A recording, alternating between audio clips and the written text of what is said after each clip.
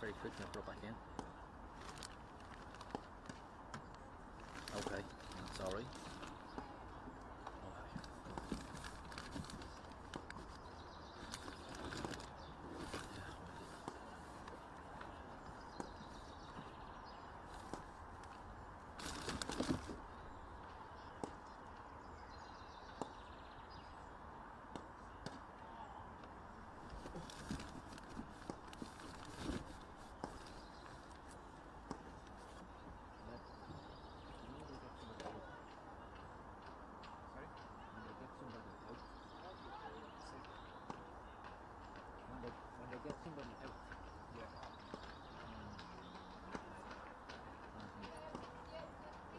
Decide who's doing which.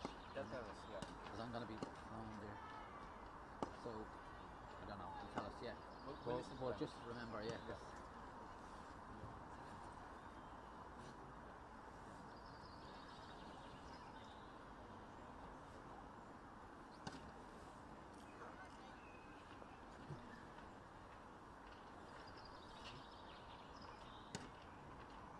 Buzz.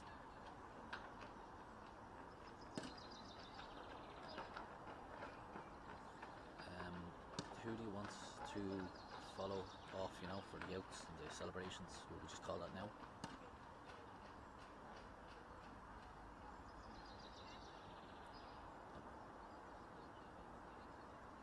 Yeah, until Glib moves in, and then give me the clear to follow. Grant. So Gleb's getting the celebrations. Okay.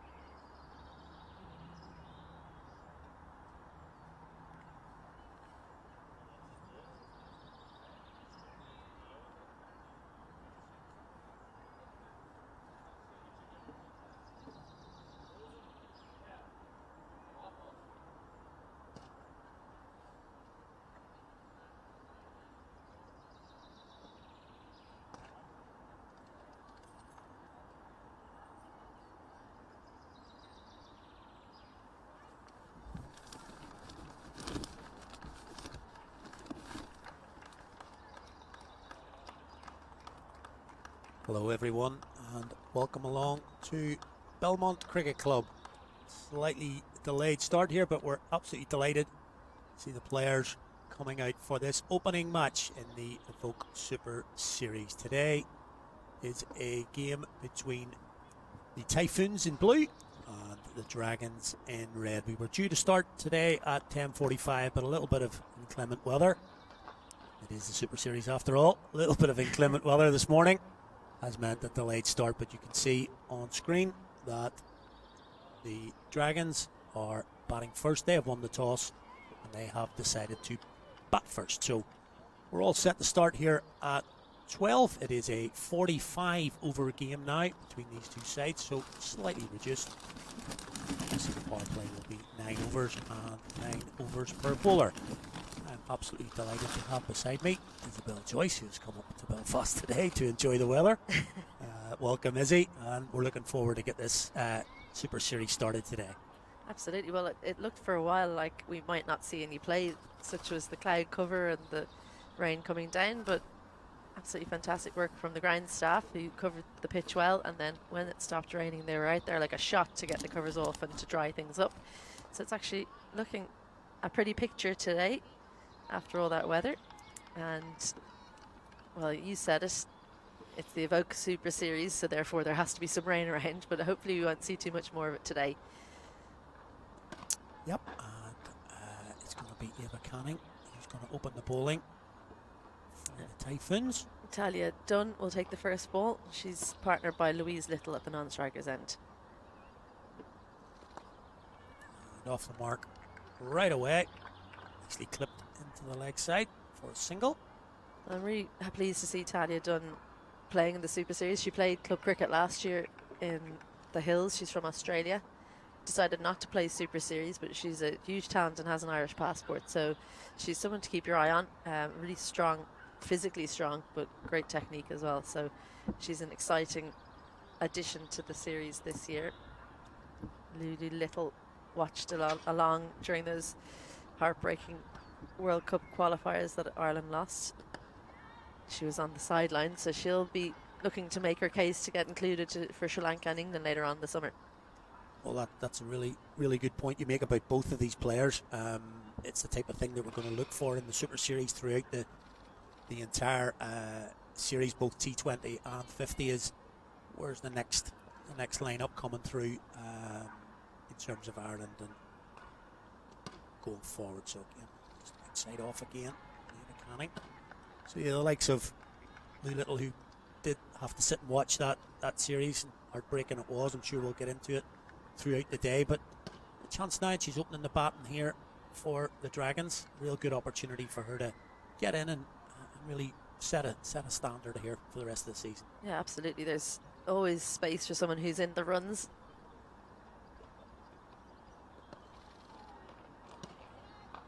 And Eva Canning, someone who has a very settled spot in the Irish squad. Tall in-swing bowler, doesn't bowl too quickly but bowls a tough length, and because of that height gets the extra bounce. The two fielders on the boundary, square leg and deep backward square leg almost. I wouldn't even call that a fine leg, would you? They're pretty close to each other. Not a big gap down there. It's a ring field on the offside. See the County bowling those in-swingers. That's a nice line. Just a little bit of cover for her if she does miss her line. Slightly down the leg side, as you say. A fine leg, a wide fine leg, and that deep fielder on the boundary as well. Those are your two out, and a ring field on the offside.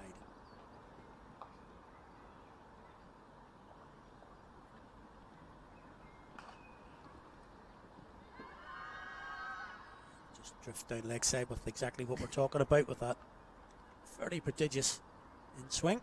I'll close out the first, just a single from it.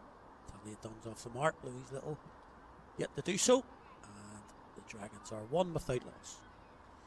That was funny. Who appealed during that one was everybody on the leg side, because anyone on the offside knew that was missing by a long way. Georgina Dempsey will take the new ball from the other end. That's the Strathearn end. Our two umpires today, Gareth Morrison, who's the standing umpire you can see on your screen, and then with his back to us there is Jareth McCready.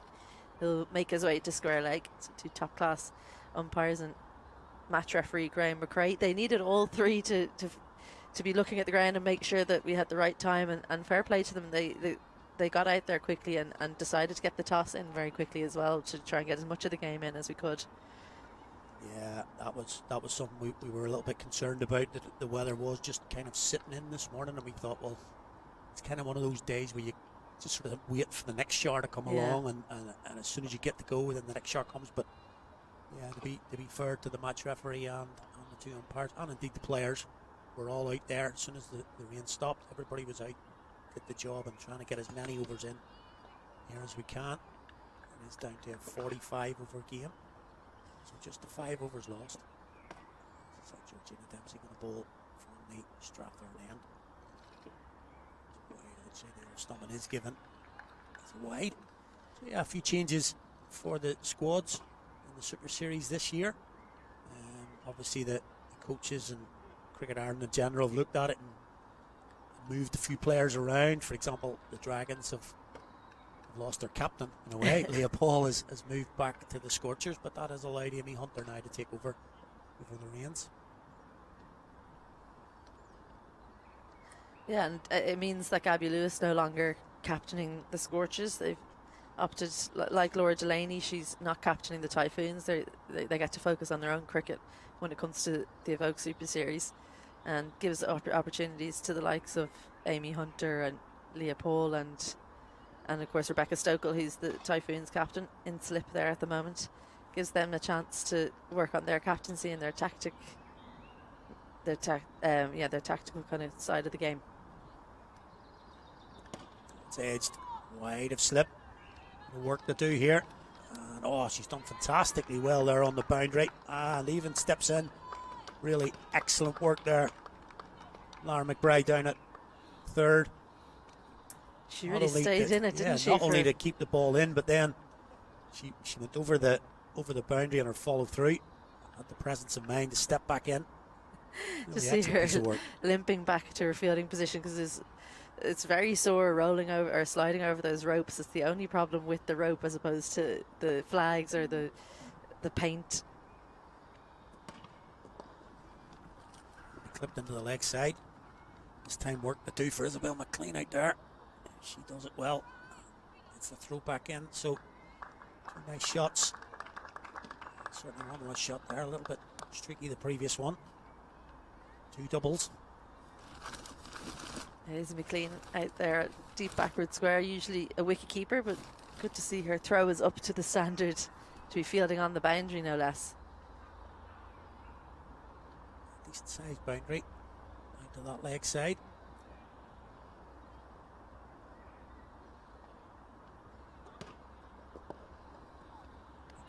Leg side, but no run. Yeah, just you were talking about the new rules, and as I say, Amy Hunter, and just for the Dragons, a little bit of a symbol there that, you know, Amy Hunter, who was originally playing her cricket up in the NCU, and also bringing in Timmy Scanlon as a coach, which is a nod to the Northwest, and just trying to get a little bit of an identity of Northern cricket here. It's important.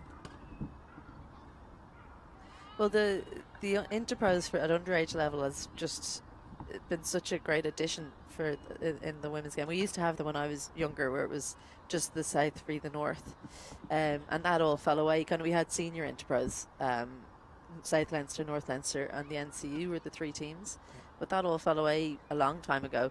And with the Super Series and now the Evoke Super Series, it's a great opportunity for those teams in the Interpros to almost aim for the Dragons, and specifically in this series make it feel like it's their own. I think we'll see them be an entirely northern team in the next couple of years, I would imagine. That would be the goal. I know I've spoken to a couple of the people involved in NCU cricket. Of course, James Cameron Dow is the coach of the Dragons. He's very involved, not just women's cricket, but also men's cricket up in the Northern Cricket Union. Has been for some time, but really devotes his time really to the Dragons now, and he's very keen to try and give that opportunity for Northern-based players to play in the team. Canning to start the 3rd over, and there's your first wicket. Beautifully bowled again. Right, Eva Canning, just that in swing, laid down the wrong line for Louise Little. We mentioned it was a good opportunity for her. Unfortunately, she has to go. First wicket falls. Score on 6.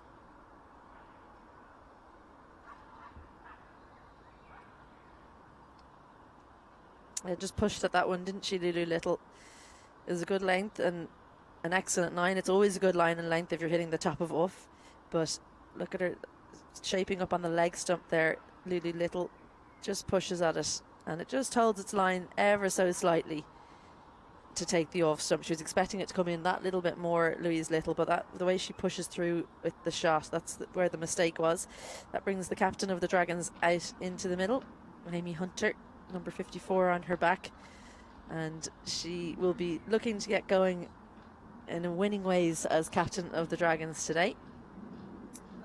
Such an important player in any team she's in. She really enjoyed doing the under-19s. I spoke to her at the NCU awards dinner, and she really enjoyed being captain of the under-19s and just the extra little responsibility. So despite her young age still, she's been given the captain's armband. She's up facing Canning. So again, nice piece of bowling. Eva Canning, good length, I think, was the key there. That it wasn't too full, that she was able, these little had to play a ball that was a good length rather than being too full. Just as you say, just that played down the wrong line of it a little bit. And the bounce that she gets makes it difficult to smother with the defensive shot. That's a better looking defensive shot there from Amy Hunter. But Eva Canning, she can at times float the ball a little bit at the start of her spell, but she seems to be getting rid of that habit as she gets older and bowls more and more. She started excellently today, 1 for 1 so far for her. Lots of bowling options for Rebecca Stokel to call upon. That'll be the difficulty for her today. Choosing who gets to bowl and when. Sinead Thompson fielding that one in the deep. She's left arm seamer. Keep an eye out for her. Obviously Laura Delaney as well, Ireland captain. She's one of the best going around. Freya Sargent off spin. Julie McNally some seam. And then spinners Lara McBride and Sarah Forbes both bowling off spin. So everyone will be trying to put the hand up. It's a good problem to have.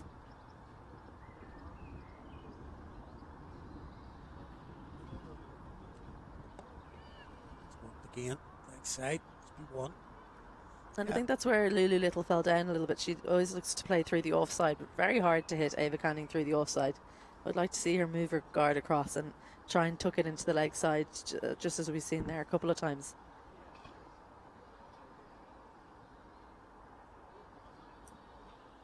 Just those embarrassment of riches that you've mentioned in the bowling is maybe why there's been a little change with the Typhoons, because definitely their seam attack last year was the strongest in the Super Series, and that's what got them the 50 over trophy. I think it really was a 4-pronged attack, and maybe they've decided let's break that up a little bit. Maybe Ross Tecton, for example, I think she's moved across to the Scorchers. She'll be a good addition for them. And, Eva Canning takes a wicket there in her second over. The score's moved on to 8 for 1.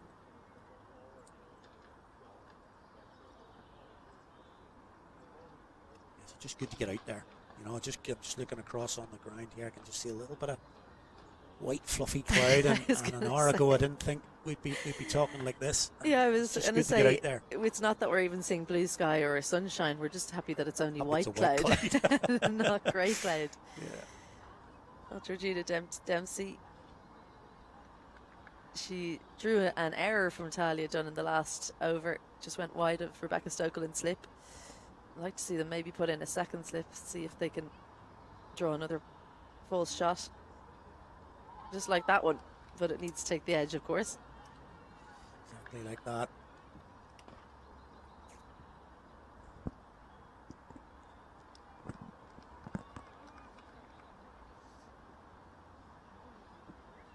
Just a little bit of extra bounce there. I think Talia Dunn wasn't expecting. She'll be annoyed she missed out on it though, because it was short and wide.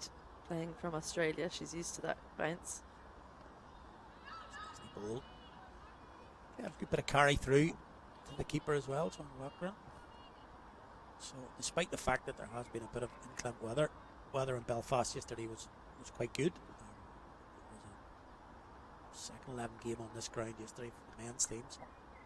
And it played reasonably well, and the sun was out. So, despite the fact that a little bit of moisture here this morning, the wicket should be hard enough.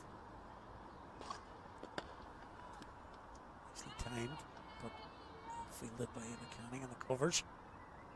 Always a bonus, isn't it, when you're fast opening bowler, or I wouldn't say Eva Canning's fast, but your opening bowler is a good fielder as well. Yeah. She's put there an extra cover, moves well. She's a tall girl, but I've seen a wee bit of that in the men's team at the minute, where there's a sort of real ding-dong between Barry McCarthy and Craig Young, and in terms of the selection. Oh, that's well bowled.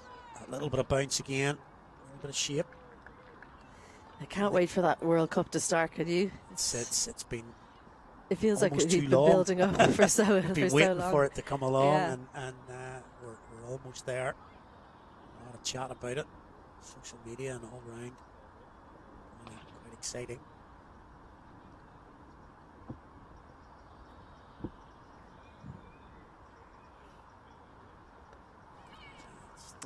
The outside edge again, this time a lot safer.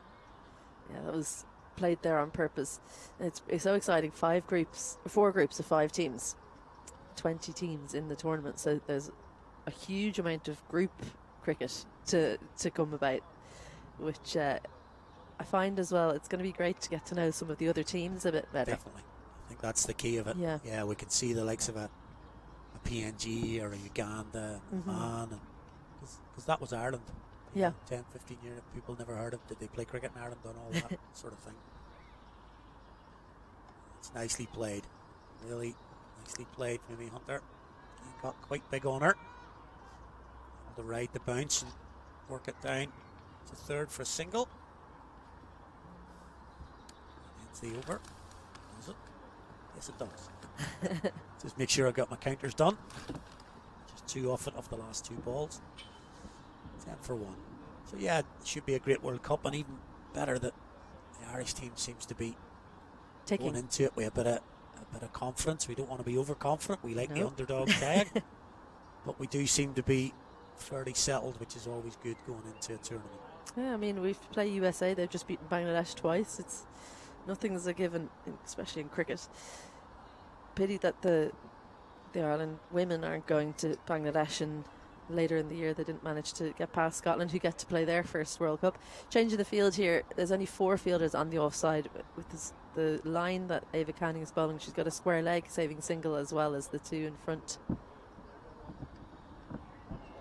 And perhaps overthinking about the fact that she doesn't have a third, strays down leg side. Yeah, it does make a bit of sense bringing in square leg there because of the shape that she's bowling with, nothing going offside. She can maybe afford to strengthen that leg side field a wee bit, try and build up the pressure. No cue. Exactly there.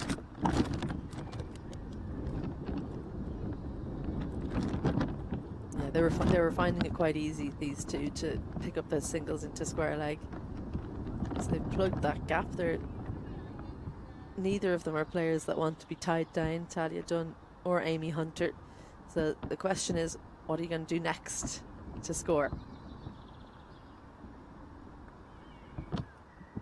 She works it in the offside. First shot we've really seen of Canning's bowling. It has gone to the offside. Work behind point just for single, but that's exactly what you're talking about, Izzy, in terms of different areas. It's a much more difficult shot. So as a bowler, you're trying to make the batters do what they don't want to do, play against the swing, against the spin when it's the spinners on. Well, Janet Lochran behind the stumps won't keep that from going for a number of wides. It won't make it to the boundary. Sinead Thompson comes around. So 3 extra runs, and she's been wayward this over, Ava Canning. I think you can see a little bit of the moisture on the surface there holding that ball up. If any rain this morning, I would have said that would have gone to the boundary because, as I mentioned, the fine leg is fairly wide. It's been a long haul. Another wide. Yeah, it is. So just drifting too far down the leg side. Maybe that change of field now. She thinks, okay, I've got plenty of cover there, but she can't drift down the leg side in any way at all now. It will be wided.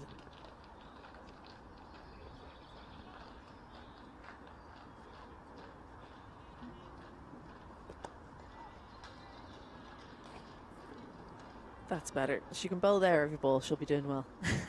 Yeah, I think that's what she's still got the shape okay. Yeah. But it's just as soon as it starts on middle, even towards the off edge, not much swing. It's nearly off stump, and if you start it on off stump, it's going to go. Yeah, like we'll have a look at where she lands in her delivery stride. So wide. That shows you how far she's swinging it. See a perfect illustration of it there, as you were talking. Goes wide and then angles it in.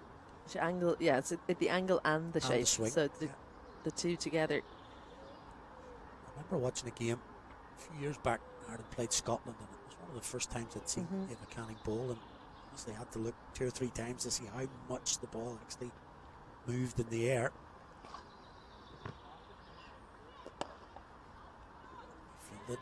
Well, that's one of the things about women's cricket as opposed to men's, because the bowling tends to be a bit slower. There's a lot more focus on the actual swing. Yeah. So guys will be thinking about bowling as quick as they can. And in the women's game, it's more about that control and the movement in the air.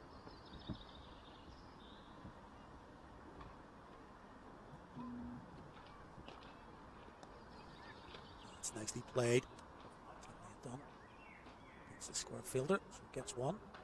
Yeah, just talking about that series a couple of years ago against Scotland at Stormont, and I remember how much I thought that Ireland were ahead of Scotland at that stage. They were definitely the better side in terms of preparation and just skill-wise. Scotland probably had been one of those things we looked at and said, we've got a couple of players, but 1 to 11, Ireland were a better side. Their fielding was better. Yeah, we fast forward 2 years and we see Scotland have really caught up. Yeah. And they performed really well.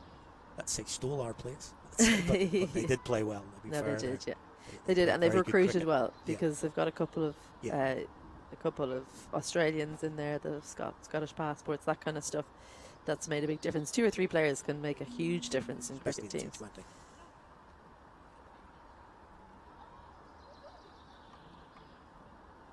Well, there was a little bit of excitement behind the stumps there as that one flew past the outside edge of Talia Dunn, but I think it was Laura Delaney, who's an extra cover now, that said, no, I think she's hit her pad. But there was definitely a sound. Georgina Dempsey wasn't interested. Joanna Loughran, as she caught it, thought, hey, is there something there? But they didn't take their second. This time, there's a neck this time, though. Almost identical in terms of a little noise, but on this occasion, it was indeed Willow through to the keeper. The clear neck this time. 2 good deliveries. Start the over from Georgina Dempsey. First one beating the bat. The next one successful. And Talia Dunn is caught by the wicketkeeper. Loughran bowled Georgina Dempsey for 8. Here's your replay. Good delivery from Georgina Dempsey. A little bit of a way shape. Hits the deck hard and doesn't get quite close enough to this Talia Dunn as she throws the hands at it. She was neither playing a back foot drive nor a cut, and in the end all she could do was edge it through to the keeper for the end of her innings. So she goes for 8 and the Dragons are 17 for 2. Quite clearly see on the replay there the deflection through to Joanna Loughran. She was delighted to take the catch. As I say, she'd almost had an action replay before that with the ball before. She thought there was a neck, but good work from the Typhoons here. 2 wickets down early, and that has brought the Prendergast to the wicket. Obviously, these 2 the senior players in this Dragons lineup. 2 very experienced internationals. Okay. Prendergast to face her first ball from Georgina Dempsey. It's almost the same thing again. They've all gone up, the entire Typhoons lineup. The offside here is a few heads and hands. Well, that's a huge moment in the game. Gareth Morrison there has a wry smile talking to Georgina Dempsey about why that wasn't out. There was a sound, but there was no deflection. So the deflection, the last ball. Can we see one here? Look, go straight through, but Joanna Loughran, as you can see on screen there, is pretty confident. Well, the small little bit of telltale to me is Orla Prendergast had a look straight behind, didn't she, to see did it go into the gloves. You don't do that if you miss the ball altogether, usually. It's a usual tell. Yeah. No matter, it's a complete instant reaction. It's something you try to do is try and keep your head forward. If you do nick it, you do tend to just automatically look back. Wasn't given. It's good stuff, this. For me, that was the only sign, though. So I wouldn't be giving that out either because you didn't hear anything. There was no really movement. Hear anything back here. Yeah. As I say, terrific enthusiasm for the locker behind the stumps. Well, they know how big of a wicket this is. This is these two, this is where the game is, really. If these two can stay out there for a long time, then the Dragons will put up a big score. If they can't, then things will be looking very different. That one just not carrying to Laura Delaney an extra cover. Brilliant over from Georgina Dempsey. A wicket maiden to close out the 6th, and the Dragons are 17 for 2. Yeah, it really was a good over. Plenty happening in it. 2 big appeals. Also a wicket. Yeah, you're right. Typhoons will be fully understanding that this is a big partnership here. If they can get one out, certainly before the end of the power play, they'll be in the box seat. Just a reminder, the power play is 9 overs now. She's a nervous starter sometimes, or the Prendergast, so with those kinds of players, you want to get them early in their first 10. In their first 10 deliveries. She's such a destructive player. Playing a club match a couple of weeks ago, we had a look, and I think she was on 48 from 11 deliveries. 11 deliveries. It's ridiculous. It's almost impossible. Yeah. Incredible. Yeah. I mean, at some point you think maybe just don't play the club cricket. Yeah, it's just there's a few players who are so destructive. Didn't have that domination back in my day, you know. 48 from 11. Yeah. If you made 80, 48 from 11 overs. Yeah, if you made if you made 80 as a team in the 20 overs, that was a par score. Imagine making 80 and winning a game, and these days no chance. It's not happening. Yeah, you'll know a lot better than most, and see she's a really important player now in this setup. Not just this setup, but obviously Ireland. But in terms of this setup for the Dragons, obviously she's the box office star player, but she's the star player. But she like that, or would she just park that?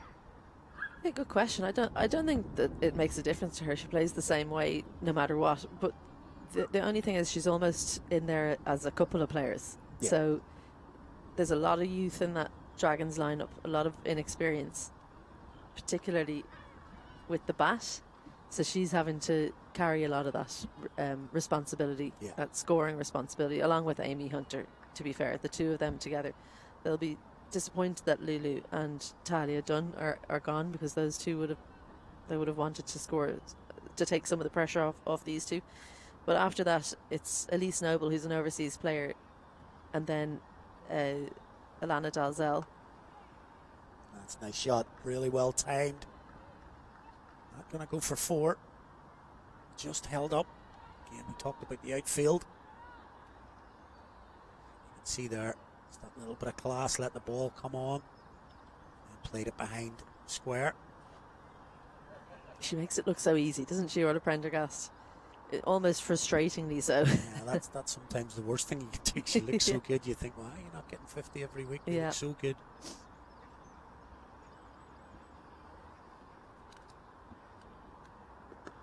Well, in that game against Scotland, she looked like she looked $1 million and then run out. That was the hammer blow, wasn't it? Absolute key moment of that game, if you remember back to that qualifier. That finishes out 7th over. 20 for 2, because she had come in and hit a couple of lovely shots, and then just that, it's hard to say crazy run out, but it wasn't any run out is a real. Well, it was a brilliant piece of fielding. It was, yeah. At least it was that. Yeah. And it was close. I mean, from the naked eye at the time, I thought she was in. But then the slow motion replay, you could see she was out. But I wouldn't have been surprised had she been given not out. I think another day she would have been. Dempsey going to continue after that last over was a wicket maiden. Good to see a second catcher in place, Ava Canning in gully. So they've just got the 2 fielders on the leg side for Dempsey. I love to see these kinds of fields now. You don't get enough of them, I think, in 50-over cricket. It's particularly not in the women's game. We used to have 2 catchers. It was the rules. That's it. The rule was you had to have 2, either at slip or certainly within an inner ring.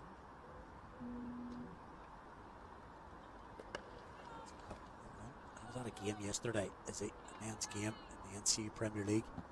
They had a silly mid-on in the first over. They had a silly mid-on, short cover, short mid-wicket, and a silly mid-off. 4 men in a ring just in front of the batsman. Was the pitch looking particularly tough? It was Jeez. a little bit slow, but I couldn't believe it. Any catches? Good 2-3 overs. 2 drops. Oh, 2 drops at short. they had the wrong men in there. Following a testing line in length there, Georgina Dempsey. Not often you see Amy Hunter and Orla Prendergast not play at deliveries. The wickets column will dictate that a little bit.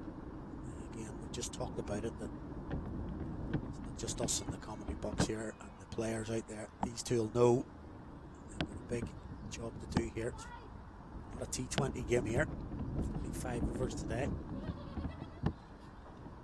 We nicked.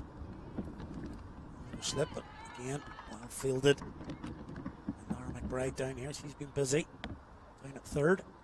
Lots of the Irish under-19 wider squad included now in the Super Series this year. That's one of them there, Lara McBride. A World Cup next year that they're all trying to get on the plane to Malaysia. So that'll be another added thing. We're talking about the likes of Lulu Little and Talia Dunn trying to get into the Irish team. These under-19 players, they're trying to get into the under-19 team. There's plenty of competition to get on that plane. And how they do in these matches will dictate a lot. And that's the other thing. You need to get the opportunity. So whose captain's going to give their under-19 player an opportunity to show what they can do? So lots of responsibility on those 3 captains. Win the game, give people a chance is not easy. Couple of coins to flip there. Goes out the 8th here. Another good over. Just doesn't carry through, but another dot ball. Another good over, just a 1 from it. 21 for 2. There's 1 over left in the power play. A good start by the Typhoons. Dragons won the toss, you remember, and they've decided to bat first. 2 wickets down inside the power play. We spoke about all the players and the umpires and the ground staff doing such a good job of getting the teams out on the pitch. I think the most relieved people in the ground are probably the parents and the supporters who've travelled up and across from the northwest and up from Leinster, who've come to watch, and they have cricket on. Because for a while there, they were thinking, why did I make that drive? I'm going to sit in the clubhouse here and look out at the windows. With a bit of rain, but it is a lovely clubhouse. Yeah, it is. It's a nice club here. It's the eastern side of Belfast. It's the first time that the Super Series has come to Belmont. It's been around Belfast and Northern Cricket Union. It's been at Lisburn, Wallace Park, Stormont. They played there, but first time here at Belmont, and there's a lot of grounds in Northern Cricket Union who should be looking to host games like this.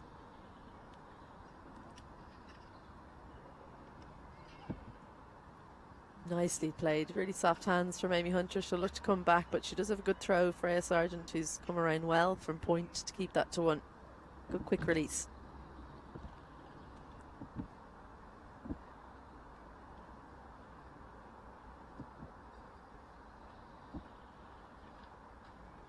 So it's the challenge for Rebecca Stokel as well. New coach in place for the Typhoons, Liam Folks. So he won't be able to help her too much with the bowling changes. He won't be able to tell her, I want this person to bowl or I want that person to bowl in particular. So a lot falls on her shoulders this early in the campaign before he gets to know them. It's going to take a little while for him to understand what he's got in his squad. Just being brought in towards the start of the season. Yeah, I've had his first session with the squad on Wednesday. So not easy. No, it's not easy.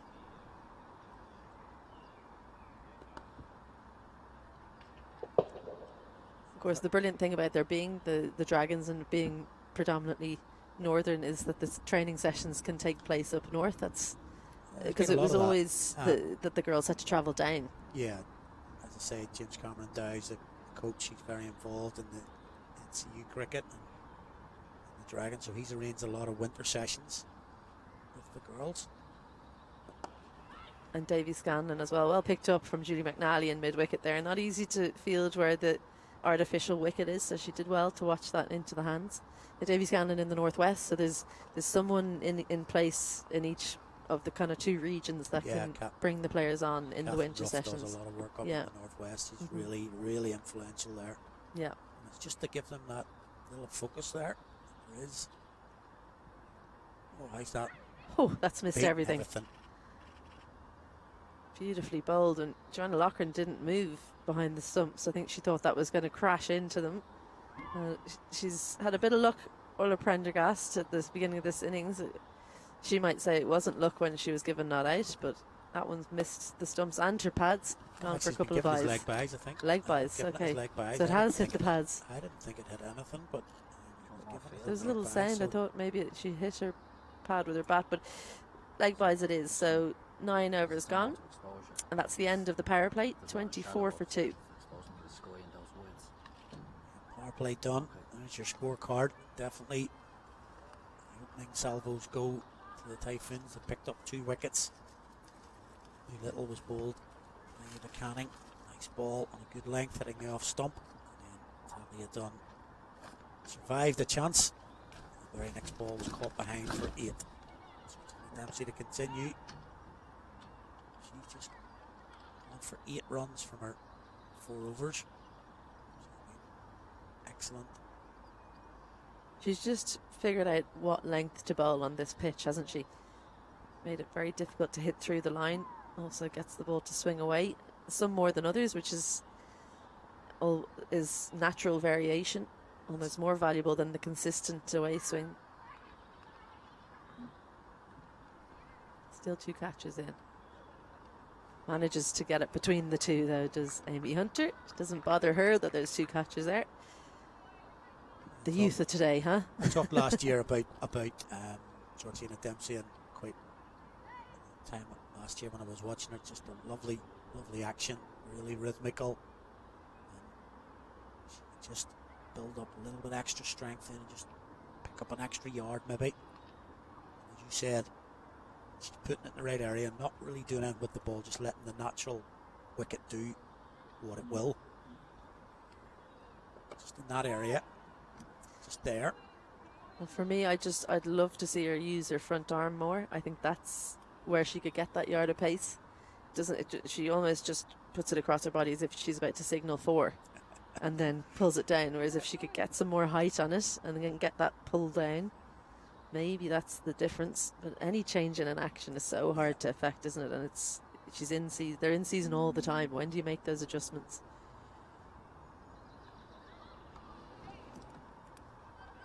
Kind of shot. Good piece of running this time. In and out. Gets back for 2. Orla Prendergast takes her on to 4. It's 16 deliveries now. Yeah, unusual. That's fairly unusual, as you say. 25% strike rate. Just the value of the wicket that we've talked about now.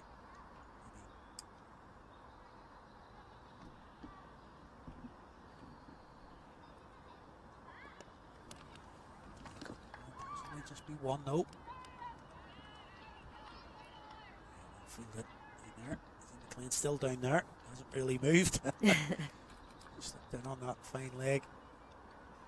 Yeah, it's one of those days because it's it's a tough deck to bat on. There's been a lot of rain around that you can spend your time in the field not doing very much. So it could be difficult when you're called upon. I haven't seen too much of it over there, is he, McLean?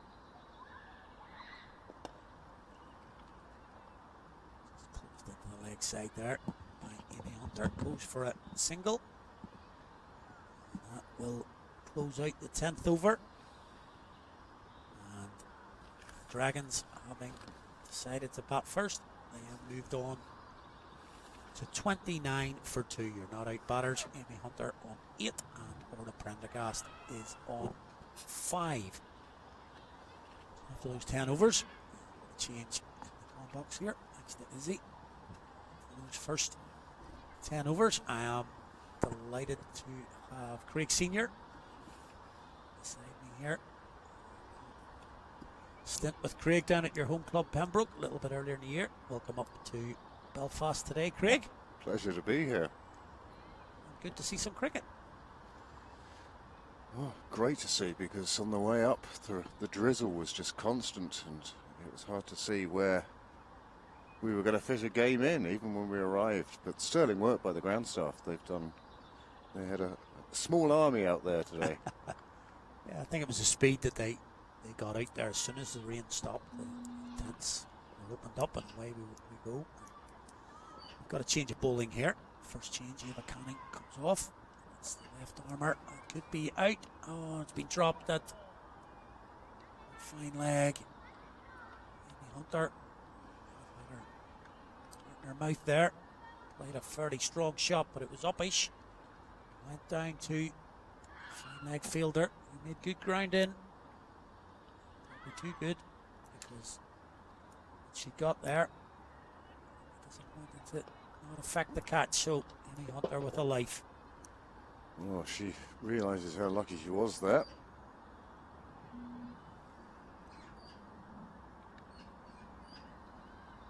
Good pace from Thompson. But yes, you can see after Amy hit the shot, she didn't start running the single until the ball hit the turf to get herself down to the non-strikers. And she had a heart in her mouth. Definitely. She was expecting the long trudge back to the pavilion, but it'll be interesting to see now how much she makes of that life. Just a change of angle here. Left arm. Seam bowler. Boston action. That's outside the off stump this time. Again, that's just a nice piece of timing. With Prendergast, as he was talking about how easy she makes it look when she's in form. Oh goodness, when she's in let the form. ball come and just playing it behind square. Picks up another 2. She's had a mixed season for her club at the moment. She started off with a 13 ball 50. Yeah, we were just discussing that. And then was out second ball in her second game. That's cricket. It's nicely bowled. That's what cricket's all about, isn't it? You can be the best in the world one day, but last innings is always the one that people talk about. Right, well, that she gets on the scoreboard today, or that Prendergast, because as I mentioned before, Hunter, senior players in his Dragons outfit.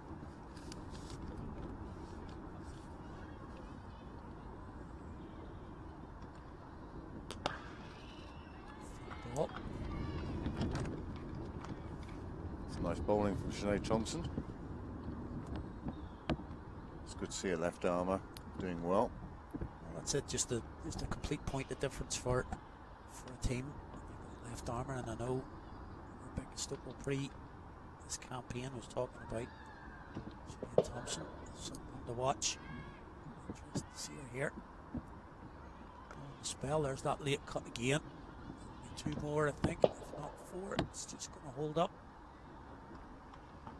It's not been easy to score runs out there so far. Firstly, the bowling has been quite good, but also the outfield is quite slow with the moisture that we've had on it over the last 24 hours or so. Yeah, the ball definitely holding up. There was one wides. It was Eva Canning had bowled a wide earlier. And this was a normal day without the moisture. It definitely would have gone for 4 wides, but the ball definitely held up on the outfield.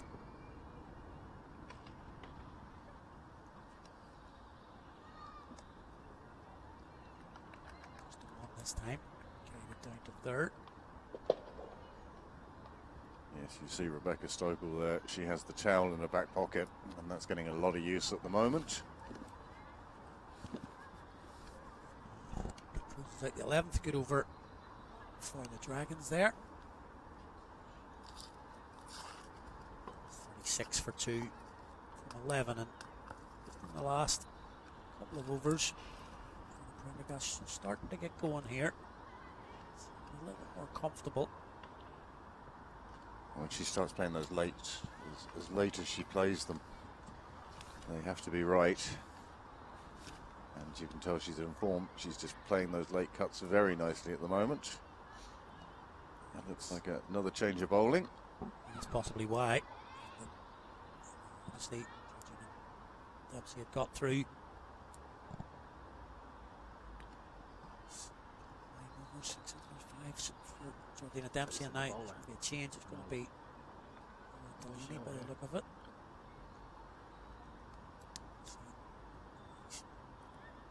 Two batters, and now this bowler will know all about each other. Skipper, as we were talking about earlier, she doesn't captain the Super Series team that she plays for. Leaves that to Rebecca Stokel, which I think is a good thing. I think it A is. little break, and also gives the opportunity for someone else to fill in the role.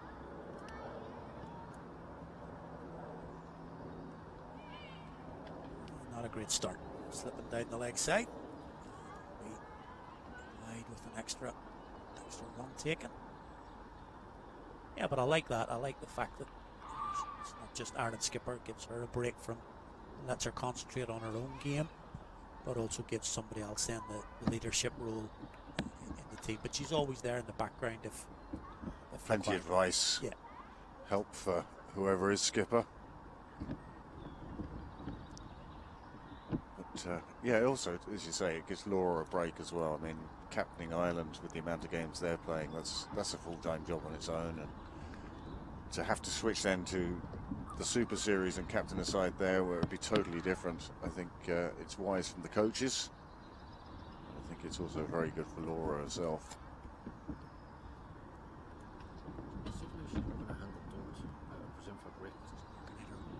Again. Sorted. Won't be bowling any balls. There's been quite becalmed here so far. For a single. Again, I think that's the consequence of the situation, that 2 down within the power play.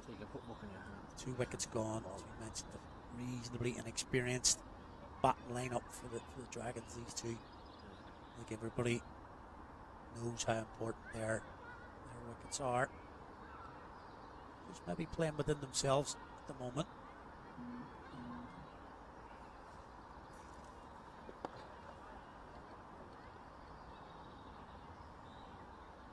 Plainly taking a tumble. Consequence of the amount of rainfall we had earlier. Checking studs.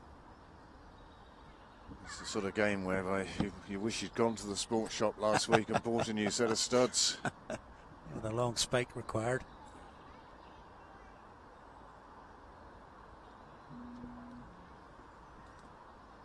That's the ball. As you said, Ali, these two bats certainly seem to be playing within themselves. They had these two are the experienced internationals. They have the experience to know this is a 45 over game and there is plenty of time. And at the moment, it's just about setting a base, really, and those 2 early wickets going down. The Dragons really don't want to be getting into much further into their batting order as yet. That's exactly it. Just switch from T20 mode. Predominantly been playing for some time now, both internationally and club-wise. Start of the season, straight into the 50 over cup. Slightly reduced today, as we talked about. Still a long time to bat. 45 overs. Single. Yeah, we saw it in the men's festival in Pembroke, and then last week you had Munster coming up for a T20 and an IP50 game, and it just, there seemed to be a sense that the players were playing T20 in the 50 over game as well. Some big blows. Bowled and well played. Closes out. Lower the innings over. 2 singles and the extra. Start the over, so 4 from it. And Dragons on to 40 for 2. See on the screen there that Typhoons were the winners of this particular competition last year. As I mentioned to Izzy earlier on, really off the back of their bowling attack, which was definitely the best in the tournament. At least 3, 4 maybe good seamers up top. And backed up a couple of spinners. And, really restricted the Scorchers and the Dragons throughout the tournament. They were victorious. Thompson going to continue from this pavilion end. Ball driven, but beating the back of Stokel there. Top ball.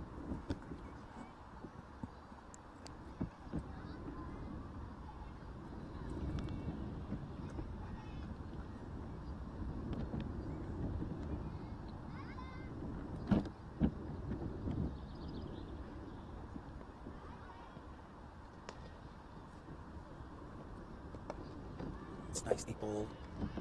It's bowling well. Yeah, it's a good line, that on off stump. Letting the pitch do a little bit there. The natural angle of the left armour.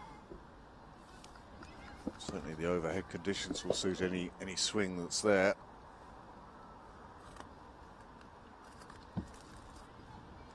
Sort of entered that middle overs sparring now. Dragons keen not to lose any more wickets. Impressive stuff here to start with from Thompson. Saw on that first over that maybe was just using the angle and bowling a little bit wide.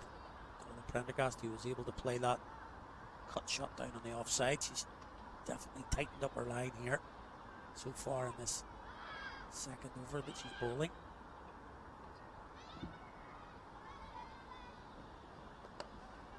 Cursed it there. That's exactly what she was bowling in the last over, wide of off, and this time Prendergast gets enough on it. Full toss, cracks it away for 4. Nice from Prendergast there. You can see in this shot, doesn't try and overhit it, realises how wide it is and just lays the bat on it, and it's shot away through point for 4. The runs will come.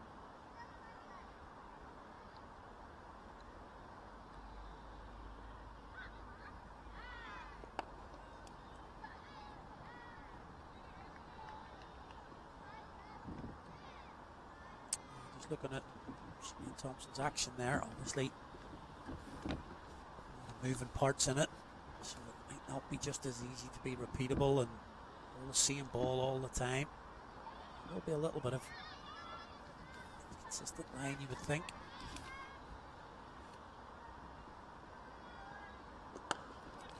That's a lovely shot. That's the shot of the day so far. Slightly over pitch, but cracked through the covers. Ominous sign there a little bit for the Typhoons, because Prendergast just pretty quietly seems to be getting in the groove. That's a fabulous shot from Prendergast through extra cover, just driven down the ground. And wet outfield or not, that one was reaching the rope. 2 boundaries over. I don't think Thompson should be too discouraged. In fact, the fact that Prendergast is looking to play a few shots now might be to her advantage.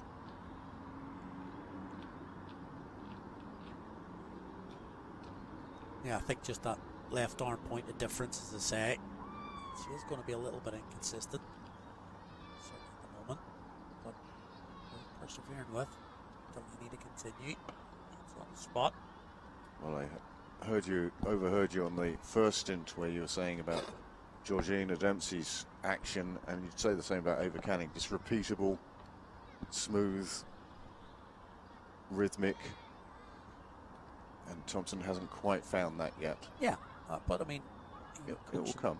Younger kids and girls, it's second, nicely bowled. Bowling's a difficult thing. There's a lot of moving parts in it. You know, if one, you say it's like a car. If one part of the car isn't working, the whole thing doesn't work. So if it's your grip or your front arm or your feet, where you're putting your feet or your run up, whatever it may be, it's not in sync. It can be quite a difficult mechanism to keep bowling accurately. And it's only with time and experience you find which action works for you. When you're young, you're far more willing to try something, whether running your hand over the ball, and sometimes it goes horribly wrong or whatever. But as you gain experience, these things become a bit easier because you've managed to get your stock ball as steady, and once you have that steady, then you can try the variations off that. Yeah. That's where your coaches have got to be able a little bit of, they've got to do their work, not just about the technical aspect of it. It's worked in for a single probably, but also then to accept that there are going to be times when a young bowler isn't going to put it on the spot 6 out of 6, and you're going to go for boundaries. It's one of those things you see in lower league cricket where a captain will bring on an inexperienced player just to give him a run or whatever, and after one over say thanks very much. The old it's not going to do you much good, that. Yeah, no, it doesn't do the kid much good, it doesn't do your team much good, and you know, even if you're going to have another over that costs a load of runs, you've got to give them a second over just to see what they can do and to express some belief in them. A little bit unlucky there. Slightly upish back towards Delaney, but it's wide enough, and that single brings up 50 for the Dragons. 50 for 2. He's closing out the 14th over here. So not a huge run rate, but I'm not worried. We would call it the home side. Let's call it the home side, will we? Dragons up in the Belfast here. I'd say of the two sides. Definitely of the two sides today, yes. It's been picked up by Hunter. It's going to go to the boundary. A little bit agricultural, but she's got plenty on it. Sliding down the leg side, so suppose the shot was on. We'll see it again here now. Results in a boundary. Well, she's picked that off middle. Picked it on length. Thumped away to the boundary. Yeah, so just picking up the rate a little bit, these two now. We mentioned they've been very circumspect for a good 10 overs now. Just taking it along at 2-3 and over. Picking up singles, but just in the last couple of overs, there's 2 boundaries from Prendergast and Sinead Thompson's last over, and signing intent from Amy Hunter in that last ball. Delaney. Looks like we're going to see our first spin of the day now. Yep. Freya Sargent and her brand of mystery to the pavilion end. Interesting to see what sort of pace she bowls at on this wicket.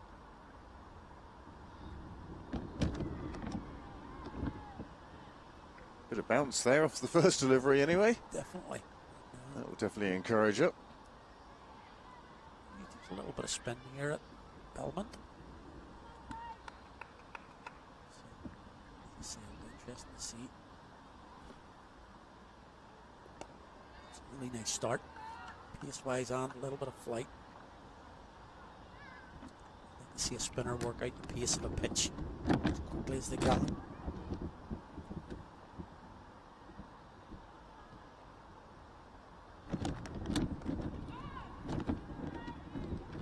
It's good bowling from Sargent. She's not giving too much room at the moment. Nice start. She's certainly a player who's come on in leaps and bounds over the past 12 months. Very thought so. She's the current emerging player. Irish cricket, Irish women's cricket. She won the award last year as the emerging player of the year. Irish women's cricket. Has been tucked into the leg side and it's a work to be done there. Nobody behind square, leg side. You might look at that. A lot of work out there. Sinead Thompson.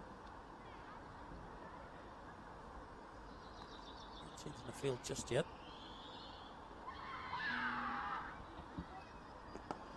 That's a lovely piece of bowling. Very nice. Excellent over. Just that. Tuck into the leg side for 2. 56 for 2 from the first 15 overs. Just a reminder that we did have a little bit of rain here in Belfast this morning. Scheduled time of 10:45 start was delayed. Again, credit to everybody at the CIYMS club, ground staff. Got out there and got us started for midday. And we lost just 5 overs. Many thanks to those people from the CIYMS club who made the coffee and tea. Most welcome this morning. Absolutely. Absolutely. Sunday morning. Delaney, continue. It's the same shot we saw at the end of the last over. We're going to see an exact replica. They're not afraid to go aerial. Emma Canning is down there. In front of square. This is not the last ball, Delaney's last over. It's the first of the new one. It's exactly the same shot. Exactly the same result. And it brings an instant change to the field. Norma McBride going from 3rd now. Just going round to short, fine leg. Right, so nobody in this 3rd area, so it's just been worked. Maybe will she then look to open up the offside then? Manipulated the field over to the leg side there with those 2 boundaries. It's now a 4-5 field, 5 on the leg side. It's a reflection of the line that Delaney's bowling, really. Back to, I think Delaney, well aware of Prendergast's late cut, has brought the fielder back to the offside. Cara Murray sent out to the hockey pitch side of the ground, out to the boundary.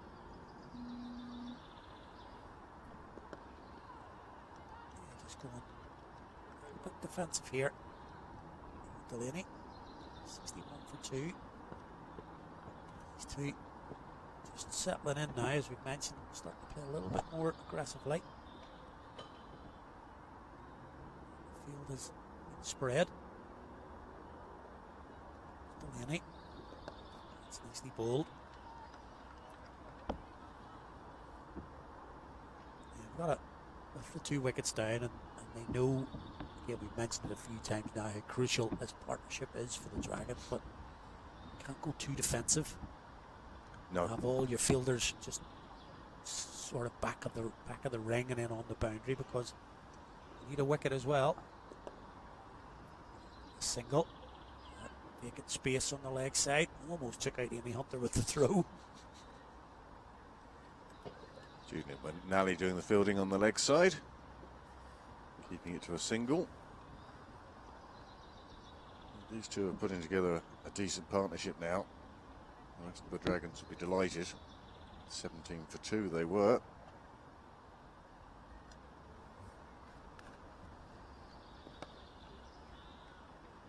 There's that change. Closes out the over. So again, 6 from it. The Dragons. Partnership just starting to get together. Looking a little bit more comfortable in the middle now. They can just hold their nerve here and just tick it over for a while. Sargent's bowled a good first over. As you mentioned, this is probably the area for the next 10 overs possibly, where you're just looking to kick it along at 3 and 4. But having said that, we've seen the women's team, the Irish women's team, really aggressive. Right, look. And there we go.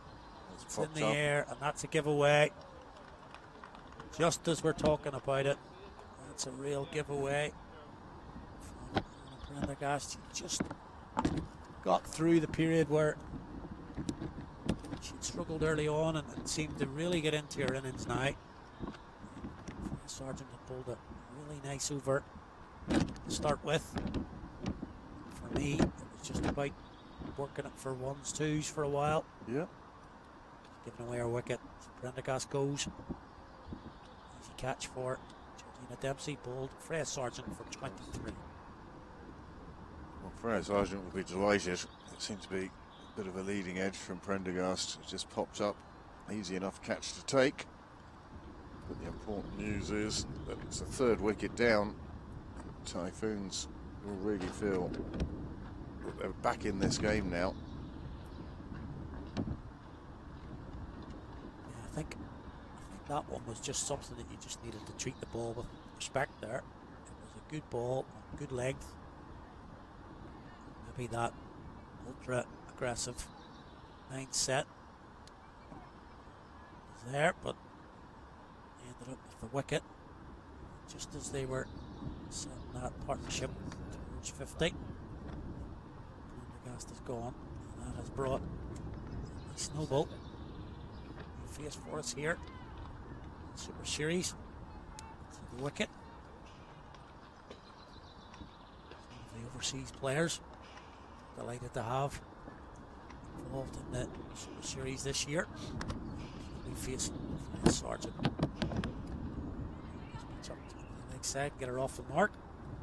And Lee Snowball, originally from New South Wales, playing at the Hills this year. I think we're 7 players across the 3 different teams: Scorchers, Typhoons, and Dragons overseas players, which will drip in and out of each team. Just raises the level again. Well, really good. You want the best playing against the best, and if that means bringing in people, so be it. Well, Amy Hunter had spotted the gap there. Played a lovely little lap to Sargent. Picks up 2 runs. But what I especially like there from Amy Hunter was when Noble faced her first ball, she just played it away. Hunter was alert to getting a partner off strike, getting her on the board, and there was a single there, and Amy was right on top of it. And it just allowed Noble to get off the mark and feel a bit better about being in the middle. That's it. Anybody who's played the game at all knows you don't want to be sitting on naught for too long. And if you get off the mark, if your first ball, it just, for some reason, one is not much different to naught, but it just seems immeasurably better. A different country, isn't it, really? How'd you go at the weekend? Oh, I didn't get many. Or how many did you get at the weekend? I was out for a blob.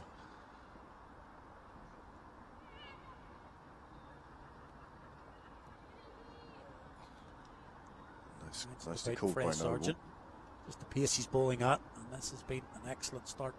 Where she's come on and bowled almost 2 overs now. Been right on the mark straight away.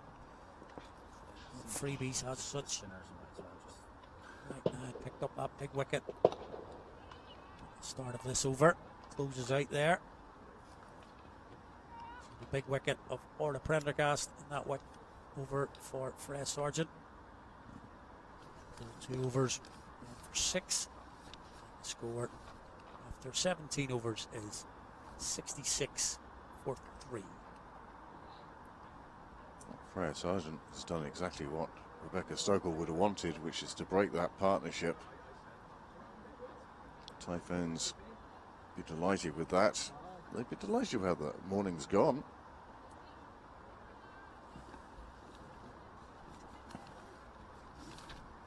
Bowlers have worked well. Canning and Dempsey picking up the first 2. Sinead Thompson had that drop from the first ball she bowled. Showed some nice pace, left arm over. Now, Laura Delaney will start the 18th.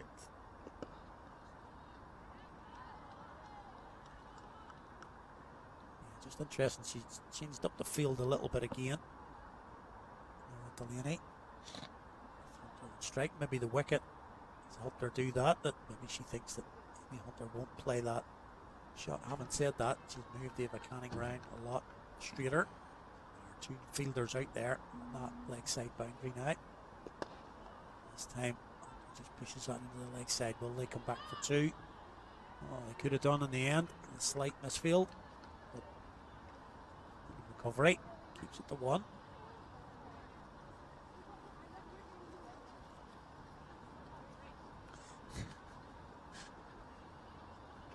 Isn't that great to see? Future generations. Yeah, we've just seen a little walk past us there. She's got 4 young kids, 7, 8, 9, just walking along behind her, and they just said to her, "We want your team to win." Really nice to see.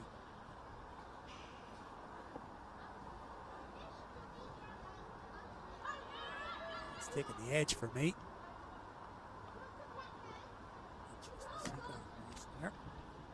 Yep, those runs. See it again here. It seemed to come high on the bat, if not off the gloves.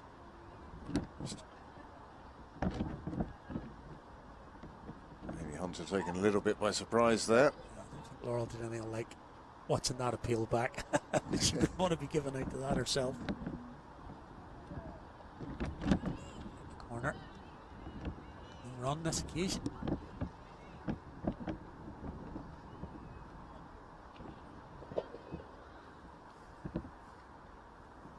I don't know how it works in the NCU, but down in Leinster, all women's cricket seems to be 20 overs now, so it's great for them to get this experience at the longer game.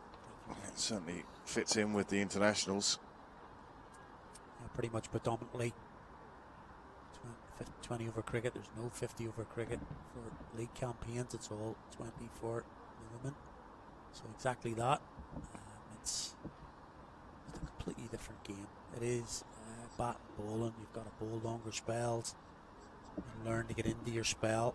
Yep. Whereas T20, it's how do you get out of your spell? It's 1, maybe 2, and batting as well. It's not just going in and trying to hit every ball for 4 or whatever. It's certainly trying to bat a longer time. Moves us out for innings. 4th.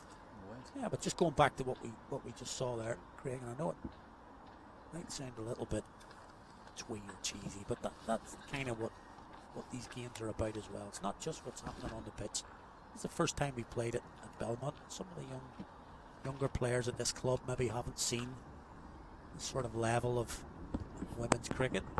Just to see the kids out there in their kits and things like that. So just to have a game here and produce a Sunday afternoon where you can come down to Belfast and watch the girls perform here. Really important to get that going up. And I know Leinster cricket is well ahead of cricket being in the Northwest, but just to see games here, very important, and give them the opportunity to come down and watch cricket here. Absolutely. We have a saying down below. Oh, nearly getting through there. Freya Sargent thinking she's done enough. But the phrase I heard a lot over the last couple of years was, can't see it, can't be it. That's very much it. And even just bringing the games up to here or up to Breedy can only help but encourage young girls who suddenly see that there is a possibility of taking cricket much further than they would have thought. Just speaking for the Northern Cricket Union, because I know it a little bit better, and plenty of women's games going on today, and the cup competitions for clubs just going on today, and just getting them involved and really just getting them into a team mindset with that little carrot now. Yeah. And we've talked about it before today's game. We're up into 5 or 6 players in this 11 for the Dragons, based in either the NCU or Northwest. The opportunity is definitely there. At the higher level. Nicely bowled again for Sargent. She's just starting to give it a little bit more air now. I mean, one of the advantages of Irish cricket is it's such a close-knit family, really. It is a minority sport, so we do tend to know each other. But the more you can spread the game, the more people you can get involved, the better it is for the top teams. Nicely bowled by Freya Sargent on this occasion. Just here, give it a little bit more air now. Batter, snowball. It's 45. Goes out. Sargent's third. Going for the bye in this over so far. We have further dot ball, so a really nice over. Sargent, you mentioned there that Rebecca Stokel had turned to her 14th and come up trump. She's got a wicket, but also bowled stump to stump. Really economical, no width, and only gone for 6 runs. There you can see that bowling card for the Typhoons, all reasonably economical. The bowling's been reasonably tight. Canning and Dempsey opened up, just going for 14 and 13 respectively from their opening 5 overs. Sinead Thompson bowled a little bit better than those 2 overs for 15 would suggest. Now, he's going to continue here. Next stump, just flipped into the leg side. In spaces, it'll be 1. So yeah, I'm pretty impressed with the Typhoons bowling so far. Real free hit me balls. It's going to be good shots to get to the boundary in general. Making the Dragons work very hard for their runs, keeping them under 4 and over, even at this stage now, into the 20th over.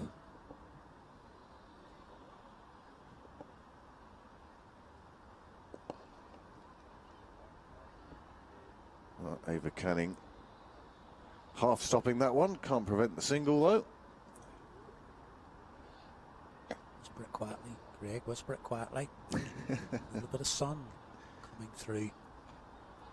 See the girls having to shade their eyes. We certainly didn't see this at all. Oh.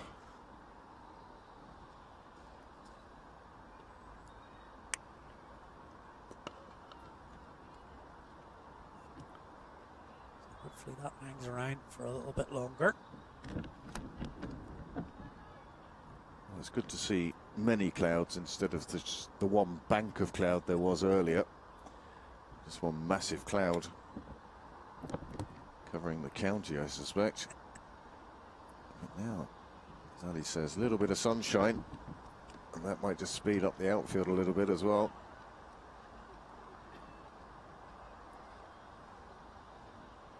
Still in there. Got Amy Hunter. Snowball's lost her bat there halfway down. There's no issue in terms of the run.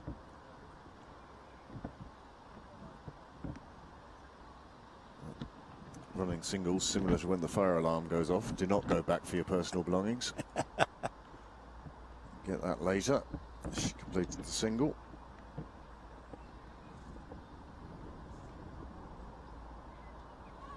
It's taking the edge. No slip any longer at this stage. Goes down to third. Just one more. 4 singles so far in this.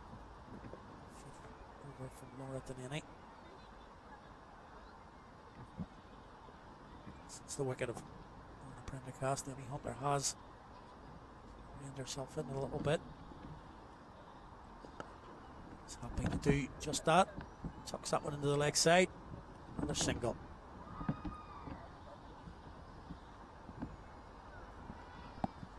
Well, there we are. 20 overs gone out of the 45 scheduled here. The score has moved on to 75 for 3. And I'm now joined in the commentary box by Isabel Joyce. Thanks, Craig. It's looking quite different out there in the middle. No order Prendergast. That was a fantastic delivery on was. Freya Sargent. She's looked so good since coming on, hasn't she? Well, as I was saying, she's come on in leaps and bounds in the last year or so, and that's been recognised by the selectors, obviously. But she's also grown in confidence, I think. As she's gone through the teams, she's feeling like she belongs there. Yeah, I think something you can't really tell from the stream there is the pace that she's bowling. She's going up and down the gears a lot. I think Noble has struggled with that change in pace up until now. She gets such good drift as well. She's not afraid to give it some air, let it up there.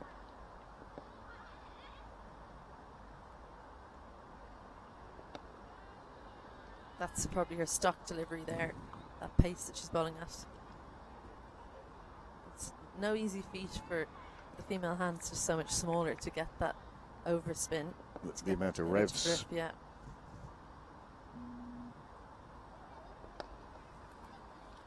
Well, that's launched. Didn't get all of it. Hits leg side of Laura Delaney at mid-on, but not an assured looking stroke there by Noble. No, I think she'd be glad she cleared the ring. But again, the amount of water on the outfield meant it was always going to have trouble going up the hill and against the tide. Clever bowling. Just beats the outside edge, does Freya Sargent. I feel like she's somewhat setting Noble up here. She's just trying to drag Noble across the stumps there, a bit wider.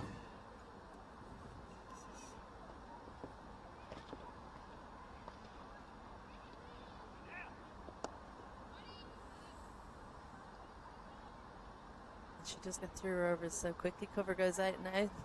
3 fielders out or square leg. Deep mid wicket. Cover is going out and long on out. Rebecca Stokel has used 5 bowlers so far. It'd be interesting to see if she goes to a 6th or beyond. But at the moment, the bowlers she's used have given her control and, just as importantly, taken wickets. Absolutely. She's got an embarrassment of riches. That one just turning too much, going past Noble, and they get a single off the wide as well. So after all that effort to try and get out of the over, she's got to bowl it again. Easy single from Hunter. She's recognising that she's got to try and stay there for the duration. 21 overs gone, and the Dragons 81 for 3.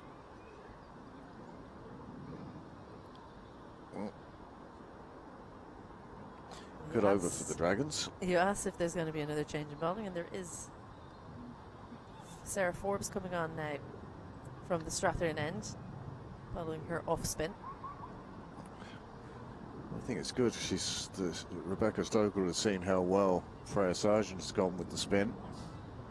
Now deciding to introduce spin at both ends. Sarah Forbes, well, she took 3 wickets in the cup game last Thursday for her club, and was an instrumental part in her club winning that game.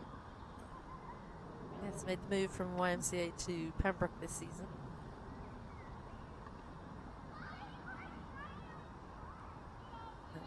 Dab from Amy Hunter, but third is there. She's obviously recognised, Rebecca Stokel, that it's a spin-friendly wicket, or pitch I should say.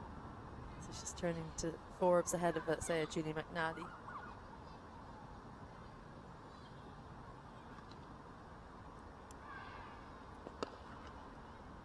Drags that one down, and Hunter pulls it down too long on. 4 fielders out long on, mid wicket, square leg and cover. So plenty of protection for Sarah Forbes. Well, Amy Hunter as well, smart enough to know you can't afford just to get bogged down. Nice looking shot from Noble. This is Sinead Thompson, it is at mid on. That has to keep going in and out. She's in for Noble, out for Amy Hunter. You always get the youngest player on the team to do that job, don't you? That and under the helmet. Yeah. I don't think under 18s are allowed under the helmet, are they? So. Funny looking bunted sweep shot from Amy Hunter. Just a single, so they're managing to turn the strike over a little bit more easily against Forbes than against Sargent. Well, you can see Amy Hunter just changing her mind on that shot and deciding to take the single by bunting it into the leg side.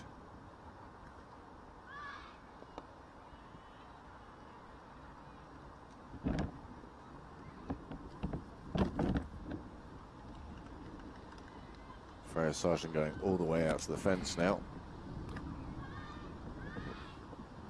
Long on.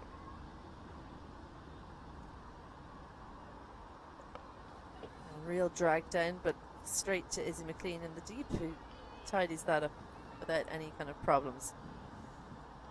So 4 singles in the over. The first one from Sarah Forbes.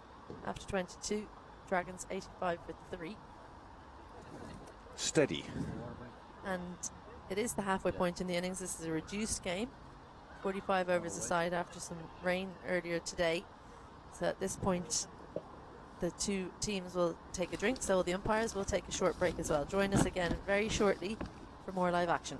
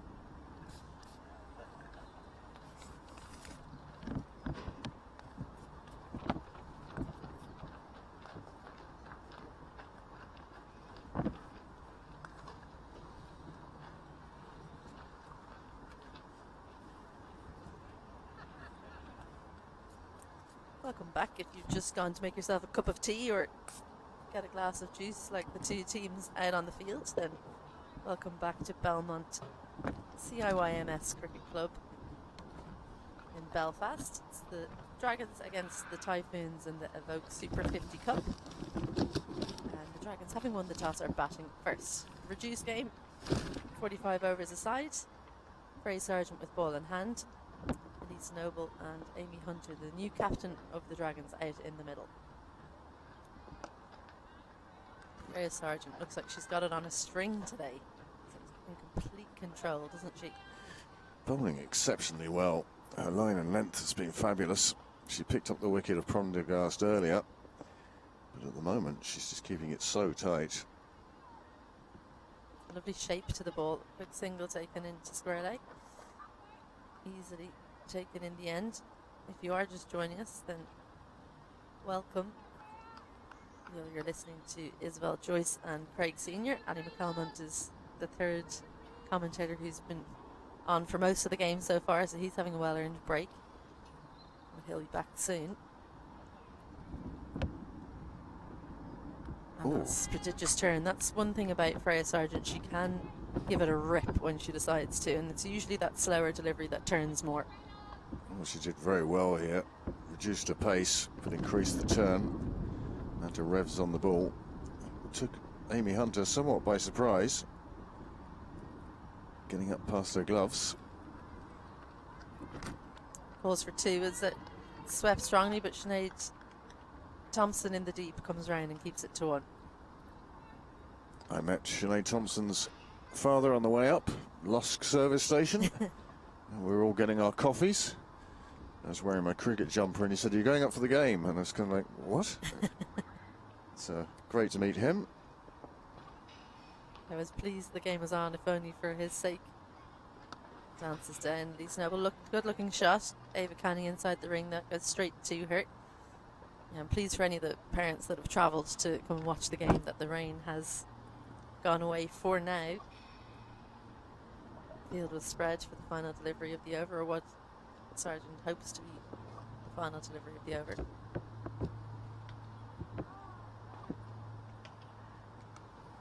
Straight to Julie McNally and point. So just the 2 singles in that one. 23 overs gone now, and Dragons 87 for 3. Again, Freya Sargent just providing Rebecca Stokel with control.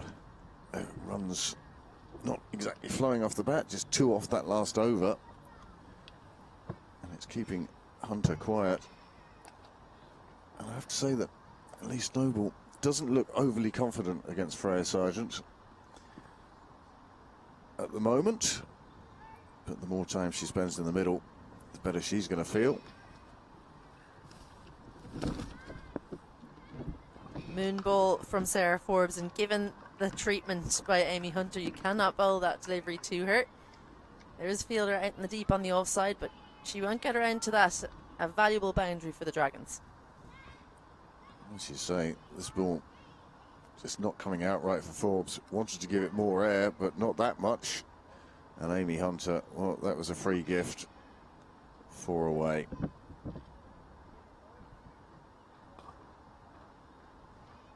Again. Another full toss, but finds the gap between long on and deep mid wicket.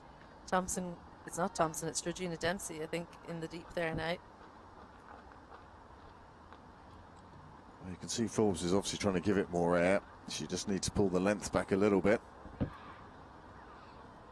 fact, the ball going to Rebecca Stokel to be dried, and perhaps that was the issue with the second delivery. It does make it so difficult, doesn't it, on a wet day as a spinner, gripping the ball.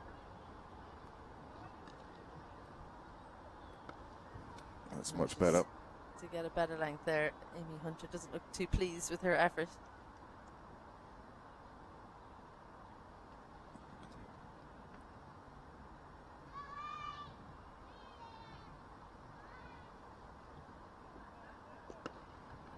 Pulls this one much shorter. Hits it down the ground for a single. Of course, just the 4 fielders allowed outside the ring in women's cricket compared to men's. Do you think it's a good change between the 2 games? I think it is. And the reason behind it being is you have more people inside the circle, and you're looking to clamp down on singles and take your catches, etc. Hit into the leg side, chance in the deep, put down. Canning can't get underneath it. Goes into the hands and goes out. So a life for Elise Snowball. She's on 9. She's still out there. Well, both batsmen have benefited from a drop catch now. Amy Hunter dropped on 6. A simpler chance, you'd have to say. And that is the value in bowling Sarah Forbes. While she does bowl some full tosses, sometimes full tosses can be just the thing to take the wicket. So many times. Doesn't manage to get one in that over 8 from it. A good one for the Dragons. 24 overs gone. They're 95 for 3. Going back to what you were saying about Well, Sarah Forbes was more successful last year, 5 for 28. But you were talking about the amount of fielders outside the ring in women's cricket. I think if it makes the bats, because the ring is more crowded, start to pick gaps with their shots rather than just trying to hit stuff hard, I think it will benefit the game, it will benefit the Irish team.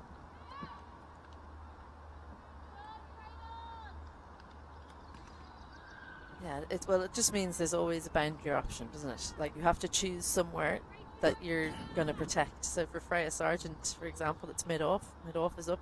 In the men's game, that fielder would probably be back on the boundary. There's that extra bounce. It's too short for the sweep shot from Amy Hunter, who's trying to deal with that spin that Freya Sargent's been able to get out of the pitch. 1 for 14 into her 6th over.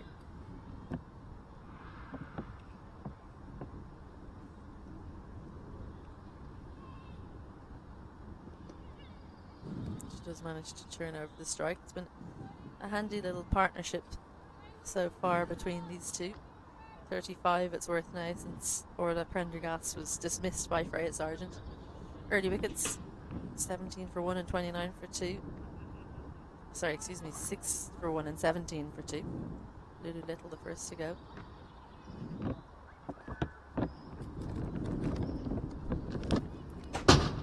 Misfield in point. Canning will give chase. She'll look to keep it to 1, but she won't be able to. 2 runs for Noble. Shame about the misfield.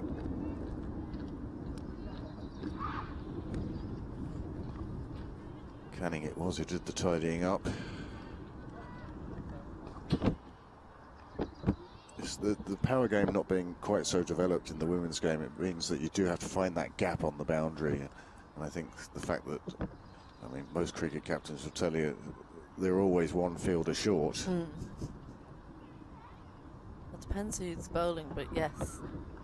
And it's, especially on the leg side, choosing between having mid-wicket on the boundary, having a mid-wicket in the ring, or having a 445. It's the 100 up for the Dragons, 101 now for 3. And they've just passed the halfway point, so they'll be eyeing up 220, you'd imagine, as a good total, the Dragons. The other one just turns past Joanna Lockwood. Should be disappointed with those wides that have managed to get past her down the leg side. Noble as well, disappointed. She followed that one around her body with the bat, but couldn't ever make contact. But they take the wides.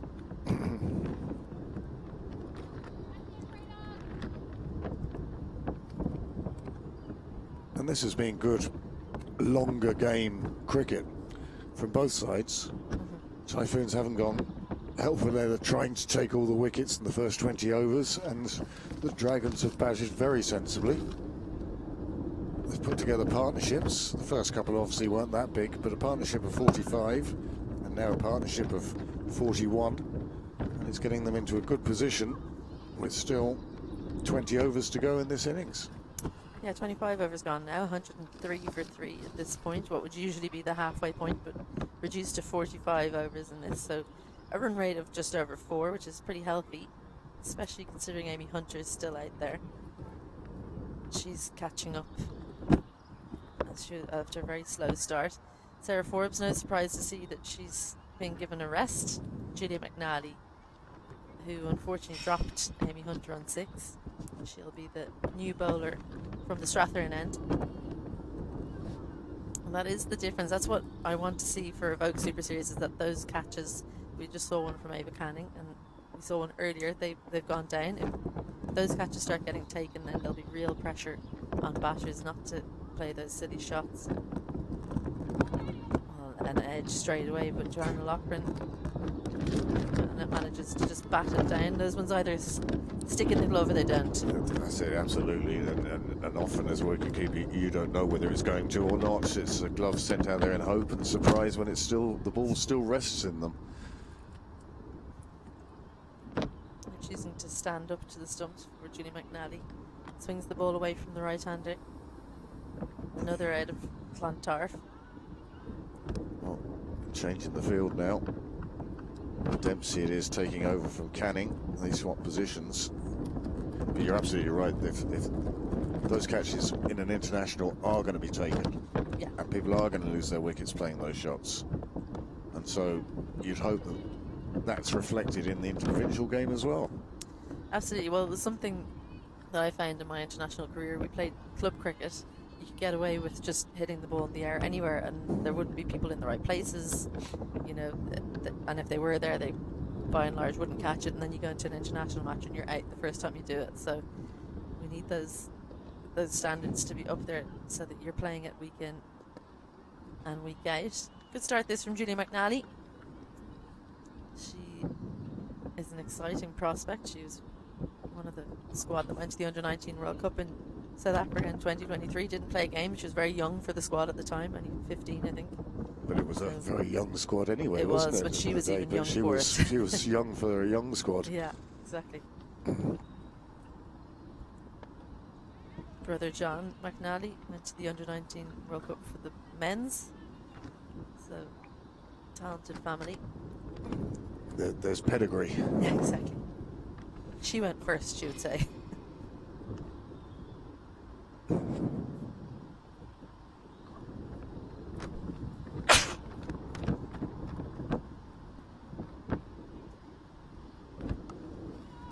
little bit of a misfield. Good work from Freya Sargent and Point to slow that one up. Forbes comes in behind. Keeps it to just a single.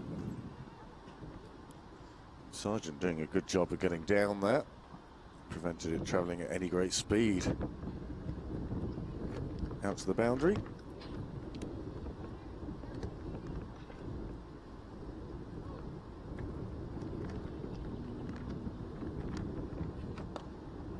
Good looking shot. Doesn't really come off, so a good start from Julie McNally. 2 singles in that over. 26 gone, and Dragons 105 for 3.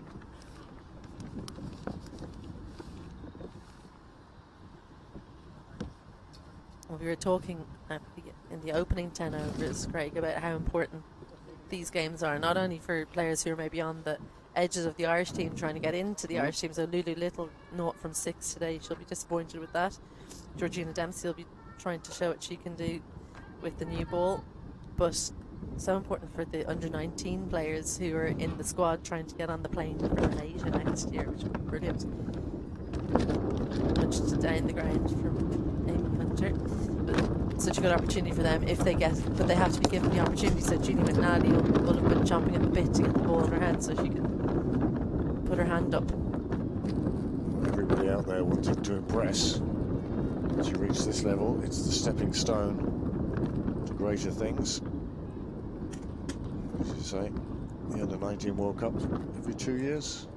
It's every 2. No, it's every 2 years. So it's on next, I think, January, or pretty sure it's January in Malaysia. What a great trip that would be. Yeah, it'd be brilliant.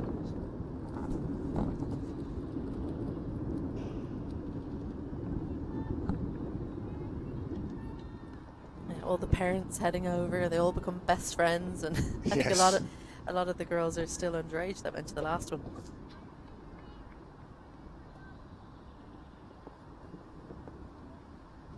So Freya Sargent into her 7th over. Noble dances down. It's into the deep. Chance for Sarah Forbes. It's taken. So a catch after 2 go down. 1 is taken. Noble, well, she didn't make Ava Canning pay for the drop catch on 9 because only 6 more runs were added by Elise Noble before Sargent came into the frame, and Sarah Forbes as well takes a good looking catch in the deep, and the Dragons lose their 4th. 106 for 4. Noble goes for 15. Noble had done a good job accompanying Hunter. They put on 44. Another good partnership, but Noble then, well, I think she felt the frustration of facing Freya Sargent and eventually thought that she'd take her on, but all she could do was find the fielder, and it was a fine catch. 15 from 29 deliveries for Elise Noble. So not scoring at any great rate. Arlene Kelly now for the Dragons comes out at number 6, bowling all-rounder. Of course, we've spoken about that semi-final against Scotland in the global qualifiers, and my goodness, didn't she bat so well with Leah Ball when she came in and hit boundaries, gave Ireland some kind of chance. It wasn't enough in the end, but she was so impressive the way she went about that. Very different occasion today. Lots and lots of overs for her to bat. And really today it'll be about whether she can rotate the strike, and these two do play club cricket together. So Amy Hunter's listed as Estonians. She plays her cricket down south for Malahide, as does Arlene Kelly.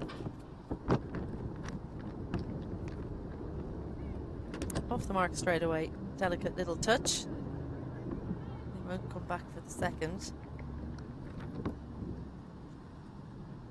I wonder if Amy Hunter's, she's captain now, still so young, is she giving any instructions to her senior in terms of age, but junior in terms of how long they've been out in the middle, whether she's saying anything to her or is she leaving her to herself? Well, one would hope and one would suspect that Amy at this stage would have the experience to say, this is what we're going to do, this is how we're going to go about this, and plan it out. And Eileen, again, would realise just how experienced Amy is, and she's been there since the start of the innings. Yeah, I hope so. I hope she's saying it. I'm sure Arlene is pretty clear on what her role should be anyway, but can't hurt. Changing the field for Kelly. Mid-wicket comes inside the ring. It's a tempter there for her to take on the field. She looks to just block it. So another good over from Sargent. 3 singles, 1 wicket, and after 27, Dragons 108 for 4. Another wicket falling. It's been a very gradual accumulation of runs by the Dragons, but it's also been a gradual accumulation of wickets by the Typhoons. Yeah, well, they had that 3rd wicket partnership 45, 4th wicket partnership was 44. They'll be pleased enough if another 40 odd can be added by Hunter and Kelly here. If they can do it for every wicket, then they'll be going well, huh? Delighted in that case. Gina McNally with her second over from the Strathern end. Starts with a full toss, swept away. Izzy McLean can't cut that one off in the deep. Another boundary to the bat of Amy Hunter. She takes her score to 49. Well, she was onto that one so quickly. She picked that one on length, knew she was going to turn it into a full toss and just turn it round to the leg side. But I like McNally looking for that full length, giving the ball every chance to move. On this occasion, 12 inches too far.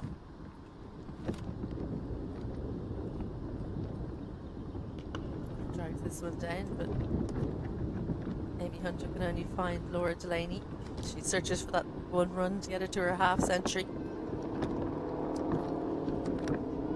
And again, McNally just putting her length back too much. It was an overreaction to the previous ball, and now hopefully she'll get somewhere in the middle with this one. Just right. She does, but it's going to be a single. So 50 runs for Dragons captain Amy Hunter. It's her first game as Dragons captain. She's leading from the front with bat in hand. That's exactly what you want to do as captain. Lead by example. She's already seen a number of her teammates come and go, but she's steady there. She's reached that half century. As you say, she got off to not a slow start, but a very watchful start. And as the innings has gone on, she's looked more and more for runs. It could have looked so different. Dropped on 6. Amy Hunter making the Typhoons pay for that mistake.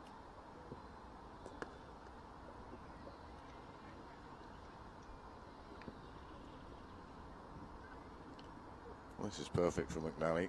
He's going to bowl at the new batsman.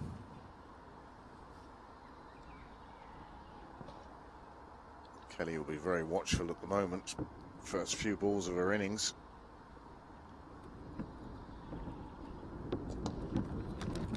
That looked uppish for a while.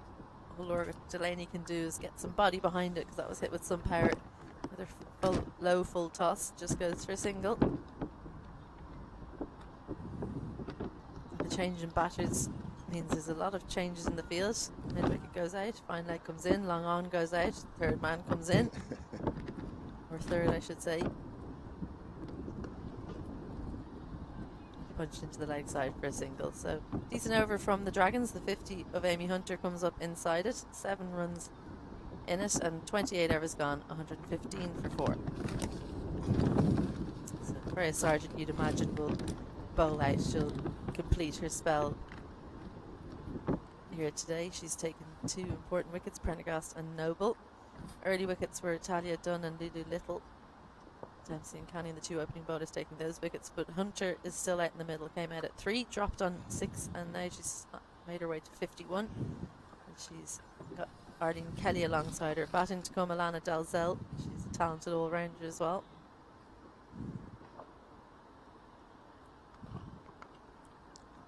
And down, Amy Hunter has given another chance. Unfortunately, Julie McNally it is again who drops the catch. The extra bit of bounce does for Amy Hunter, goes straight into the hands and pops back out. So another life for Hunter. As you say, it's a shame that get away with those lives here. You wouldn't get away with them at international level. Oh, you could hear a pin drop, couldn't you, out there in the middle of the Typhoons? So they know what a big one that is. And having dropped her once, the last thing you want to do is drop her again. Well, it's in the air, but just goes between the fielders this time. Off the bat of Arlene Kelly. They're going to take on the throw. They could be in trouble. A better throw, and Arlene Kelly would have been headed back to the clubhouse, but it's just a little bit wide of the stumps. It just seemed, the throw was wide, but it was an ambitious second run. It was. As soon as she turned, I was worried for her.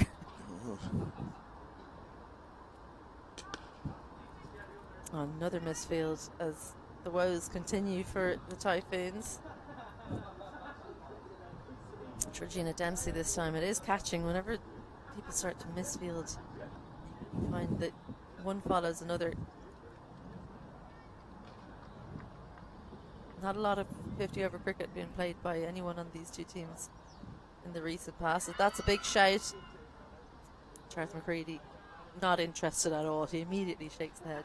Well, that was something myself and Ali were discussing. I was saying I didn't know what the situation was like in the NCU, for instance, that Ali would be far more familiar with. But down in Leinster, everything is 20 overs now, especially with the demise of the Pilkington plate.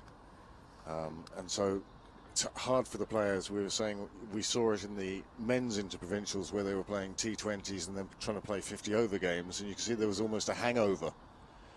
And that's one of the good things that's been happening out here today, is these 2 teams have been aware that this is a longer game, and they haven't gone hell for leather with the bats. They haven't had the field all forced in and trying to cut off here or there.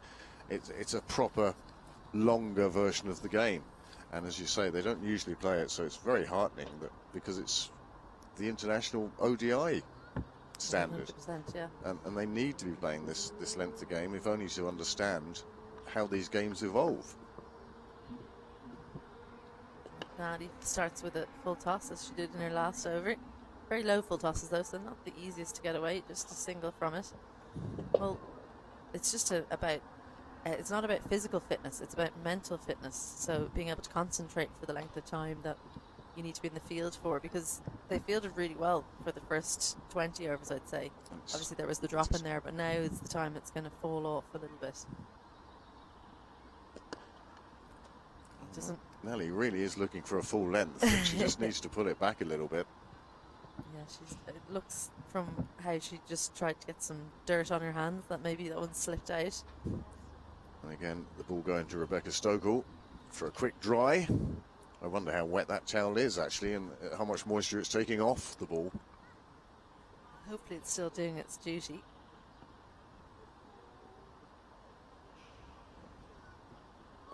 It's much better.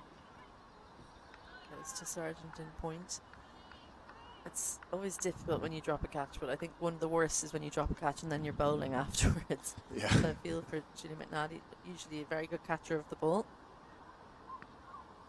And you can tell that from the positions that she's been put in as well. She's not someone that you'd expect to put down those chances. In the air and dispatched by Arlene Kelly. She's had enough of looking at the ball and tapping it around.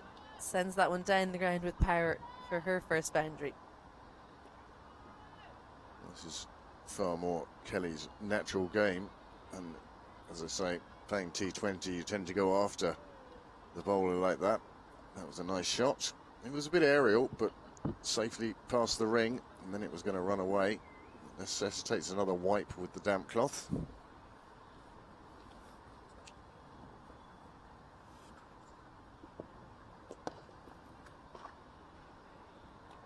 Good stop from Stokel going to her left. She won't be able to get a towel to dry off the blues, but a good stop from her because that one was racing away. I do think Kelly is better playing this type of game. She never looks assured when she's trying to block or she's trying to scratch around. Always looks a lot better when she's playing her shots. A beautiful shot from Amy Hunter. Just clears the front leg, makes room for herself. Gets it between third and point. Doesn't make it to the boundary though, just the 2 runs as that one's reeled in. But such intelligent play from Hunter as well. Fielder had been brought into the ring to enable the fielder further down the pitch to go out to the boundary, and Hunter noticed that and played it away. She's a classy player. 128 for 4 now from 30. So see you later to Craig Senior as he takes a well-earned break. No doubt he'll be getting a cup of tea or a coffee. It's not the warmest of days. You need to do anything you can to warm up. So welcome back to the commentary position to Annie McCalmont. Hi, Izzy. Yeah, it's pretty chilly out there, as you say. All got coats on here today, but I think we should just be delighted that we're still on the park. Mary Sargent airs in length, an unusual one from her. I took the wrong coat leaving the house this morning. I took the thinner kind of shell one, and I was thinking, why am I so cold? And I looked down, it's not the nice thick coat that you have on. That's still back in the house, 3 hours away. It's doing me no good. It's an old schoolboy error there. Definitely get the good apparel up here. At 7 o'clock this morning, I think.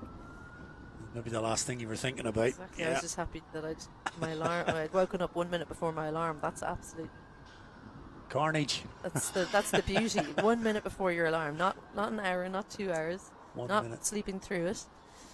Freya Sargent's been excellent today. 2 for 30 for her so far. I was just about to comment on that, Isabel. I've been obviously walking around the ground a little bit during my stint off there, and I watched a little bit from side on. I'm just really impressed at her trajectory of her bowling now, the pace she's bowled at. That first ball in this over is the first ball that she's really dropped in any way short. But she's been attacking, and on another day she probably could have added another couple of wickets to this performance. It's been really impressive. One went between the stumps and the batter, one went over the stumps at one point, bounced over.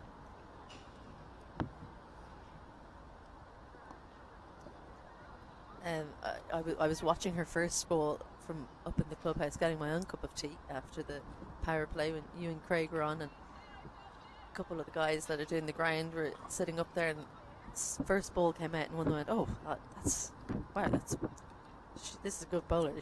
Look at that action. I think that reaction tells you a lot. Big full toss as I say that. Not really dealt with by Arlene Kelly. I think it took her by surprise. She's getting close to the end of her spell here. Freya Sargent trying to buy a wicket. She just gave away a single. 3 runs in that over. The 9th for Sargent. After 31, Dragons 131 for 4. You can see her figures. She got through those 9 overs. Of course, got to remember she can only bowl 9 now with that slight reduction. So she's got through her spell. 9 overs, 1 maiden, 2 for 32, and those are excellent figures, but as we've just been discussing, they could have been even better. Just really impressed when she came on the bowl. She watched a good bit of her last year. She is the emerging Women's Player of the Year for Cricket Ireland, and well deserved on that display. But when she first came on, I always like to see a spinner get the pace of a pitch really early, and she did that really well, and Just really impressed by that spell from Freya Sargent. She was bowling to some good players as well. Yeah, that's the impressive thing. Georgina Dempsey now replacing Julie McNally from the Strathern end. Starts out with a Yorker. Such a good point about the pace of the pitch, because a lot of the time people just bowl what they bowl, and she's not that type of player. She's very much a thinking cricketer. She figured it out so quickly. It's up and over the top of the ball as well, so it's that drift and bounce. So great to see her start off the 50-over season so well.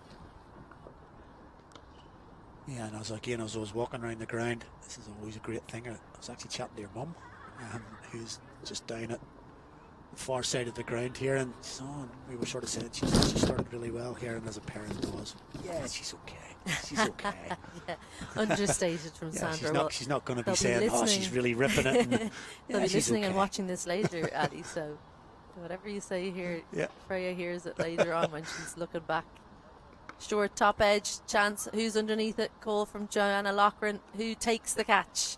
So a good call from her, because Georgina Dempsey was thinking about going underneath that, but you always want the wicketkeeper with the gloves on. Kelly looks to take on the shorter delivery and perishes. Dragons lose their 5th, 131 for 5. Yeah, exactly right. Good stuff from Joanna Loughran. I mean, quite easy to do the old "that's yours," but she took control of the situation. Made a good, clear early call. Got everybody else out of the way. And when you do that, you got to take the catch, and she did exactly that, and has just backed up what's been a good performance behind the stumps so far from Joanna Loughran. She's taken a couple of good catches. And another important wicket for the Typhoons. Arnie Kelly goes.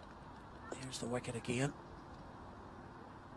It's pulled into the pitch, tried to pull that to the leg side, but top edge there you can see Joanna Loughran making sure that Georgina Dempsey stays well out of the way, completes the catch. Good sportsmanship from the Dragons as well. Amy Hunter would make good room for Joanna Loughran there. Yeah, there's one or two might have might have decided to.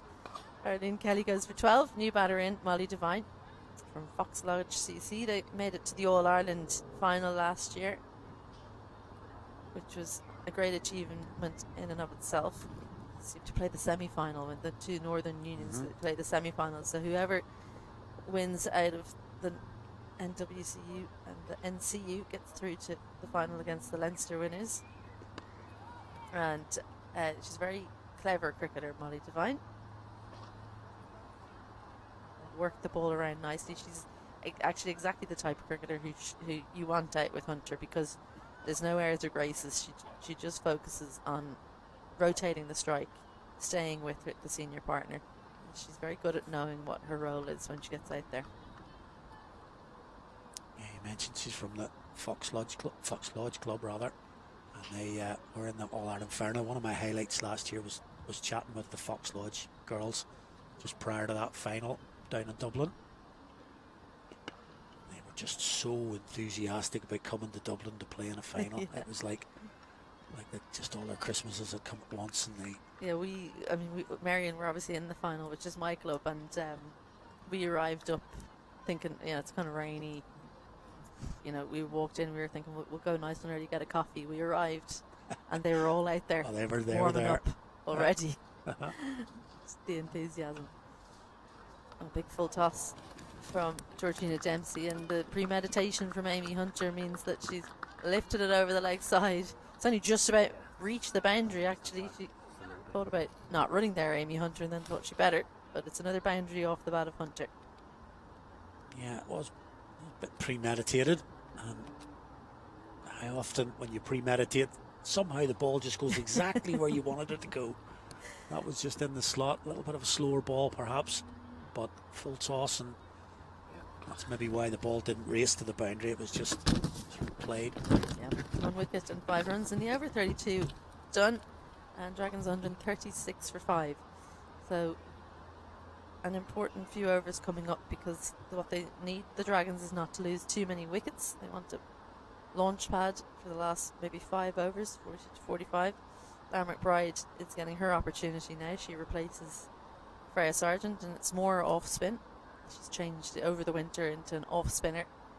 McBride, she's a good seam bowler, bowled stump to stump, but has decided that off spin is a better option. And having seen her in club cricket, she has taken to it like a duck to water. Yeah, and you mentioned there about obviously Amy Hunter vital now.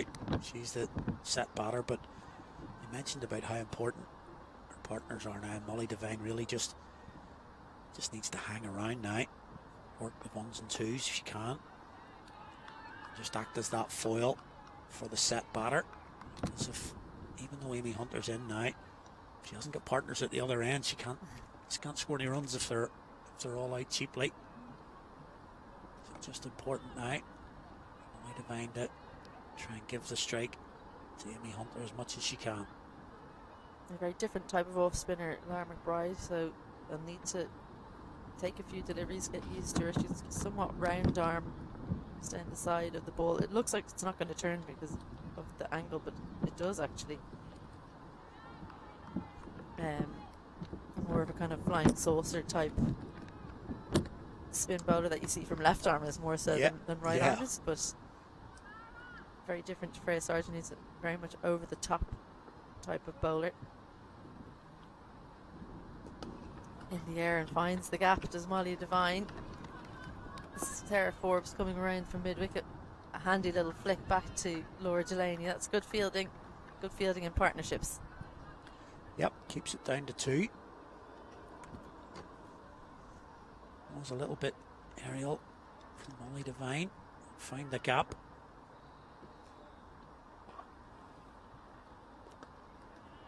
Yep, nicely bowled.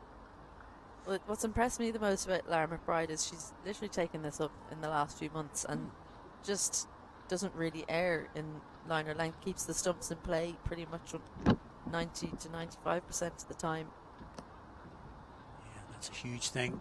If you can't just as I say that, just a short short a little bit wide. one. But yeah, if you're generally on the stumps, it just puts so much more pressure on the batter that, you know, you're guaranteed to get wide balls every so often. You can't just play back the good ones and knowing that you're going to get one down leg or on the offside. But if you're constantly on the stumps, you got to make sure you've got to hit it then. So it just creates that pressure, especially as a spin bowler. You really got to be on the mark. But that was a reasonably impressive opening over from Lara McBride. Just the 2 runs in that one shot. And I don't think she'll be too disappointed with those 2 runs as well, because it could have easily could have been a wicket gone to the fielder. Dempsey 9 wickets in 2023 in the Poke Super Series 50 Cup. She's someone who has really shone in the Super Series for me. It's been a brilliant vehicle for her to make the step up. She was so impressive in those ODIs against Australia last year. 4 wickets in one game in Clontarf. And she's it's one of the things about the Irish squad at the moment is that there are 3 or 4 players sitting out who can feel aggrieved that they're not in the team, whereas in days gone by, you know, you could have known beforehand who's going to be on the pitch and who's not. Whereas now, you have a look and you're really wondering. You need to look at the team sheet to see who's going to play, because it's just about what maybe suits the makeup of the team or the conditions or whatever you like. I mean, Freya Sargent wasn't even on that squad. Yeah, so that's good signs for the Irish squad. But that has a trickle down effect, not just for the actual international team. It trickles down into this competition as well, because if the players that are just missing out are thinking, well, what's my vehicle to get back into that Ireland squad, it's not somebody getting injured, it's performing in this particular tournament and saying, there's my backup of runs or wickets. So it really makes this competition even more important then. And as you said, it's not just the international senior team, there's youth teams that some of the players are looking to try and get into, or even just cement a place, and so it just elevates the competition that we're playing in today and throughout the year. That performances are important. Yeah, not just trying to win the game, but trying to put your hand up for for other opportunities. Great to have the overseas players as well, just to learn off different people and face different bowlers and batters. Molly Devine almost sends it into the hands of Georgina Dempsey. Dug that one in, Dempsey. Devine opts for the pull shot. 4 dots in a row. She's feeling the pressure at this stage. Well, that's what we were sort of discussing. Is she just going to try and work it around for the one to get Amy back on strike?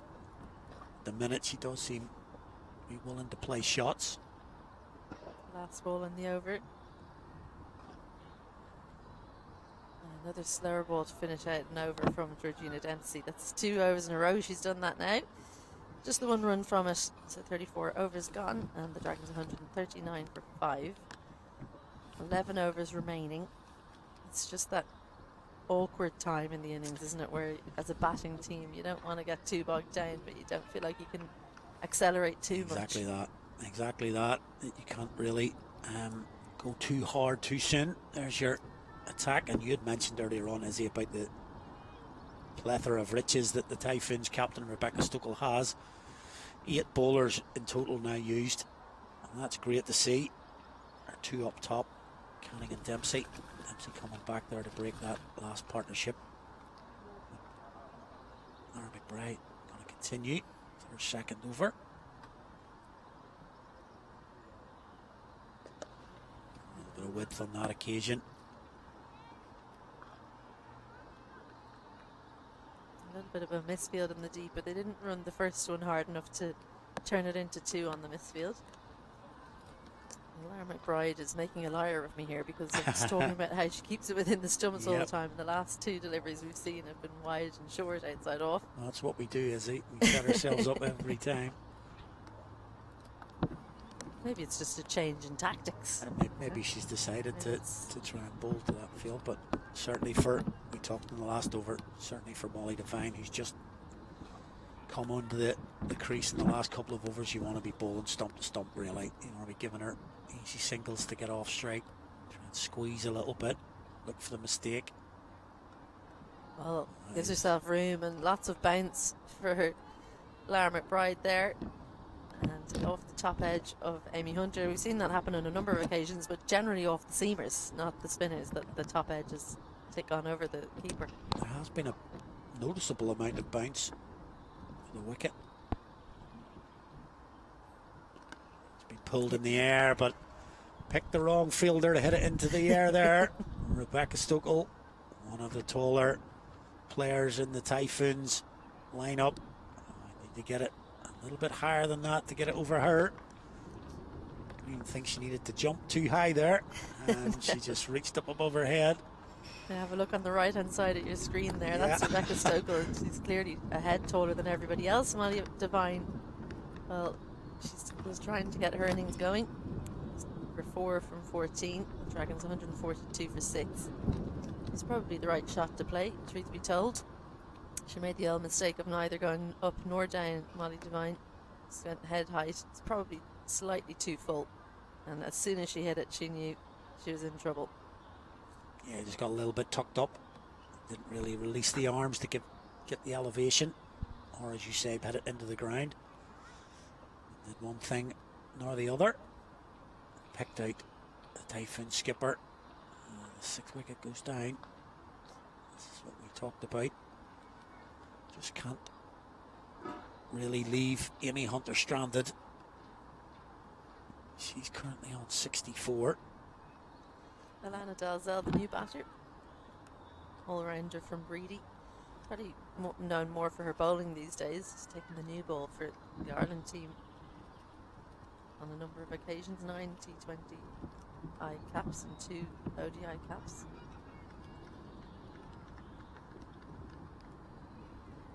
She has a big job to do for her team with bat in hand now, though. Well, takes the edge straight away, Lara McBride. They're going to take on the fielder. Easy single, so off the mark straight away. Probably not how she was envisaging it, though. But we'll take it all day long. We talked earlier on with Craig about the difference between 0 and 1. Just getting off the mark is unbelievably important for batters. That ends the over. So, a reminder now, as you can see down the bottom left there, 45 overs. There's the scorecard. 2 early wickets. Talia Dunn and Little going for 8. No score. And just a couple of partnerships. Hunter and Prendergast looked to be just about to set up a really big score for the Dragons, but then Fred Sargent came on and took the wicket of Prendergast. She went for 23. Sargent bowled really well throughout her spell. Also picked up Elise Noble. Just recently, Marlene Kelly gone for 12 and Molly Devine 4. So it's Amy Hunter out there. 64 not out. Played really well. She needs to keep a few partners at the other end. She tries to see out these last 10 overs for the Dragons. 143 for 6. And the Typhoons turn back to Laura Delaney. It's been slow going for the last 5 overs. Just the 15 runs added. So going at 3. It is a run rate of 4, just over 4, but the run rate for the last 5 overs has been around 3.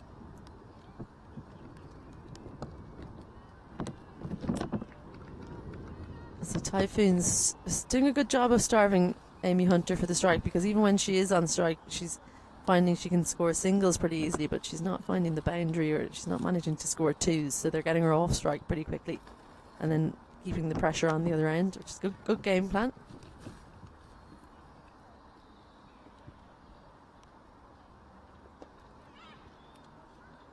Quick single.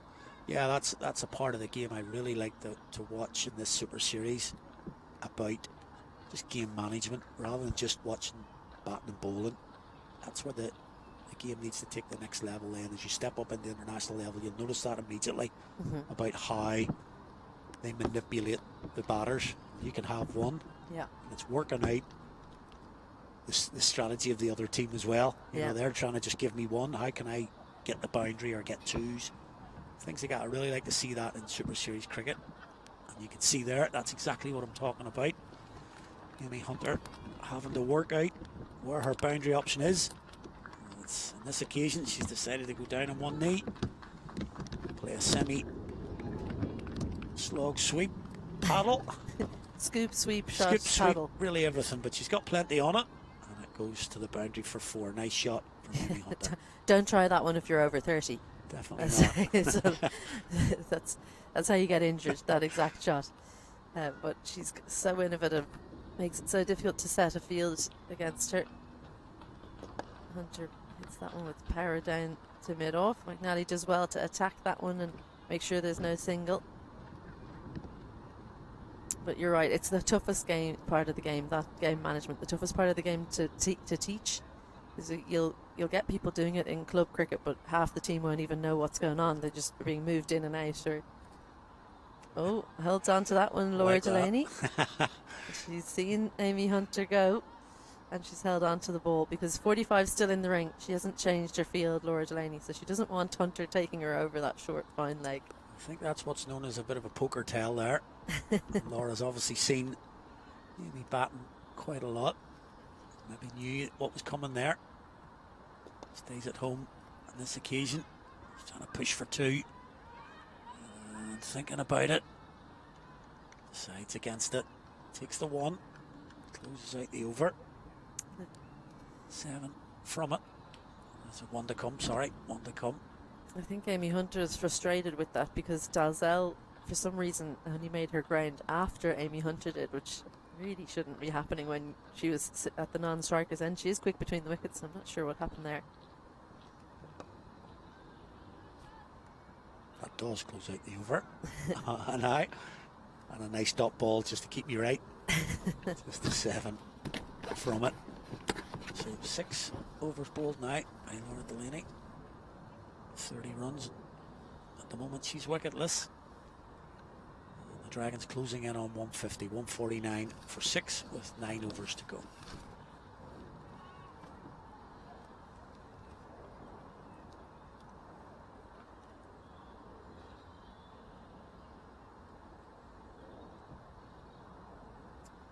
Lara McBride will continue from the pavilion end here. She's been a good little get for the Typhoons with her newly launched off spin. Reversed from Hunter, but pace right off that one, Lara McBride. Yeah, we mentioned sometimes when you're trying the innovative shot, the ball just goes exactly where you want it. On that occasion, that was so slow. She was through the shot. Down the wicket this time. Really taking the pace off here at the minute. Lara McBride. Good brave bowling from McBride, because Amy Hunter is a powerful striker of the ball. This could be Dances out. down, misses it, and gone. Well, Amy Hunter, she went for 3 different shots, and the third time misses. And Joanna Loughran, well, she had to wait for a long time for that one. But Lara McBride, she's got 2 wickets so far for just 6 runs. She's playing a great little innings with the ball.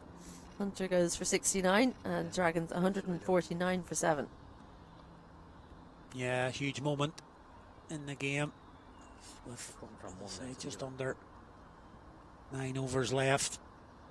Still a good portion of play. And the set batter. We talked about her being starved at the strike a little bit over the past 4 or 5 overs. Here's that wicket. Again, really held back. And the pace of the delivery meant that she almost got back. She'd missed that halfway down the track nearly, but almost got back. But again, good piece of work from behind the stumps from Joanna Loughran. She's been pretty tidy. And a huge moment, as I say. Amy Hunter goes for 69. That brings Cara Murray to the crease. Well, Cara Murray, I think, would like to say she's an all-rounder. I don't think I'll give her that tag yet. I did last year, actually. I interviewed her up at Eglinton. She won Player of the Match. And, she got a duck that day, but she came back and bowled beautifully. Took 2 for 20. And I actually said to her during it, at least when you're an all-rounder, you don't get to do it with the bat, you can do it with the ball. And she took about 30 seconds to answer because she was laughing. But 2 weeks before, she'd scored 100 for Warringstown. And I'm thinking, well, all females are all-rounders in their clubs. Okay, that doesn't count as an all-rounder, an out-and-out all-rounder. Not yet. I won't give her the tag yet. But she can play. What I will say. If you're scoring 100 in a club game, you can definitely bat. You can bat a bit. You're batting at number 9 for the Super Series, so I don't. But what I will say is she has a lovely extra cover lofted drive. So if you can play that shot, you can turn into an out-and-out all-rounder. I say this with the love as someone who started as number 11 and ended up as a batter. So there's hope. Yeah. Cara Murray, strike rate of 93 in last year's competition, so she's putting her hand up as an all-rounder. And that's what these two need to do. Just keep on taking those singles on offer, because they have left the field out, the Typhoons. A brilliant wicket in that over for Lara McBride. 2 for 8 for her from 3 overs. Why wasn't I on earlier, she says. 150 came up, of course, with that first shot from Cara Murray. 151 for 7 after 37. Yeah, we are joking a little bit about the all-rounder tag, but this is exactly where she's really needed now. Yeah, you know, this 7 is where down. this is where you turn into an all-rounder. This is where you now, can Ali. flip that switch. Exactly. You score a handy little 30, 40 or 50 here, and I'll eat my hat. Well, I should say a hello to Lara McBride's dad, Joe, who's no doubt watching this. He's abroad at the moment, working, and but I'm sure he is glued to the screen. He was very invested in Lara turning into an off-spinner, so he'll be delighted to see not only 2 wickets, but that of Amy Hunter in that 2 wickets as well. Yeah, she's just come down to field at third here, and I heard the Typhoons dugout giving her a little shout there as she walked down. She gave them a thumbs up. Well, do you know what I loved? We didn't say it at the time, but after the dismissal, so Amy Hunter's dive to get back in, just a little double fist pump to herself. She didn't overly celebrate. She's an understated character, is Lara, but she didn't overdo it. Like that. Yeah. Like that. Just keeps Nothing things wrong with being close pleased to with the yourself. chest. Yeah. Just let me know. Seeing her 15 yards to our right here. She does look quite pleased with herself already. So, and she did that brilliant piece of fielding at the start of the game. Do you remember that one? Yeah. Just in right front of us, exactly right. And she is an out and out all rounder, so hopefully we see her with bat in hand later as well. Making things difficult here, Laura Delaney. She's exactly the type of bowler you want to be able to call on in this kind of situation because she just gives nothing away. You really have to take her on if you're going to score any runs. I was actually just about to say almost the opposite of that in terms of she's exactly who you don't want to face as a batter, because you know she's going to bowl pretty stump to stump, and we've seen Amy Hunter trying to play that sort of scoop because you've got to get her off her line and length. Otherwise, she does bowl kind of like a spinner, just stump to stump, length to length. It's not, I mean, it's very individual action to her, so it's not what you'd be coaching necessarily, but it's metronomic. It's so, like, every single ball looks almost exactly the same, which is what you want in an action. It's just worked around square, and they're going to get back for two. They come through. Yep. They're perfect waiting on that shot because it's stopped at the 30-yard circle. And which meant that they could come back for two because Sinead Thompson, it was a fine leg, was right on the rope. Probably could tell her to come off the rope, 10 or 15. In fact, that's exactly what they've just done. Well, it's brightened up. It hasn't brightened up enough to get rid of all the moisture that is in the ground, slowing it up. That's a nice shot. Alana Dalzell. We talked about Orla Prendergast waiting on the ball. That's exactly what Alana Dalzell did there. Let it come to her. They cut it behind point. Three fielders converged on it. A nice end to the over. A couple of twos. That takes us through to 155 for 7 now. The Dragons with 7 overs to go. What's the point at which every over every wicket they lose pushes that point they can launch back further, doesn't it? They were only 6 down now. Amy Hunter's still out there. They could think, okay, 1 or 2 more overs and we can really go on the attack. But now it's made things difficult for these two in the middle. That's the key. Your set batter on 69, if she was still there coming into this sort of period. You're thinking she might be looking. Cara Murray's done exactly that. Tried to go over the top, but again, that's an edge which has gone straight up, and again Georgina Dempsey gets underneath it comfortably. Takes another catch. The off spinner, Lara McBride, we mentioned she was pretty pleased with herself in the last over. She'll be doubly so now. She's got another wicket. Cara Murray has to depart for just one. And the 8th wicket for the Dragons has fallen on 155. She just plays across this one. Cara Murray looking to go to long on. Held its line. This is a really well judged catch by Georgina Dempsey because those are difficult. She got underneath it. Even though she was moving afterwards, she made sure she was still upon contact with the ball. And reverse hands, which is always a better idea in those ones because they're always spinning. So they lose their 8th wicket, the Dragons, and what they'll really be focusing on as Kaya McCartney comes out into the middle is make sure we bat the overs. We can't leave anything out there. 45 overs means that there's another 6 point, I want to say 3?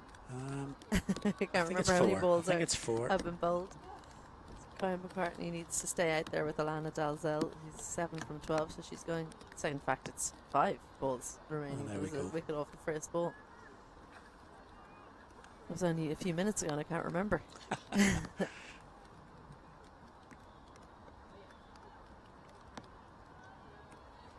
Yeah, Sarah Forbes took a lovely catch earlier on as well. And the key to both of, well, not only those two, but also the catch that Georgina Dempsey took earlier as well, is the fact that they were still on contact, as it were, when the ball was about to hit the hands. They were very well balanced. Set it on the offside. Nice shot. Eva Canning with a bit of work to do. She does it. 2. A good athlete, Kaya McCartney. She's a hockey player, fit and fast. So good 2 there from Alana Dalzell and Kyle McCartney. They do need to run well because it's a big field. She's saved a run for the Typhoons there by hitting that one. Kyle McCartney too eager to strike. Yep. As Lara McBride, she sent that one really wide outside off.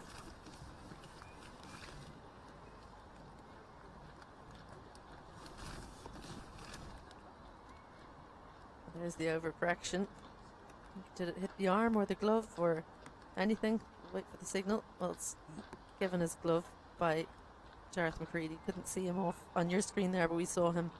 You very kindly told us that hit the glove. It was very nice of him, wasn't it? Telling us exactly where that hit. That it was glove. It's like he can hear us. Yeah, thanks, Jared. Kind of you.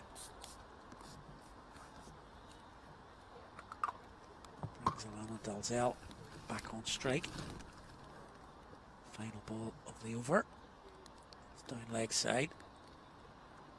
Swept into that leg side. It'll just be 1. And that's, from wicket. First ball. That's the type of over that they've got to do now. They've still got to keep it ticking over, but they've got to keep their wickets intact because there's only 2 left now for the Dragons. So you were exactly right. There's 6 overs left, and they've got to stay out there for those 6. Criminal to miss out on any balls at all. Yeah, 39 overs gone now. In a 45 over game, in case you're joining us, it's reduced because of rain that we had this morning, but 45 overs aside, 159 for 8 now, the Dragons after 39 overs. What I'm really interested to see now, because there are 8 wickets down, Alana Dalzell, who we would have seen bat much higher in the past. What can she do? Can she be a senior partner that manipulates, like you said, manipulates the field, manipulates the strike, brings her partner Kyle McCartney along with her and makes sure that she's aware of what she's planning? Can she put something together here for the Dragons? Immediately calls a single to come back for a second as there's a bit of a misfield by Ava Canny in mid-wicket. And that's the type of thing we're talking about, that there's got to be good communication between the 2 batters. It's not just let's just bat here and see how we go. Are we looking to push 1?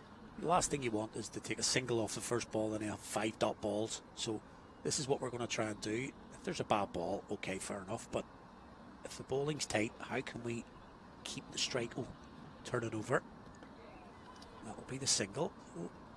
That's exactly what I'm talking about there. So 2 and now a single, so 3 from the first 2 balls. Now it's up to McCartney. Can she turn over the strike back to Alana Dalzell? Yeah, she wants to turn over the strike in the next couple of deliveries if possible, get her partner back on strike. What you don't want is 3 dots and then a single, if at all possible.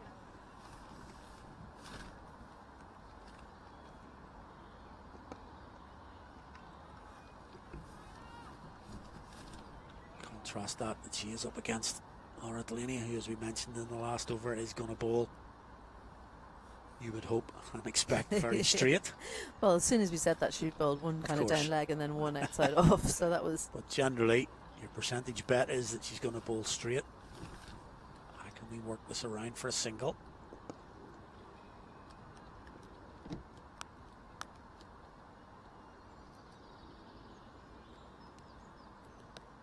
Two balls left in this, the 40th over.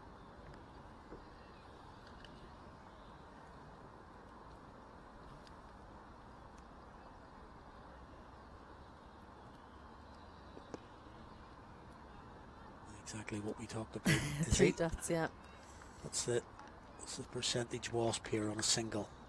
Yeah, well, I'd say this could be outside off and could be a single into the offside, if I was to guess.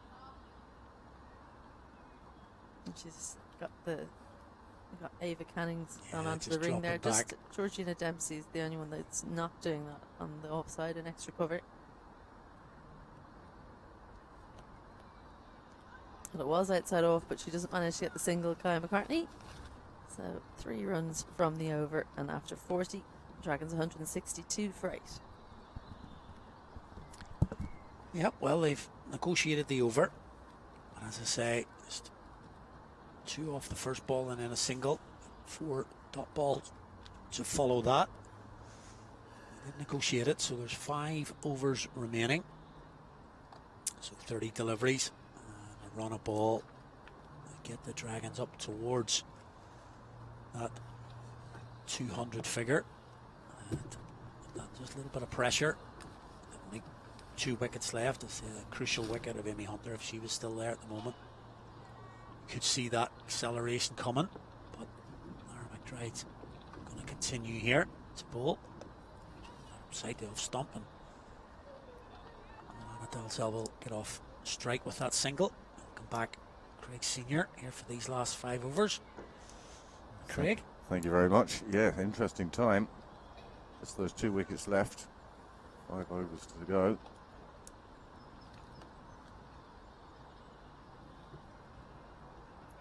You could see the change in mindset of Amy Hunter just before she got out. She decided that now was the time to accelerate. As it happened, she was caught out soon after. Yeah, we've been talking about that a little bit, and that the Typhoons had done really well to keep her away from the strike a lot of the time.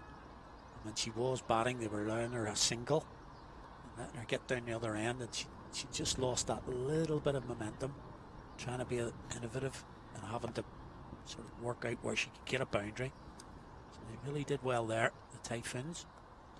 That's a nice shot, a sweep. So they have managed to turn over the strike this over, just the 1 dot ball so far. That's exactly what they're looking for at this stage. Numbers 8 and 10 together.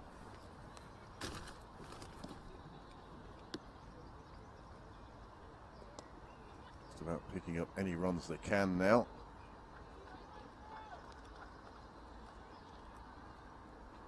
Well, Amy Hunter certainly made the most of her 2 lives. Dropped on 6 and on 51. But again, she just showed her class today. Yeah, she hit the ball really cleanly. It's dragged down. Could be a wide on this occasion. The last over, Kia McCartney, who had just come to the crease, was so keen to try and hit the ball that she chased after that wide on this occasion. Alana Dalzell lets that go. Takes the extra.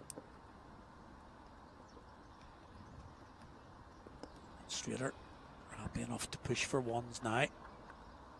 The Typhoons quite happy to prevent boundaries. Closes out another over. Singles coming from that one, 5 of them plus the extra. And they move on to 168 for 8. Again, I suppose the target for the Dragons at this stage is that 200 you mentioned. 4 overs to go. It takes a big hitting. I think they're more likely to end up around perhaps 180. A lot will depend as well on how the Typhoons use their bowling. The stocks that are left. Freya Sargent, the only one bowled out, so plenty of choice for Rebecca Stokel.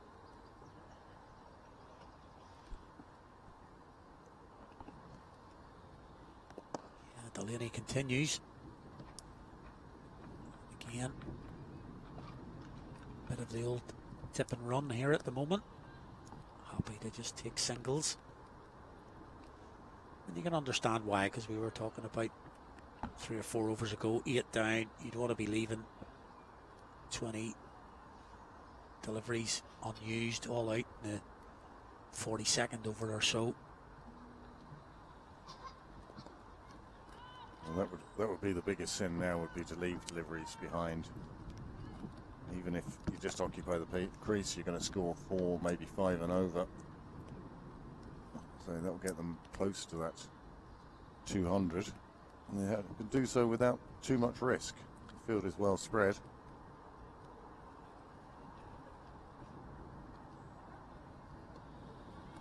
It's got that away. There could be 2 here. It's in the gap. McBride doing the fielding yet again. That's a nice shot. Used the pace. It's the placement that was key there. They pick up 2. And it's great to see the tailenders here with proper cricket shots, playing it away and taking two rather than trying to just have a big slash at the ball and trying to get it over cow or something like that. So, nice play from the Dragons here. It's well ball from Laura Delaney. On the stumps. So, just a handy little partnership between these two. Innings could have just petered away completely. Put on 16 now. Just trying to get that one through and has done. It's running away to the far side of the ground. Outfield will hold it up. That's a nice shot from Kay McCartney. A little bit short. She got on the pull shot. Gets it away for another two. Nice shot, beating the fielder in the ring. As a result, Canning has gone back to the edge of the ring.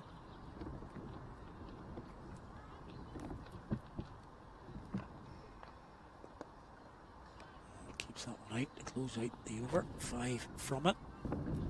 Laura Delaney, she's bowled out now. She bowls her 9 overs. Wicketless today, possibly surprisingly. Goes for 42 at just over 4.5. Stump to stump, which usually does. And we've got 3 left here. And as I say, just a decent little partnership here. These two have put on. Just taking the Dragons up towards a total.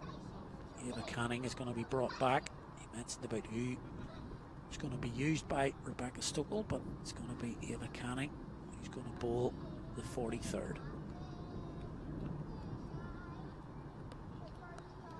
Just a mention for Lara McBride, who's going to be replaced. She came on quite late in the piece, and she's taken 3 for 18 from 5 with her off spin, so she'll be delighted with that. Spinners have gone well here today. I wonder if the Dragons have noted that for the second innings. Loughran would be disappointed at missing that one. Yeah, I've been impressed with Joanna Loughran behind the stumps today. Hasn't done anything major, but has done everything that's been asked of her quite cleanly. That's just the first ball that possibly she'd be disappointed to have missed.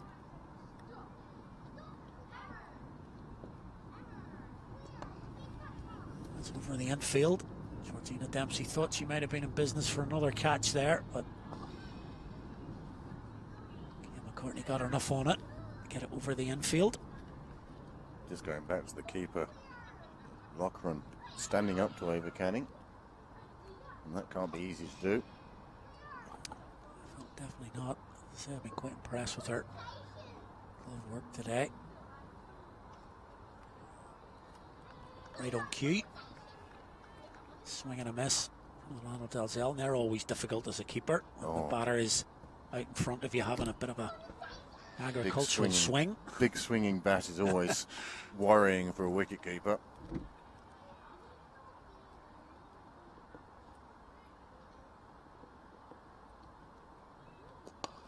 That's driven in the air, it's deflected. Oh, and almost an assist there. Deflected by Eva Canning. Good awareness from Georgina Dempsey to even attempt that catch. Just couldn't get there. This is one of those ones that would have gone viral, perhaps. Canning with the assist, Dempsey unable to take the catch. Once again, nice shot, only for 1 though. You may have seen the stat come up on your screen. Joanna Loughran, 3 stumpings last year in the Super Series 50. And she has one today now as well. She has one today, and a crucial one it was. Jamie Hunter to close out this over, and again, nice hands. Loughran. Just the singles and the extra there. 4 from it. 177 for 8. And a low. The runs aren't exactly flowing at the minute. they're still out there. As I say, they're not going to get down into these last 2 overs, and possibly now with 2 overs to go, the 2 batters may be having a chat saying, well, let's try and hit a few boundaries now in these last 12 balls. Won't be easy. Georgina Dempsey's going to come back from the Strathern end. Stokel going with both her openers to close out this innings. 2 for 19 at the moment, Georgina Dempsey. And there is that slightly more aggressive approach. No longer tip and run. Actually trying to hit the ball to the boundary now. Gets it for a single though.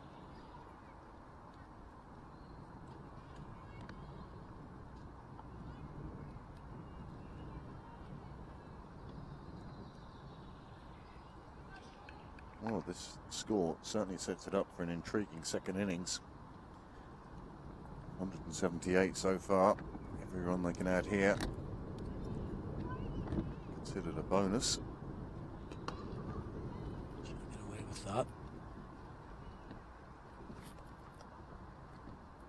Well, you can certainly see the intent is there now. I think that conversation has taken place, as we talked about in the middle. I think the 2 of them have had a little chat. That's good to see. We talked about it a little bit earlier. It's good to see that there's a plan. It's not just, right, what are we going to try and do? See what you can do. There's an actual plan behind. They've obviously decided for the last 3 overs to work it around, and now a little bit more aggressive. That's well bowled. And it comes off the pads, onto the stumps. Nicely bowled for Georgina Dempsey. She's the wicket machine. She's got another. 3 for her today. Just has that uncanny knack, which a bowler loves, of taking wickets. A nicely piece of bowling there. Just as you can see, the 2 batters were gearing up to be more aggressive. She targeted the stumps. On this occasion, just came off the pads onto the stumps. And she gets the wicket of Kia McCartney. Strangled appeal from the bowler for LBW, which was definitely going down the leg side. But the ball deflected from the pads onto the stumps. Another wicket falls and Dempsey picks up her 3rd.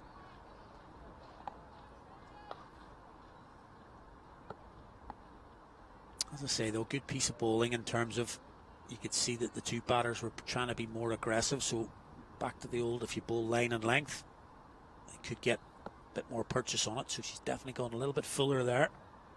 Emily Calvert, number 11, outside the off stump.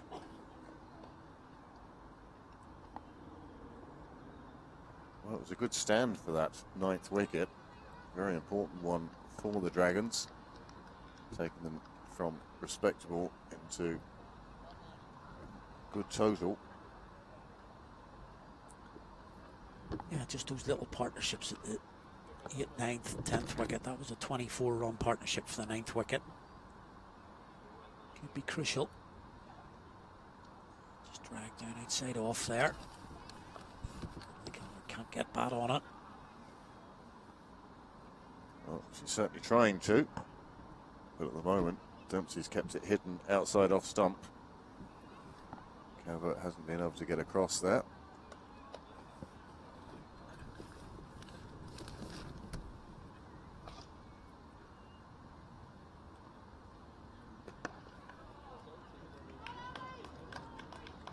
She got a wee bit on that one, but fine piece of fielding from Laura Delaney. He's a cover. The high fives with her teammates. Saved a couple of runs there possibly. Emily Calvert would have thought that she was maybe even going to get a boundary there, but Delaney got her right hand down. Gets a single. Certainly got a bit of power into that one. Delaney did well for it. There are Dempsey's figures for today. Overs, 3 for 22 at that economy rate. Well, we saw at the start of the innings it was a slow build for the Dragons, having lost 2 early wickets. Dempsey benefited from that. 8 overs gone, only gone for 22 runs.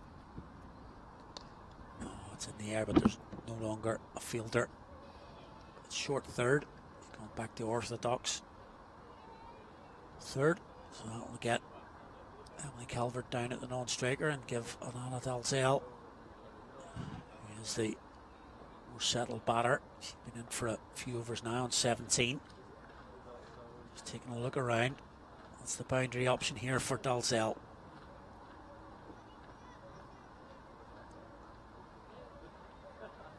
There is that a little bit Keystone copy sheet there at the minute. The ball looped up off Joanna Loughran.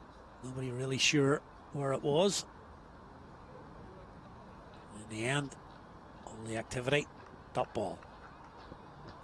Yeah, it always amazes me how much you can have happen, and it just goes into the book. Dot.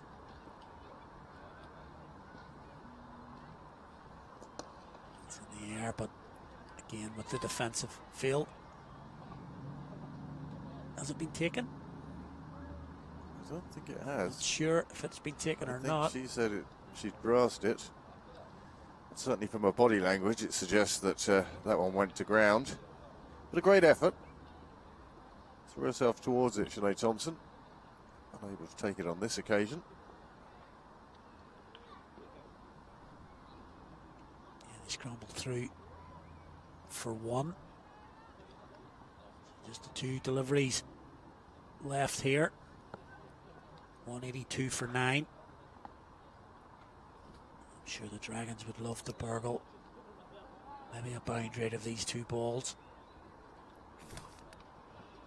Canning the ball to Emily Calvert. It's well bowled. It's that in swing. Really giving her no width at all. They get through for it. Thought it was a leg by, but the umpire seems to think that it was a little bit of an edge on it. Either way, the last ball of the 45th final over today. Eva Canning the ball to Alana Dalzell. It's down the ground, but it'll only be one through to Delaney. So the Dragons have seen out the 45 overs. They have managed to reach the end of their innings. 45 overs, a reminder, with the rain delay this morning. And they have amassed 184 for 9. Not out batters at the end. Alana Dalzell on 19 and Emily Calvert on 3. Eva Canning finishes her spell, taking 1 for 21. So 185 to chase for the Typhoons, and you mentioned earlier there, Craig, certainly game on here. It is. It's hard to know what a pass score would be. It wasn't easy to score runs at the beginning of the innings. As you can see here from the Dragons card, Don and Little both went early, and the Dragons found themselves 17 for 2. And then Hunter and Prendergast were together, and then Hunter Noble and Hunter Kelly. But it's Hunter's 69 off 89 deliveries. And she only fell really when she got close to the end and started chasing the bowling. Until then, she'd looked so comfortable. But important runs from McCartney and Dalzell at the end, and they put together a total that's helped their side get to 184, and that could be a very competitive total. With regards to the partnerships, you can see the Hunter Prendergast, Hunter Noble, and Hunter Kelly.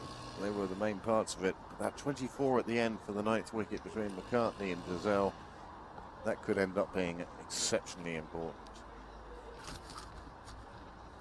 Yeah, there's the Typhoons bowling card. Just about fit it on the screen because there were 8 bowlers used by Rebecca Stokel, and Delaney bowling her quota, none for 42. Dempsey with 3 for 22, but for me, the standout bowler on show today was Freya Sargent. Came on to bowl her 9 straight through. Bowled with a good pace on this wicket, and she took 2 for 32, including the vital breakthrough of Orla Prendergast. But generally, I felt that the Typhoons bowled really well there. Stump to stump generally. And, just the 18 extras in total in 45 overs isn't too bad at all. And we've seen that sort of extras total career and overall score up quite a bit. So 184, there's your match summary. 45 overs, remember, we lost 5 overs per innings with the delay this morning. Amy Hunter with the standout innings of 69 from 89. And as Craig has said, a little contribution at the end from Alana Dalzell, 19 not out from 27. The bowling, Lara McBride, 3 for 18 from her 5. Dempsey with 3 for 22. Freya Sargent, 2 for 32. And Ava Canning, 1 for 21. So, from their 45 overs, the Dragons, having opted to bat this morning, 184 for 9. So, the Typhoons will return after the innings break, and they will be chasing 185 here at Belmont. It'd be lovely for you to come back and join us then. From now, from me and Craig, it's goodbye.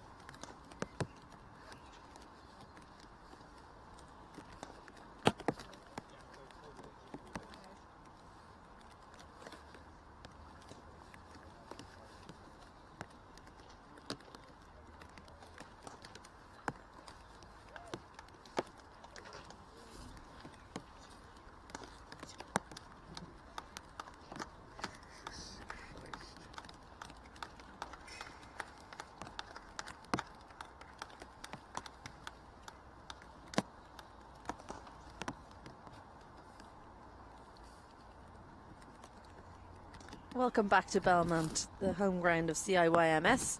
We're in Belfast for the Evoke Super50 Cup. This tie between the Dragons and the Typhoons. Dragons won the toss and elected to bat and amassed 184 for 9 in their 45 overs in a reduced match because there was some rain around earlier. So the Typhoons just about to get underway in their batting effort, looking to chase down 185 for victory. I'm Isabel Joyce, and alongside me for this first 10 overs is Craig Senior. Craig, we were just talking off air about the final partnership, or the second last partnership, I should say, of 24, which has really elevated the Dragons into something they feel like they can defend. Very much so. Without that 24, you know, you're talking about 160 below, and the Typhoons would have been very confident of chasing that down. But that standard 24 for the 9th wicket has just pushed the score on a bit, and the Typhoons are going to have to think about how they progress this innings. It's Forbes and Canning the bats, and we'll start with Orla Prendergast. The extra pace on the ball, 2 full, no mid on for Orla Prendergast, so it'll be a run to start off with, just a single for Sarah Forbes as she gets the Typhoons up and running. Yeah, so it's 184 in 45 overs. Doesn't sound like a very big total, but there has been rain around. It's difficult to get the ball away on this pitch, and the outfield, well, there's even some rain around now, so it's not travelling across the ground very well. Well, that one's moved in. Ava Canning has worn that one. But that change in length has paid dividends for Orla Prendergast, and she's worried about her Ireland teammate. You can see Orla Prendergast having a look around. She's worried that she's hit her friend and teammate in another team. Competitive edge will override everything. It won't stop her doing exactly the same again.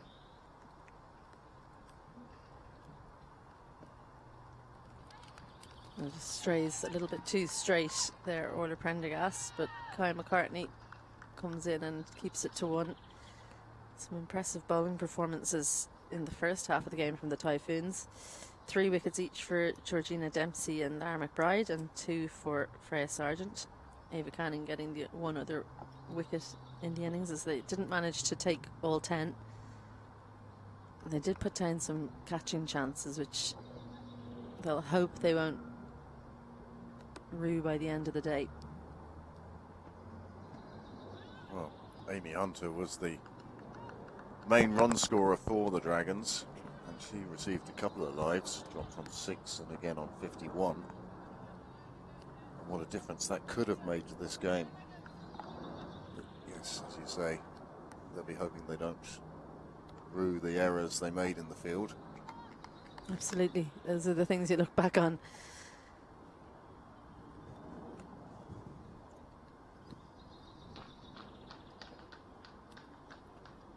Prodigious movement from Orla Prendergast, but starts at 2 straight, so it'll go way down leg side for a wide. Our 2 umpires today, Gareth Morrison and Jareth McCready. That's Gareth Morrison on the left of your screen. Match referee Graham McRae.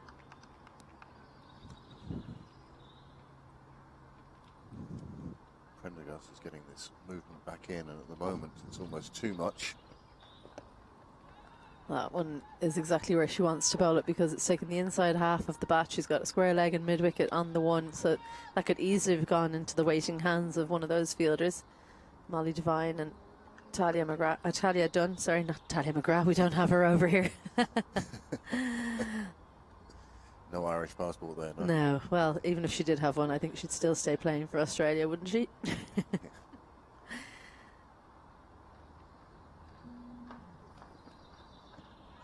Well, Cannon's into the pads. So I'll ask the question, but that's going well down leg side as Prendergast finishes an eventful over. After 1, Typhoons 3 without loss. Well, a steady start. That's what they would have wanted. No wickets down, no panics at the beginning. Just see if they can pick up the pace of the pitch, the bounce. One of the things that I find so interesting about Super Series now is that because there are so many players vying for the national team, each of the teams has players who have in the past or currently do open the bowling for Ireland. So Alana Dalzell and Orla Prendergast both open the bowling, but so do Georgina Dempsey and Ava Canning, and then you've got Jane Maguire and probably, I would think, Alice Tector maybe taking the new ball for the Scorchers. So all of the teams are just improving on those skill sets that they have. That's why they've juggled around players a little bit as well, I think. It's great. It's showing that Ireland is starting to develop some depth as well as some top-ranked players. Can only be positive for the game here. Alana Dalzell swinging it away. So good partnership between her and Prendergast, who swings it in. Slip in for both the opening bowlers. Markedly different placement of that slip between the two teams. Cara Murray much closer to Amy Hunter than we saw Stokel to Joanna Loughran.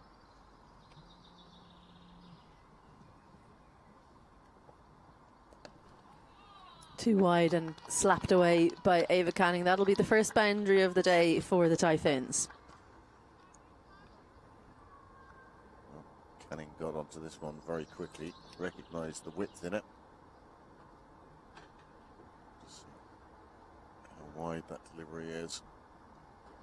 Just played it away. Once it was past the ring, even on this wet outfield, you can see how the ball's slowing up, but still had enough to make the fence. 4 onto the total. Canning will feel better about that shot now. Needs to bowl straighter, Lana Dalzell. Edged and gone. Well, she went after one too many, Ava Canning. It was a sharp take behind the stumps by Amy Hunter. Jareth McCready didn't even need to check with his partner that it had carried. Quick movement down to her right, and the Dragons have their first. Canning has to go for 4. Typhoons 7 for 1. Canning just the ball before, slapped away that 4. But on this occasion, chasing the wide one again.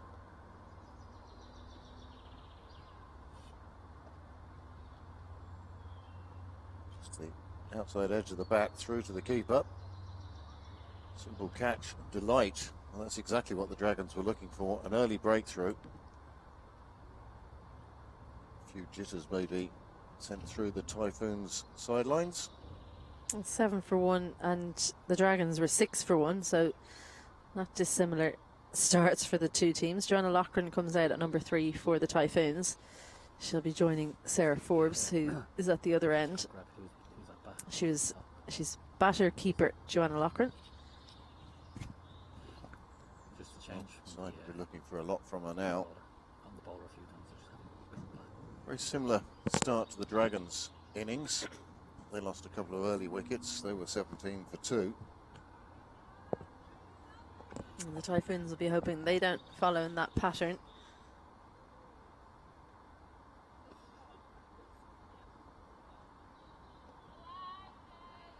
A leave, not a confident looking leave though.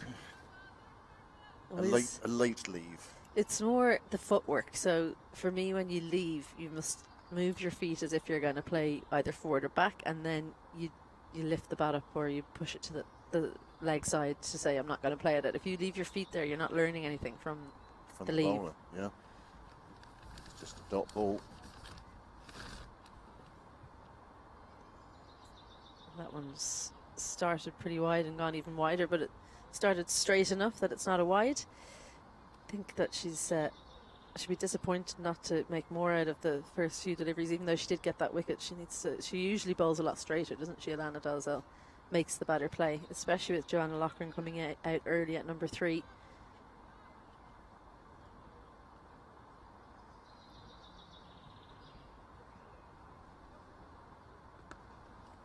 Yeah, sometimes the difficult thing is when you do take an early wicket in your spell, and she took one with her 3rd ball, you then start thinking, oh, I can take one with every ball. 2 overs gone, the Typhoons 7 for 1. Well, that's the beauty of 50 over or 45 over cricket as we have here. You know that there's a possibility of 9 overs, so you're not thinking that every ball has to be an event. You've only got 24 deliveries. Sometimes in T20 cricket you just don't have time to take all the wickets that you'd like. Well, sometimes in the longer form of the game, you can see a bowler over the course of an over working a batsman out and then bringing them into a shot and then dismissing them. And it's worked on, planned, and the whole thing. T20, it's just, okay, what's going to happen to this ball? Yeah. Well, the Prendergast continues. Well, she's unlikely to get an LBW, I think, here. Or the Prendergast, she's just swinging it so much. It's almost an argument for her to bowl one cross seam. Just do away with the swing for at least one delivery. Definitely as a change-up, it's an option. Great to see her with ball in hand at the start of the season, because so often we hear that she's injured or she's not allowed to bowl for various reasons.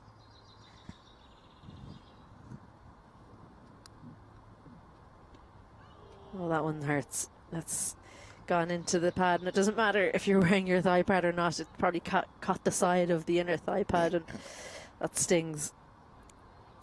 Sometimes you cause as much damage to yourself with how you try and stop being hit. On this occasion, she had no time at all. Careered into... Smile on Ola Prendergast's face afterwards. She's certainly enjoying...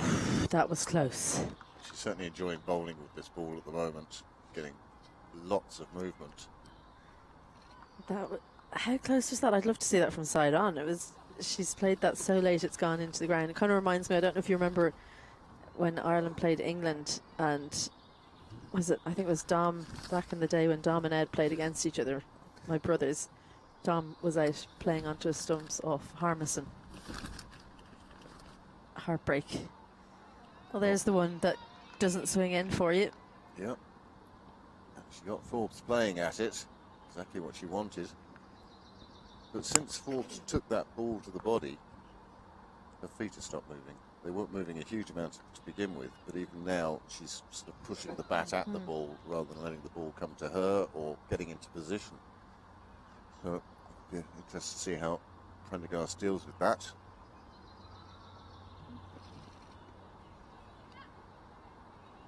Quick single.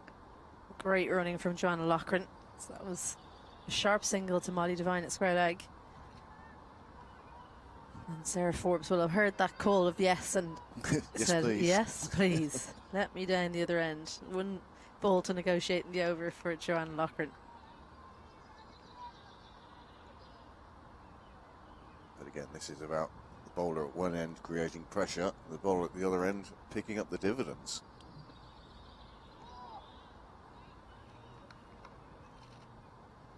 She goes for the Yorker, does Orla Prendergast, and just straight down leg side. She thought that was pretty close. I reckon if she'd got that on line, that would have been the opportunity for the LBW.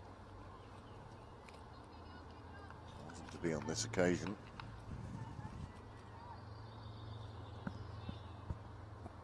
Well, the Dragons will certainly be happy in the field at the moment.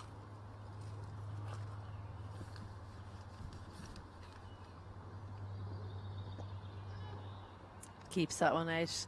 So an excellent over from Prendergast again after 3. Typhoons 9 for 1.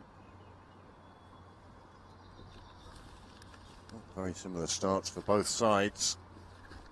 Typhoons now 2 new bats at the crease. They're just finding their way. They need to steady the ship a little. Well, you feel that Ava Canning played a good few deliveries in the last over of Alana Dalzell because of the pressure that was applied by Orla Prendergast at the other end. It's something that Forbes and Joanna Loughran will have to be mindful of. They choose their deliveries, because I think that one that Ava Canning hit just got that little bit more bounce than the previous delivery, which she had hit for 4 so easily. Something to be mindful of when you're facing at the Strathern end. Like that one there, for example, that's bounced a lot. Good carry through to the keeper. But not close enough to the stumps for Forbes to worry about. Alana Dalzell from Breedy Cricket Club. a pride of the Northwest, I call her. She's been a revelation, hasn't she? She's come onto the Irish scene and really added something to the game she's played. That's a bit better. A nice little dab down to third from Sarah Forbes. Well, third one of the two fielders outside the ring during this power play. The other one up by the hockey pitch, deep square leg. But that was a nice touch from Forbes. Just run it away, take the single. And kind of similar to how the Dragons approached it early on. They just took their singles, and if it was going to a fielder, take what we can get. Loughran yet to score. She's faced 4 deliveries now. She'll be looking to get off the mark as soon as possible. A similar type of shot. Brilliant fielding in backward point by Orla Prendergast. And I think they thought they were going to be coming back for 2 there. And all of a sudden... 2 as it came off the bat. Exactly. All of a sudden it's none. Great stop by Prendergast in the field. Until these games matter to these women, all looking for places on the national side. That's better from Dalzell, but of course as soon as she bowls the ball straighter, it just doesn't swing. Yeah.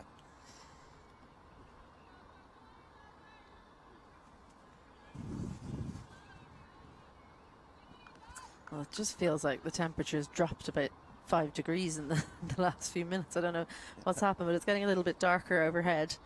You hope that there's no more rain on the way, but it is forecast.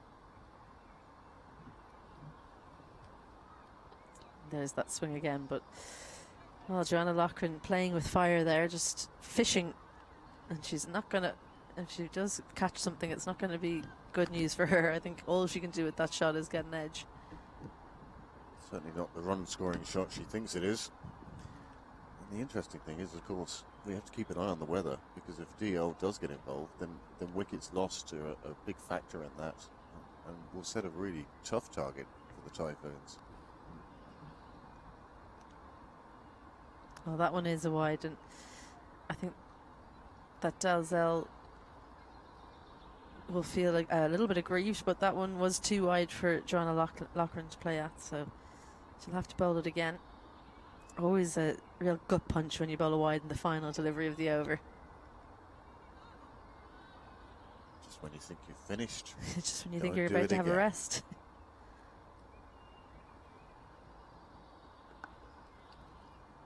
Well, just manages to find the fielder of Orla Prendergast. So another good over for the Dragons.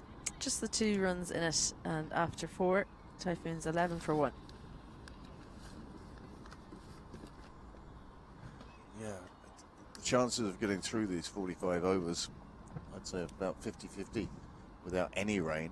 And in that case, as I say, as well as chasing runs, the Typhoons are going to have to keep an eye on number of wickets remaining.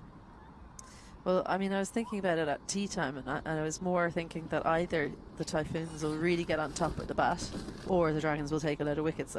That was why it's going to finish early, more so than the rain, but you could be right. Prendergast now. Forbes has had a bit of time to recover after getting that ball to the leg, so she's got the feet moving a little bit better again. Just wonder, would it be worth moving the feet, doing something, trying to put Orla Prendergast off her length? I think in order to do that, we've got someone behind the side screen. He's forgotten. There you go. Don't go behind the bowler's arm. You can hear some people in the clubhouse laughing. There'll be some jokes about that later.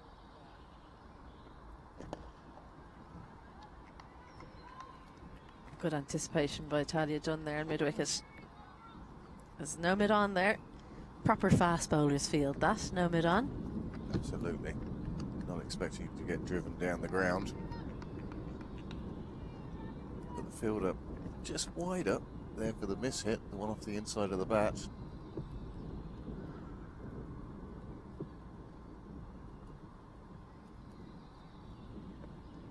There's the bouncer. wasn't that well directed, so Sarah Forbes able to judge that one pretty easily. These two play their club cricket together these days, and in Pembroke CC, Sydney Parade.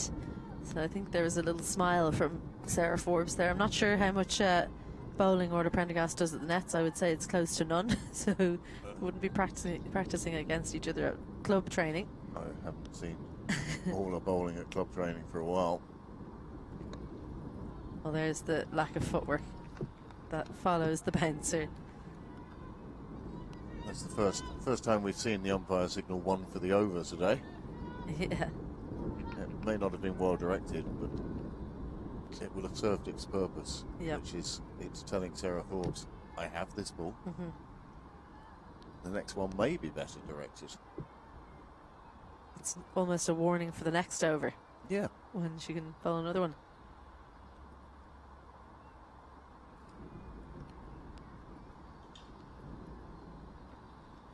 Oh, another short delivery, and that's gone down leg. An appeal for caught behind, but given as a wide, so it's touched nothing, says Gareth Morrison. Loud appeal from Prendergast after this delivery. He does jack back a lot, but I don't think it took anything it could have taken. His glove. Yeah, I don't think she actually was quick enough to catch up with it with her glove. If anything, maybe her bat off her thigh pad or something like that made the sound. A really well set field this, with the square leg and mid wicket in place. Prendergast really sort of offering the outfield to the bats. If you want to take on the fielders in the ring, work away. When you think that she is bringing it back into the right-hander so much, it's actually quite a light leg side field. It's true.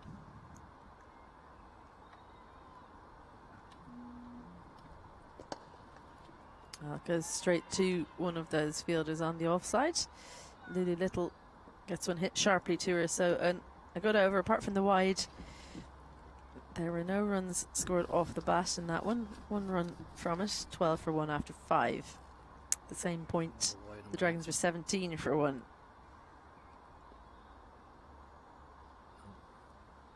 Both sides have demonstrated just how hard you have to work for your runs here today at Belmont.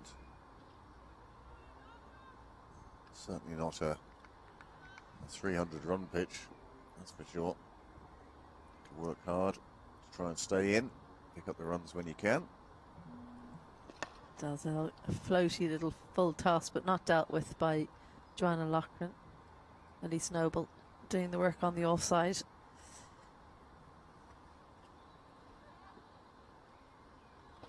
Well, these two openers very different to the likes of Amy Hunter and Gabby Lewis, who'll open on the other two teams, who wouldn't allow the bowlers to bowl at them like this. They'd do something. Now, you know, it comes with its own risks. But this many dots, especially when you don't put that one away, piles the pressure on, doesn't it? And not only on yourself, but on the players coming behind you. And that's part of it is, you know, the inexperienced players in the shed are going, oh, God, you've left us 100 to get, you know, and it plays on their minds that, oh, I won't be able to do this. Well, you can. Yeah. Well, the likes of Laura Delaney and Rebecca Stokel are sitting there with their pads on, thinking, now, you know, every dot ball, it leaves us less time to score the runs. That's swung past the outside edge, a good looking delivery. Joanna Loughran just looks a little bit betwixt and between here. Well, on one side, been nagging at her that she hasn't got off the mark, but on the other side, she should be delighted she's still there.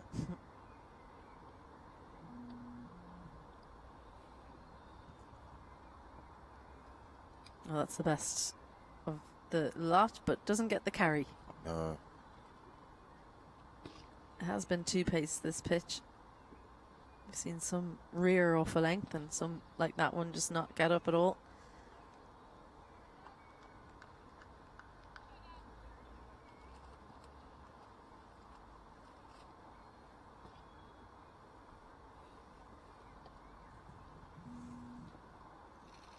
Well, there you go. That's the perfect line and length and movement, but just actually too good to take the edge.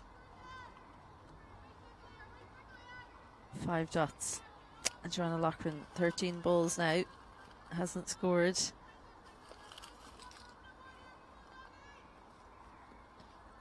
She starts very early. Bowler's still making her way back to the mark. She's keen to get on with it. She's keen to get off the mark. Edged and goes past Cara Murray, so finally she does get off the mark, Joanna Loughran, but only just about, because that was pretty close. She's very tight in there, Cara Murray, so 1 from the over than the final delivery. 6 overs gone, and Typhoons 13 for 1. It's a steady start from the Typhoons, but that's what it is. It's been really good, tight bowling by the Dragons. Dragons are opening pair. They've only gone for 13 off 6 overs, and they've looked like taking wickets. Zell going past that outside edge a couple of times. Prendergast bringing them back into the right-hander. They look dangerous, and the job of these two at the moment is to see those 2 bowlers off. Hopefully see some change bowling. May not pose the same difficulty or risk. Inside edge. Well, she's 2 scoring shots in 2 balls after 13 dots. So Joanna Loughran will hand the strike back over to Sarah Forbes. Lots of bowling options for Amy Hunter to call upon. She's got her slip there. That's Cara Murray, her leg spin. And Arlene Kelly, she'll be a handful on this pitch with all of her slower balls and change-ups. Lulu Little as well. Spin from Elise Noble and Molly Devine and Kaya McCartney. Well, that's a good-looking shot. It's the length, tiny bit of width, and the extra pace of Orla Prendergast. That one races to the boundary for another boundary for Forbes.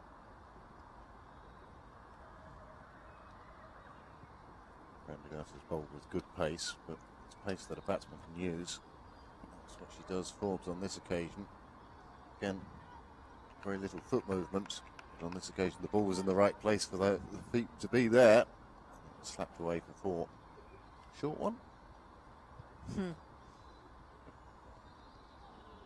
Well, shorter anyway. Pulls her length back, and that's thudded into the thigh of Sarah Forbes. She'll go home black and blue tonight. But she's impassive at the moment. She's not showing any discomfort. She's certainly trying not to anyway.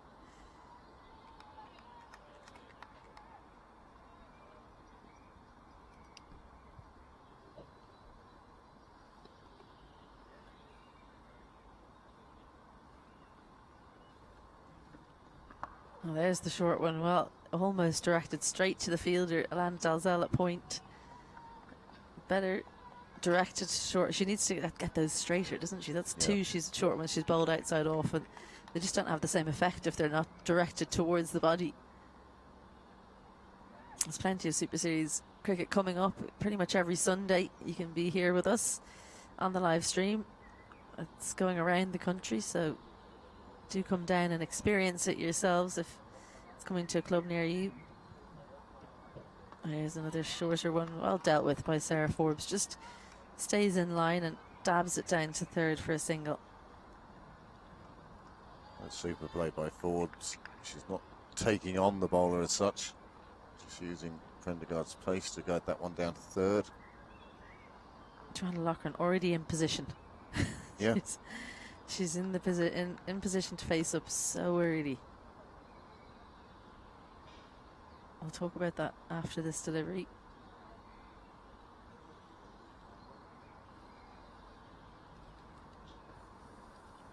Well, short one, but down leg again. She has been guilty of a wide or 2 pretty much every over, I think. Prendergast, she's bowled wide, but just that facing up so early. It's a long time to concentrate for. Absolutely. So it's why coaches tell you, go to the side, just wait, don't get in position until the bowler is nearly ready. But Joanna Loughran just spending so much time in her ready position, be mentally fatiguing. A solid forward defence to close out that over from Prendergast. 4 overs from her so far. No wickets yet, but 11 runs. 7 overs gone, and Typhoons 20 for 1. Yeah, going back to Orla Prendergast, I think that she's bringing in so much. It's almost swinging too much for her this morning, or this afternoon rather. And we saw that one cross-seam delivery that we assume was cross-seam. It may have been, of course, one that just didn't swing. I'd like to see Prendergast perhaps using that straight ball occasionally. I think that with the bat getting ready so early, her feet get stuck. Oh, well, that's so good from Alana Dalzell. Well, that's as perfect as it comes, because it started on middle and swung past the outside. Well, not past the outside edge. It's taken the outside edge as it goes past the stumps. Stunning opener for that over. And Sarah Forbes, well, sometimes you just get an absolute Jaffa, and that's what's happened there. She's battled, but now she's got to go back. Forbes goes for 7. Typhoons 20 for 2. This was just an absolute peach of a delivery. She bowled it. That was there. Beautifully taken by the keeper. I think if she hadn't hit it, there would have been all sorts of cries for LBW as well. But I think Sarah Forbes, when she looks back on this, will realise that she's not really to blame there. It's a super delivery. Well, the reason I'm laughing is because I'm wondering what Sarah Forbes is saying to Laura Delaney as they're crossing paths. Laura Delaney, the incoming batter at number 4. What do you say? She's bowling an unbelievable. She's just bowling an unbelievable delivery. Just try not to get out to it. Best of luck. Yeah, good luck. See you later. I'll see you in a minute. Yeah. Laura Delaney. Well, she's from the same club as Joanna Loughran, the Ireland captain, coming out at number 4. And this could go one of 2 ways. She could fall to the skills of Lana Dalzell, or she's the kind of player who will just snuff out any hopes of a Dragons win with the way that she bats. She's top run scorer across the 2 formats in 2023, no surprise. She scores heavily in club cricket all the time, Laura Delaney. But she's coming in against 2 bowlers who are swinging the ball prodigiously.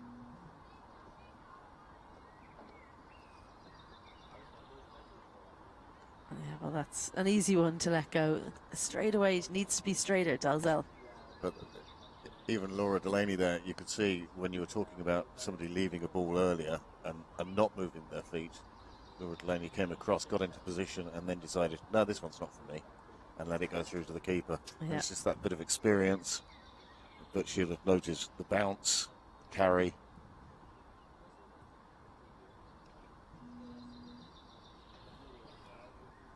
Well, there's that delivery again. Oh, my goodness. She's done well to get out of the way of that one, Laura Delaney. She was squared up and just about got her bat out of the way at the right moment. Actually, I think a little bit of extra bounce has saved her there. See the difference. Laura Delaney only setting up on the bowlers at the top of a mark.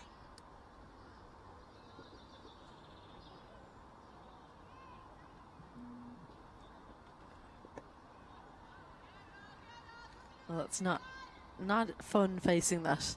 No. I would like to see a bit more of a decisive forward defence played there. Just hang the bat and let the ball hit it, really, wasn't prodding. it? Yeah. Prodding bat. Need to smother it when you're forward defending. That's how I describe it. Give it no chance to do anything errant.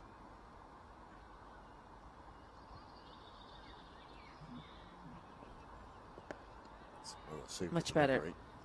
Much better from Delaney, though. One more delivery. She can bowl a dot, a wicket maiden for Dalzell.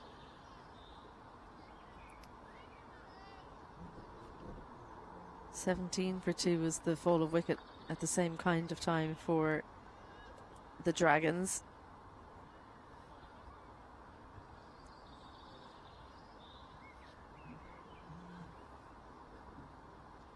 That one's actually going to be a wide. Dalzell throws her head to the sky after bowling some stunning deliveries this over. She doesn't have a wicket maiden because of a wide. That's the worst feeling of all. If you're aware it's going to be a wicket maiden and you're searching for it, and then one just goes that wide, you turn to the umpire, and turning to the umpire is half the guess anyway. Doing the umpire's work for him.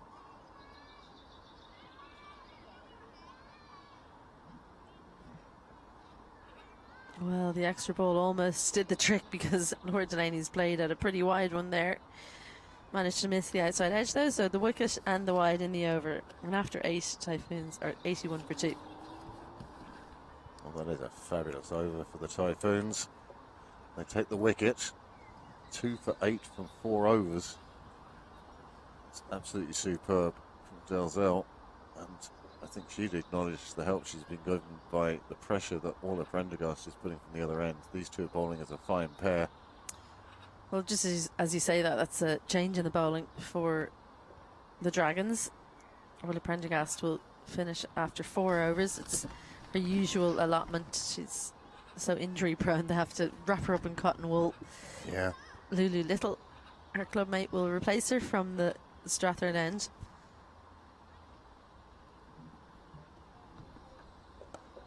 Oh, that's aerial and almost goes into the hands. A great effort in cover as Lulu Little's first delivery goes for a boundary. Well, you're quite right. Elise Noble throwing herself at that one. Couldn't quite make it. Runs away for the boundary.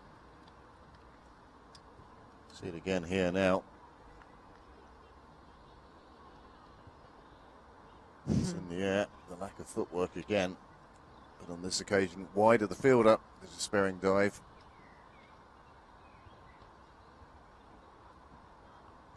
Well, bouncer and dealt with well by Joanna Loughran. And the reason I was laughing there is because when Loughran hit it, she froze for a moment. She was waiting to see as it got through the infield. And then as soon as it went past Elise Noble, she breathed a sigh of relief and started running.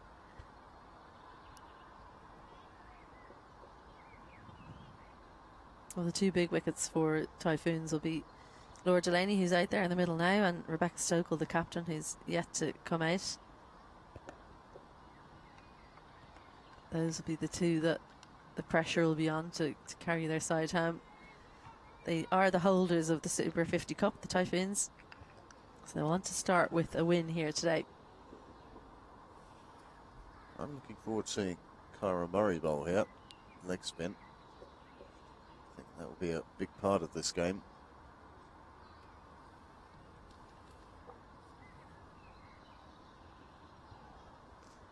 Well, this is the final over in the power play, so after this one, because we've got a reduced game, it's a 9-over power play.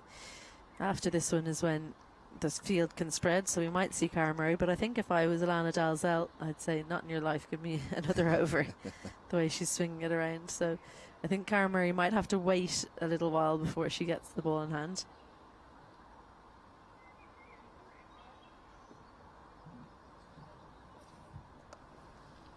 Beautifully played by Delaney. Just lets that one come to her. Uses all the pace on offer to send it past backward point with the second boundary in the over and the first boundary for Delaney. Dalzell was the fielder it went past on this occasion, but yes, she just used the pace. And this was a shot of experience. Opened up the face, ran it down, picks up 4 runs. Well, real signs that it is quickening up this outfield, as that didn't slow up like we would have seen in the first innings. Yes, there is a bit more pace on the ball from the Dragons than the Typhoons.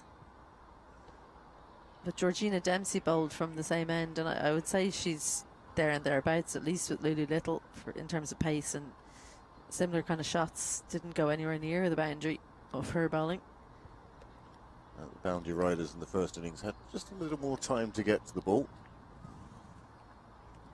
That one, Delaney made sure nobody had time except to fetch it.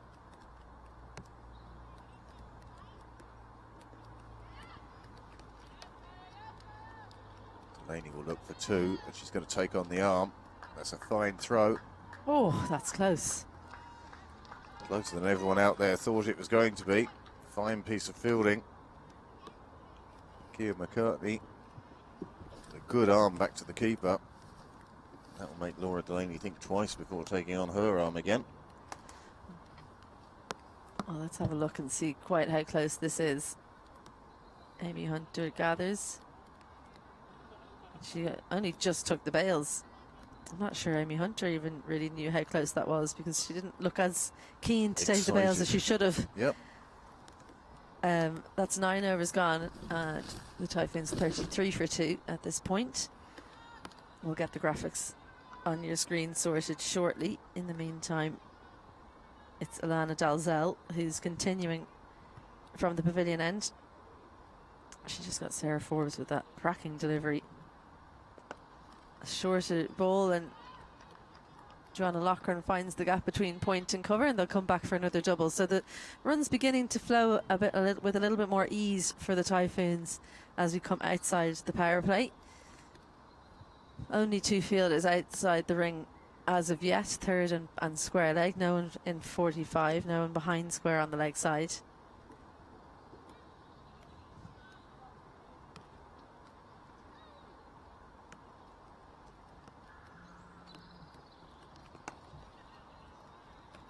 Well kept out by Loughran. Signs that it's just not shaping quite as much all of a sudden. It just seems to have stopped. As is often the way. You get to a certain number of overs, the ball just stops agreeing with you. Two balls, of course, one from each end, so it's just the 4 overs of the ball swinging.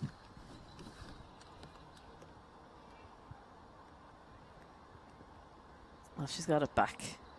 It's a wide swinging delivery, just about stays inside the line for long enough. I think that this could be the last over of Dalzell. Then we might see plenty of spin. Arlene Kelly will probably bowl a lot of slower balls. Yep. The way that this pitch is playing. Well, seeing it from the first innings, it was the spinners, and Freya Sargent especially. She was the only one to bowl a full complement of 9 overs.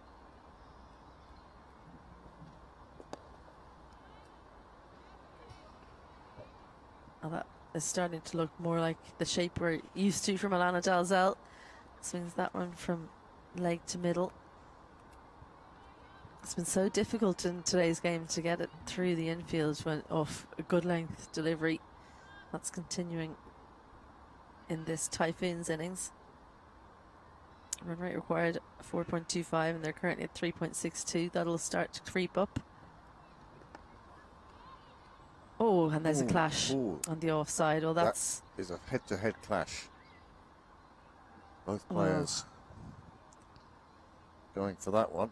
Well, Elise Noble it is that's on the ground, who seems to have come off the worst in that clash. Medical team heading straight out there.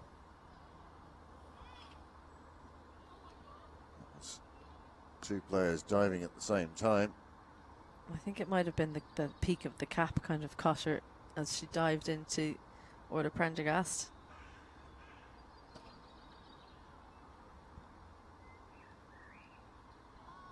Well, she was trying to get it between the fielders here, Joanna Loughran.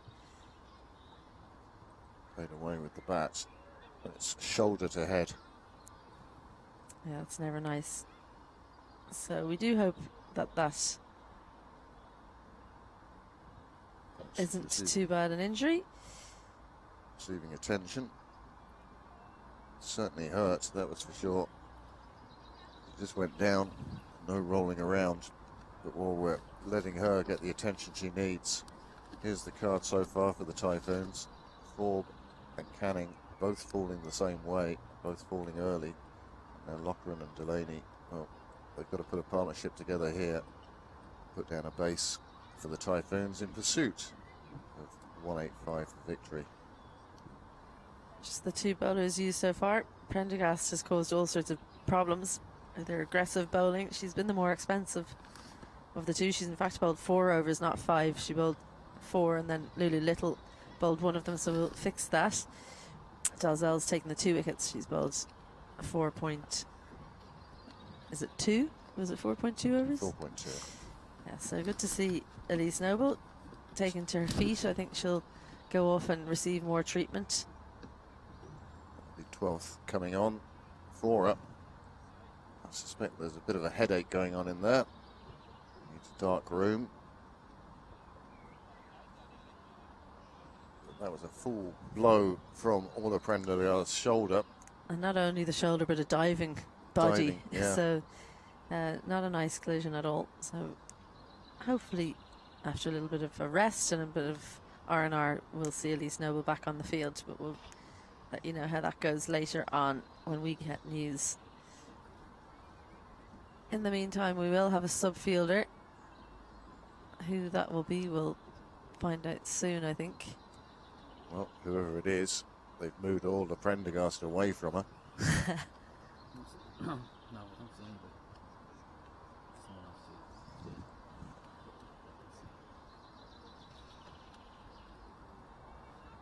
sees. So after a short break, we'll resume play. The score is 35 for 2 at this point. We're halfway through the 10th over. Outside the power play now. Joanna Loughran facing up. And the quick single into the leg side. It's a well-weighted shot. So Talia Dunn can't cut off the single. Well, it was actually the final delivery of the 10th over there, as the Typhoons moved to 36 for 2 at this point. I say thank you very much for now to Craig Senior. As he goes off for a break, and Ali McCalmont returns to join me in the commentary position. Ali, it was been slow going, but they have managed to speed things up in the last couple of overs, the Typhoons. Yeah, it's been, let's say, good bowling from Dragons' opening pair, especially, but it does seem to me from watching those first 10 overs, the Prendergast was causing all sorts of problems, but extra pace does seem to be helping. Get any bat on those and nuts the ball. Those are the balls that were disappearing for 4. Whereas at this end, Alana Dalzell was just putting it on a spot with a little bit of shape. It's hard to get the bat through the ball. So I think maybe a little bit of spin, which could be coming on very soon, could be quite difficult on here. Be a great deal of pace in the track to sort of force your shots. Lulu Little now. Well, slip has come out and that's been pushed down to 3rd. They've got a packed offside field to try and stop those scoring shots through the offside. They don't want to drop a fielder in the offside, it seems, so they've got almost, it's either 2 points or 2 covers, whichever way you look at it. Cara Murray a little bit deeper. In front of us here. Yeah, I think they're trying to make sure they don't end up in the same line this time because they don't want any more accidents. That's nicely bowled. Put shape in. That did look a little bit worrying. Just for a couple of minutes, you heard the clash of the two fielders coming together, but good to see that she was able to walk off and nice no ball. Yeah, I mean, I thought for a minute that it was 2 heads coming together, so we thought we were going to have 2 injuries, which would have been. Well, Elise Noble does bowl some off spin, but she's not as key to the bowling attack as Orla Prendergast would be. And beautifully played through the offside. Just leans on that one. Laura Delaney looks in some touches. She barely even hit that one, and it's flown to the boundary for another 4. Just about to say those very words, that the 3 shots she's hit onto the offside, she's timed every one of them really well. No real power in that, just a little bit of timing. Found the gap. Great 3 boundaries hands out there. It's been really nice. Yeah, those hands at the end of the shot just made the difference, didn't they?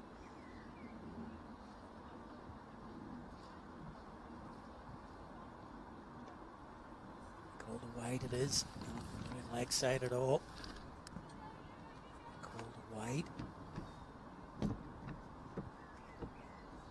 It was quite tough going early on. Typhoons. Run rate certainly picked up over the past 15 to 20 minutes. Around 4 and over, exactly 4 in fact. Keep an eye on that on your screen there. 4 at the moment. Just drop a little. Certainly 4.17 is all that's required. Wickets are going to be key here. Certainly the number 14 on your screen there. Only one of the most important ones for the Dragons. Well, I think if they're going to win, the Dragons, they're going to have to take all 10 wickets. I don't think they're going to win unless they do that. And key to that is getting rid of Laura Delaney. She's so hard to get out. Mainly, you can only get her out when there's huge pressure on because she has to score a certain number of runs in a certain number of deliveries. That's not the case here today. She's got 34.2 overs, and all they need is another 140. So unless you get her out, she's going to chase those runs down.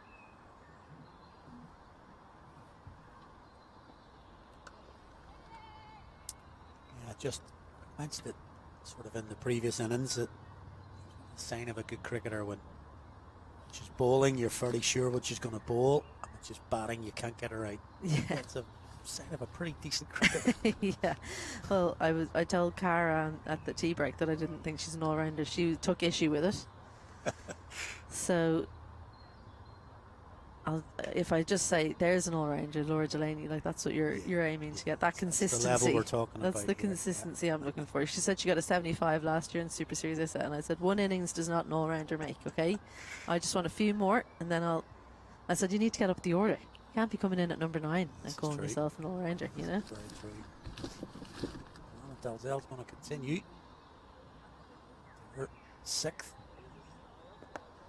No footwork there from Joanna Loughran, and it's disappointing actually, because if she'd gone any closer to that, she could have smashed that through the offside. That wasn't a good delivery. That's the shot you're looking for. That's a free shot, really. And if you can just get your feet and your hands in the right position to play it with a bit of force, you can beat the field, and there's runs to be had there. Yeah, I mean, either foot as well. She could have moved back or front foot there, and either one would have done the job. It's too far away to get any purchase on it. That's been the ball we've been watching for the first 6 overs at this end. Yeah, and I just think she's probably standing there thinking, what do I want to do with that? Because there was no conviction in that shot whatsoever. So I always say when people play those 50-50 shots, even if you hit it, you're getting nothing for it. Yeah, so either hit it or block it or leave it. Yeah. You're basically passing it to the fielders so they can throw it back to the bowler. And again there, that's an even better delivery. Yeah, she's been obviously the most successful bowler, the only successful bowler so far, but only just backing up her last 12 months. Wanted to break into the Ireland setup. Herself and Breedy. These were handy runs she got late on for the Dragons as well. That's a nicer shot, but could have been one possibly. Yeah, but just we're talking about all-rounders and things like that type of thing. She's obviously up the top of the order with the ball. You can come in 7, 8, 9 and pick up your 15s, 20s, and just that 24 partnership for the 9th wicket there could yet prove crucial. Well, I think when she first came on the scene, Alana Dalzell was more seen as a batter. So she's come in at number 4 and 5. She never really did it at this level. Short ball, well, that's helped. She's helped herself to that, has Joanna Loughran. Bit of a misfield from Lulu Little, but she does have a brilliant throw. So just the single, as that one will, even though it's only a single, it'll make her feel a little bit better there, Joanna Loughran, because it's come right out the middle. A good positive shot on that occasion. Got in a good position to play the shot. Yeah, just getting the ball off the middle. Any harm at all. But you're right, Dalzell, she's a very good cricketer to have coming in at 7, 8, 9. So that was a very important knock that she had today for the Dragons. At the end of another one from Dalzell, 2 for 12 for her from her 6 overs so far, and after 12 the Typhoons are 43 for 2. Just seeing that last shot there, it didn't go for any runs because it picked the fielder, but that's the type of thing you're talking about there. Laura Delaney got in a much better position to play that shot, got across to the ball, and that gave her the option to actually hit it with power. Right, okay, on that occasion she couldn't beat the field, but was hit with much more conviction. That's the sort of thing you're talking about with Joanna Loughran there, if she can just get in the right position to play the shot. Absolutely. She's got it. I mean, as good a spell as she's bowled, Alana Dalzell, she's got away with a few deliveries. Another change in the bowling. Lily Little just bowls a couple of overs. It'll be Arlene Kelly now from the Strathern end with her in swing. And I think we'll see a lot of slower deliveries as Amy Hunter comes up to the stumps. Right on target straight away. So yeah, they'll be looking to squeeze in the ring here. Got 4 on the offside, 3 on the leg, saving 1. So like we talked about Laura Delaney, she was bowling. Arlene Kenny will be looking to bowl stump to stump. Make the batter hit the ball out of the infield slightly upish. Affect the fielding. 3 for 1. Oh, that one was very close to Talia Dunn there in mid-wicket, and I think the plan for the Dragons, well, they're looking to take wickets. They're also looking to starve Delaney the strike. They want to bowl as many deliveries as possible to Joanna Loughran, and that's one of the ways that you can get Delaney out, because then when she gets on strike, it's like she hasn't been out there for very long.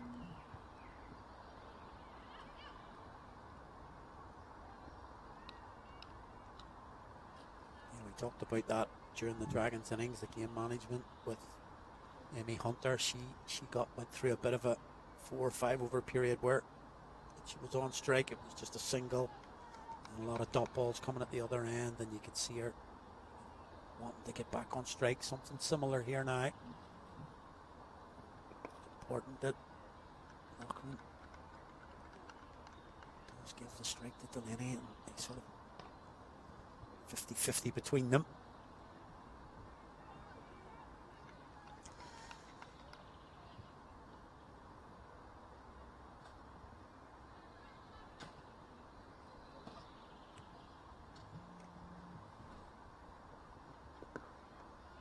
Bold, but just delighted that we're even in this position, that we're sitting watching cricket and having a discussion that we've got a pretty good game on our hands here.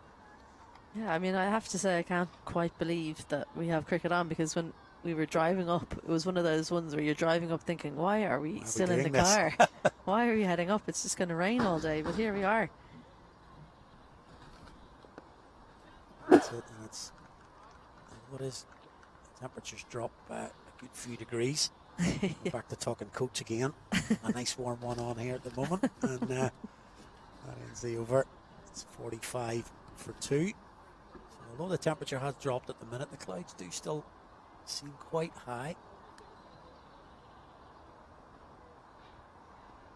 Just see Ellie Snowball heading past us here. She's heading to the visitors' tent to get checked out. Well, here's the change in bowling that I think is key to any chances that the Dragons might have. Cara Murray, leg spinner, coming on. I think if she can bowl in good areas, she'll be a handful to deal with on this pitch. It's been a good cricket wicket, because there's been something in it for the bowlers, but there's been good carry as well. So it's made for an intriguing battle, but we saw Freya Sargent bowling from the pavilion end in the first innings, and Lara McBride as well later on. They made it difficult when they got it in, when they bowled it in good areas. So Cara Murray, we talked about how Laura Delaney's so difficult to get out. This is probably the best matchup if she can bowl well. Fielder's on the boundary, deep backward square, and quite a straight deep mid wicket. Long off as well. Starts off with a drag down after that pump up. Gets away with it. And that just shows how difficult it is to get her away on this pitch. Yeah, the pitch has played reasonably well. It hasn't had too many demons in it. You've bowled a good ball. It's done a little bit for you. But at the same time, it's been too difficult to bat on. It's great a start, Cara Murray. Back for 2. Get that rhythm pretty early here, like all leg spinners. Just going to get into a rhythm as quickly as possible.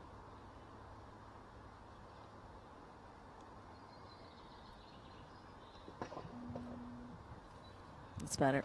Much better pace from Cara Murray.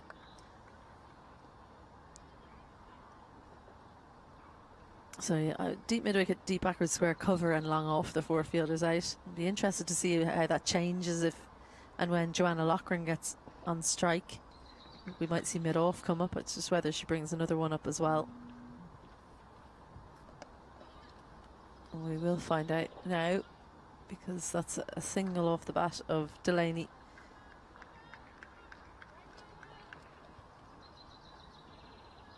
Doesn't look to be too much movement at the moment. Everybody seems to be heading back to their similar positions.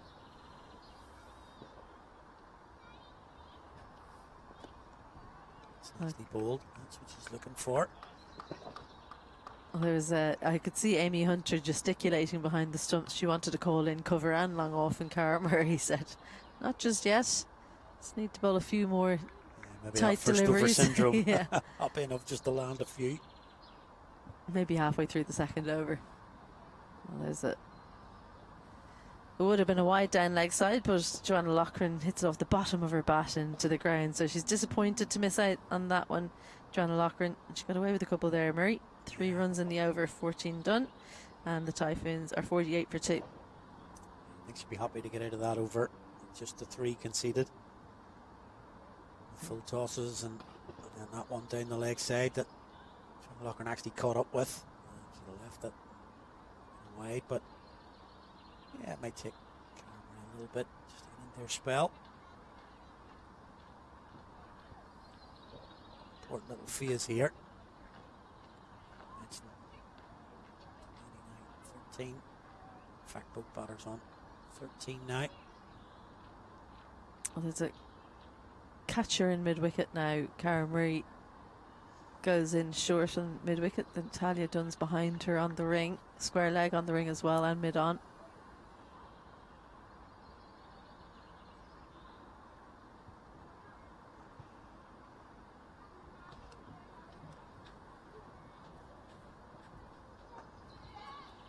Good anticipation in point by Emily Calvert, but it was a single straight away because she did send it backward of her Laura Delaney. Nice piece of fielding there though, nice and clean. Good Yeah. throw back in. Looking Good forward to running. seeing Emily Calvert bowl, hopefully. Yep. Good away swing bowler, nice and tall as well. Well, that was a better looking defensive shot from Joanna Loughran. Starting to get into it, but 13 from 38. Needs to start finding ways to rotate the strike with a little bit more regularity. You can see that the field on this occasion has tightened. Strike, so that's in the air. It's going to be almost placed to perfection. Just over Cara Murray, who's been placed in it. Short mid wicket. Couldn't have placed that more perfectly, could she? Millie Perfect. Spence, the sub-fielders in mid on there. She did well, like ran in, picked it up and got rid of the ball quickly, but that's Joanna Loughran's living dangerously. But she has turned over the strike.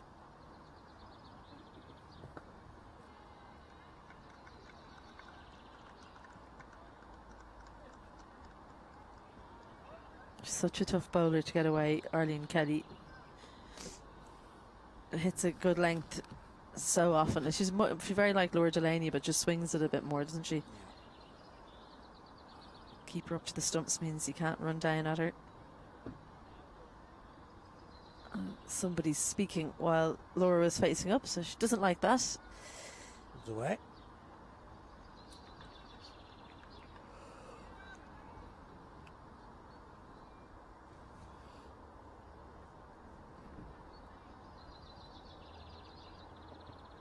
Edged, fine edge, and there's no fielder in third, so there'll be a race on between fine leg and point.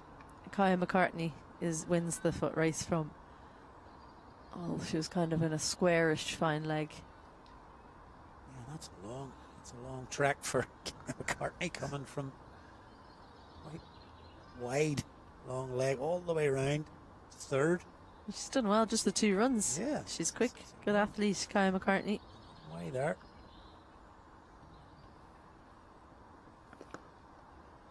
It's a tighter line this time. close out the over. And it's 52 for 2 for the Typhoons. Yeah, the 50 coming up in that over at the second single from Joanna Loughran. That one that landed so oddly. I think that's why we maybe didn't recognise it was the 50 up. Yeah. Too busy checking out the possible catch and then the possible run out. Cara Murray. How did she actually get that there? That's more what I was thinking. How did she done that? Just sort of lobbed She that hit it over so there and poorly. just placed it. Yeah. Really quite something. Well, the Dragons have slowed up the runs nicely. But it's a good... So there will be one, no. Yeah, good looking shot that from Joanna Loughran. That's out the middle, definitely more out the middle than that shot we were just discussing. It's almost like a little chip. That was much more authoritative. What iron would that be? The tiny chip. Definitely a pitching wedge. Pitching wedge. Oh, dances down. Laura Delaney, strong shot down towards long off, and just bounces past the outstretched hands of Arlene Kelly. A beautiful looking shot as Cara Murray sees that one sail for another boundary. Excellent. Use the feet to get to the pitch here. See. Nicely hit down the ground. It just seemed to skid off on the first bounce there. It's kicked on. And she didn't quite judge that, did she, Arlene Kelly? I thought she was actually there in time, but didn't manage to stop it. I think it went a little bit more quickly than she thought it would. Oh no, well, there's the spin does for Alana Dalzell in point. Molly Devine comes around, but it'll be 2 more to the score. Yeah. A little bit of overspin there. Took it away from Alana Dalzell there at point. She anticipated well, didn't she? She kind of attacked it and then didn't expect the spin on the second bounce. bounce. Always the second bounce. The first one, that's nice and straight towards me. Boom, and away it goes. Yeah.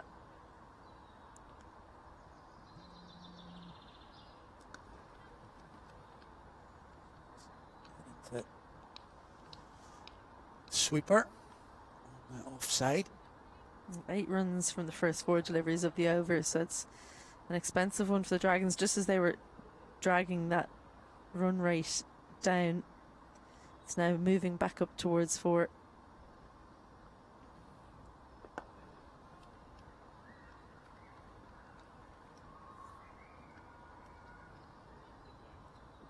Well, Emily Calvert, like I said, we will hopefully see her with ball in hand.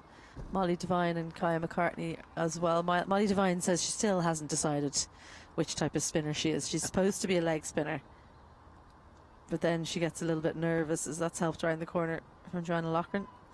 If she gets a little bit nervous, then she turns back to the off spin. Well, it's the old cliche, isn't it? If you don't know what you're doing, how's the batter meant to? A little bit of off spin. In fact, these types of players in men's cricket now are worth their weight in gold. You can pull a leggy and an offie. Yeah. Depending on who's at the other end, a right hander or a left hander, you just change up. Liam Livingston's done that to great effect recently.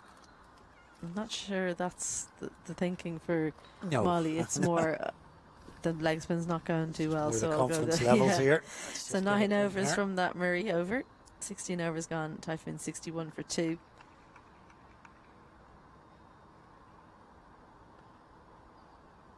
Arlene Kelly continues. It is that kind of total where an over of 10 or 9, 10 or 11, and it puts a different shape on the game, doesn't it? A different shade. Well, I was just actually thinking that it is that type of total where, you know, like a T20 game where it suddenly can change in a couple of overs. It is that kind of mid-level total where a couple of bad overs either way can really affect the game. So, as you say, a couple of 10s, like the last over's gone for double digits, the next over goes for a double digit, or a couple of wickets in 2 overs, and suddenly the whole thing. Yeah, and that's what Joanna Loughran's got to be thinking, because she's 16 from 44, but she is soaking up pressure from the likes of Arlene Kelly and Orla Prendergast, that you know that other bowlers are going to be coming on, and you know Laura Delaney's down the other end. she's scoring pretty easily. So that one, I think, was the slower ball from Arlene Kelly. Just rolls the fingers over it for a leg cutter. So you know that if someone comes on and goes for 10 or 12, that it really does swing the game in your favour. So many overs left for them to chase down this target of 185. And that one just not going anywhere profitable off the pad of Joanna Loughran. 0 for 5 from 2.4 for Arlene Kelly. She's so economical. Hopefully not going to put the markers on, but it's the lack of 4 balls. The width down both sides. Oh, would you believe it? That could go for 4. It's a bit of a chase here. Cameron McCartney, she is going to bring it in. That was the slower ball again. It's taken the edge. But it always makes me laugh when people gasp. There's no slip there. There's no chance of getting that catch. So that's, I mean, maybe she feels that it was going to hit the stumps if she hadn't got that edge. Maybe that's the gasp. But no real chance of catching that one for Amy Hunter behind the stumps. And she's pretty much just bowling slower balls now. Yeah, it just looks like that, doesn't it? Just throwing it slowly into the pitch and just drifted down right side.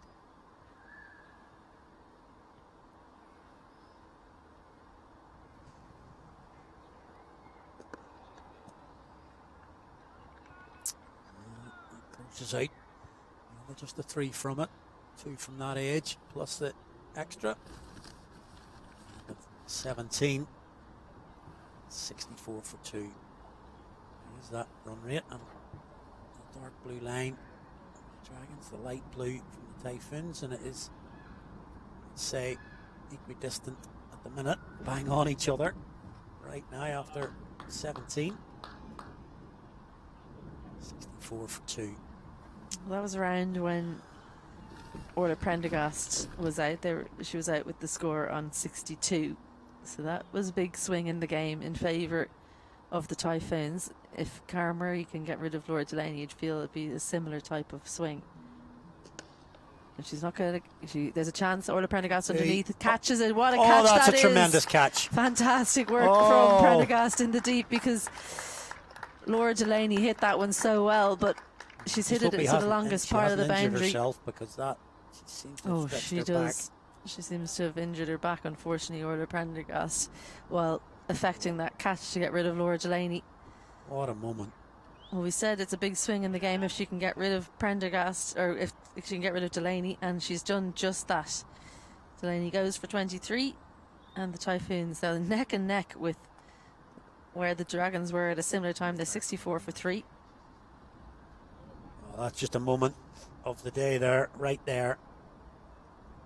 Clean hit from Laura Delaney. I'm just following the walker. I don't know, possibly the one fielder who possibly could have got round there.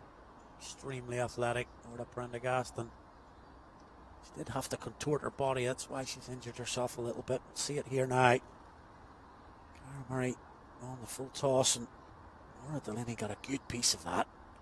Let's see here, just came around, got herself in position, good feet, over the head. It's just this little part of it, completing the catch, and an excellent grab. Really wasn't delighted to see. Back up, feeling that back a little bit, but.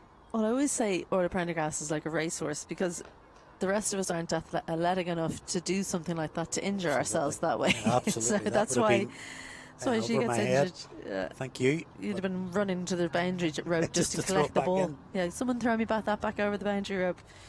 Rebecca Stokel, the captain for the Typhoons, replaces Laura Delaney.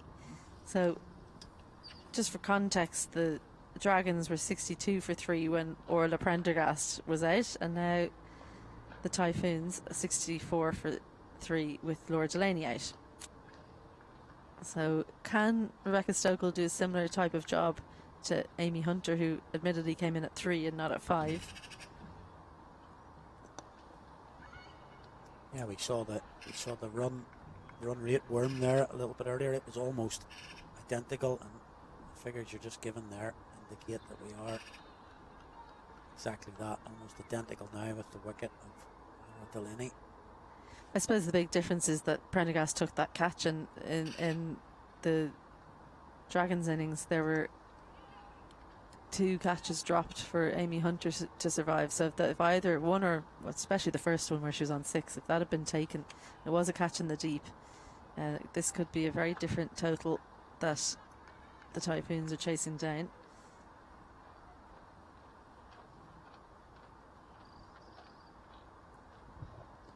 That's in the air as well. Chance.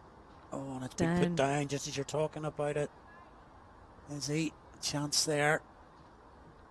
A tough chance, but I think one that Talia Dunn would expect herself to take. Again, once you've got there, do a little bit of work to get in there on the move. Yeah, we should have taken that in the end. Well, it's one of those where, because it's a leg spinner and it's taken the leading edge, that's spinning so much in the air. So they aren't easy, but definitely expect to take it at this level. Talia Dunn still has her hands on her head. She can't believe she's put that one down. Joanna Loughran got a life on 18.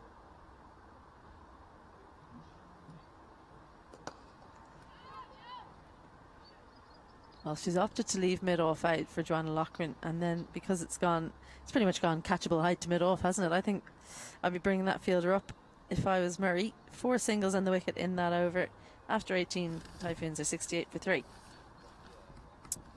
Yeah, possibly with the worry of the injury, we didn't really maybe focus on that catch enough. That really was a tremendous piece of athleticism. There's your card. Well, we did say that it takes a lot to get rid of Delaney, and it took a fantastic catch because she did know where the fielder was. I think she thought she'd managed to miss her, but Prendergast, being the athlete that she is, the ball did seem to hang in the air forever. Delaney went for 23 from 28. Loughran's battling out there, 20 from 50. And the early wickets of Forbes and Canning both went via a catch from Hunter, bowled Dalzell. So Stokel, the captain, has to play a captain's knock to try and see her team home. She's going to have to do that along with Loughran as Arlene Kelly continues. The fielder that was in mid-wicket, in catching mid-wicket, Cara Murray, has gone back into slip for Joanna Loughran, but she's going to go back into catching mid-wicket for Stokel. Yeah, a little bit of the opposite of what you would normally see. New batter just come in, you would usually see the slip coming in for the new batter, but obviously they feel that there's a wicket taking chance there at short mid-wicket. Nicely bowled.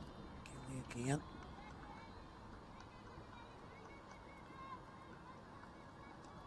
Orla Prendergast keeps on stretching out her back, which is not good news for the Dragons or for Ireland. Hopefully it's just a little bit of discomfort and not an actual injury.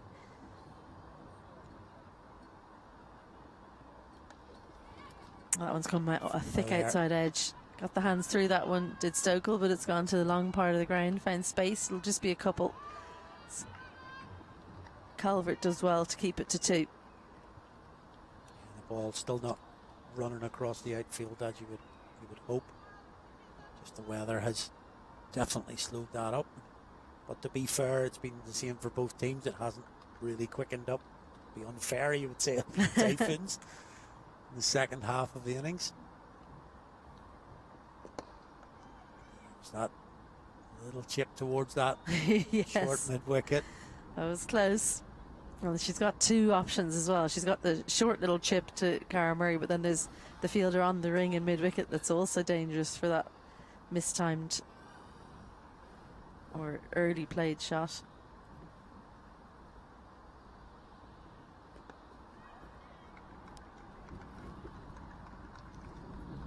Just keep an eye out on Prendergast as she threw that ball in. Seems to be moving a little bit better now. Yeah. Good spell this from Arlene Kelly. Just keeping things tight at one end. That run rate now down to 3.7. required. Run rate creeping up towards 4.5. Well, cover went out for that final delivery of the over, but she didn't manage to find the gap. Rebecca Stokel, 3 runs from the 19th. Typhoons 71 for 3. Well, that's 20 overs. The Dragons were 75 for 3. So if the Typhoons can get 4, miles ahead. If the Typhoons can get 4 in this over, then they'll be neck and neck. Well, that's keeping with what we've been discussing. It has sort of mirror image in the innings at the moment. In some ways it has, and in others it hasn't, because Joanna Loughran's been there from the start, and Amy Hunter was out there for a long time, but Joanna Loughran's struggled a little bit, but chances haven't gone to hand, whereas Amy Hunter was dropped, like just out and out drops twice. So similarities and dissimilarities as Cara Murray continues. A nice looking start to the over as Loughran just flashes at that one. Whenever I'm commentating with commentators from overseas and they look down the team list at the names, do I know how to pronounce all of these names? Loughran's one that always stumps them. At all times. Yeah. Anything with the yeah. UGHs. They all struggling. come up with different ways They're of pronouncing struggling. it, but they never get close to Loughran. We never get the same sympathy when we're No. overseas No. players, and we never get the same sympathy. I know. Well, that was full and wide, but went on the back foot. Loughran should do better to get on the front foot and look to play through cover.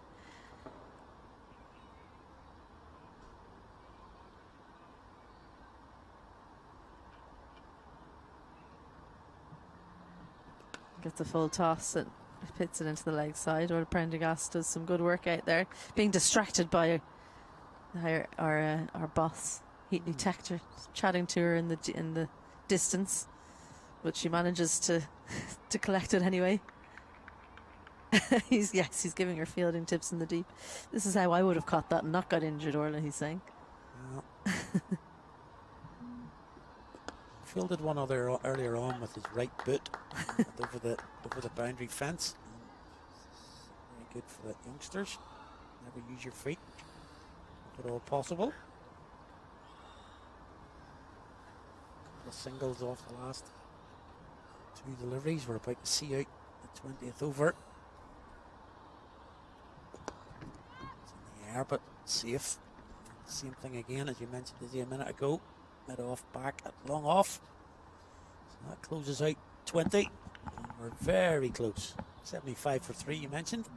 So now 74 for 3 in reply. So, real intriguing game you've got here for this opening Evoke 50 over match in the series.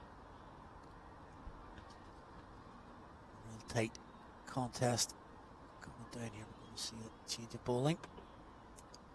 Isabel Joyce is just taking a little break. I'm delighted to have Craig Senior back. A little break yourself there, Craig.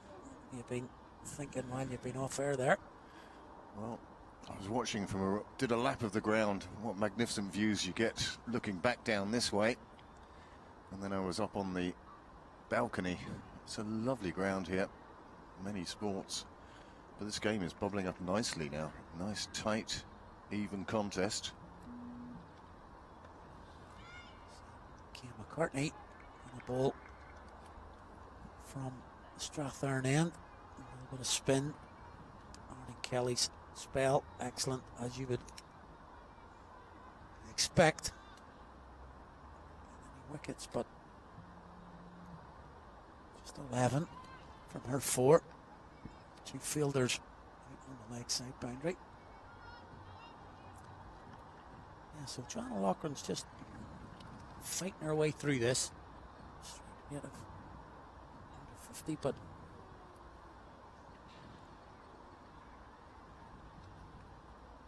she's hanging in there. Wickets are going to be key.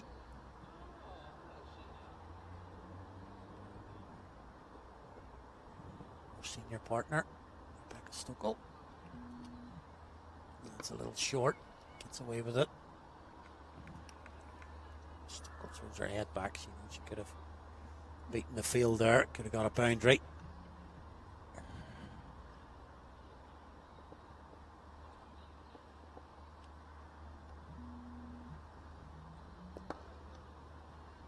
It's cricket for you, isn't it? This is the last ball. Rank long hop. Goes for a dot. It's a much better ball. That goes for the single. It's often the way with cricket. Get an absolute peach of delivery that you manage to squeeze away for a single, and you miss a full toss.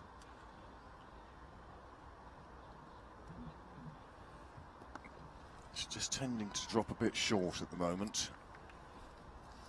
Looks a lot more dangerous when she's further up with her pitching. Send the two fielders out for the last ball of the over. Cover. Long on and short again. Fielder out. The boundary will pick that up. Just the three singles. Kim McCartney's over. Flip the ball a little bit fuller, certainly in the next over. She only went for three, but one felt she got away with one or two there that easily on another day could have crossed the rope. The bats as well, they're having trouble with their timing, getting it right. Loughran has been there a while now, 60 deliveries, she's on 25. But again, the important thing at the moment is she's still there. Very much so. It's going to be the key, as you mentioned 6 or 7 overs ago. Dragons are going to win. Going to need to take all of the wickets, you would think.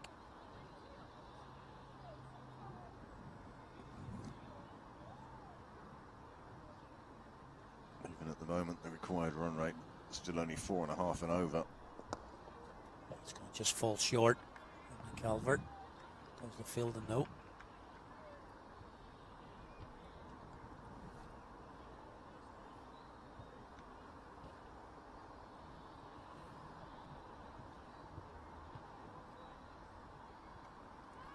Down a little bit, just be one.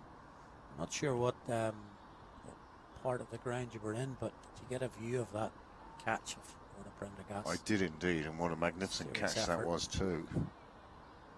Went down holding her back afterwards, but she made a lot of ground, got her hands down to it, and it was, I think, the twisting motion of having to get down to it as well.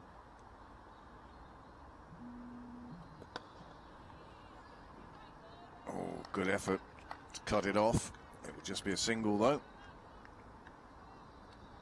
Just moments like that can change a whole game. It was Laura Delaney as well, who looked really quite fluent throughout her innings, and probably looking back, she'll think she should have hit that for 4 for toss. That's nicely bowled from Murray. Loughran for that single set off at a gentle pace, then thought actually there might be two Get there. 2 here. Her partner had no such ideas. But yes, a magnificent catch to get rid of one of the danger bats for the Typhoons. Laura Delaney had made it to 23.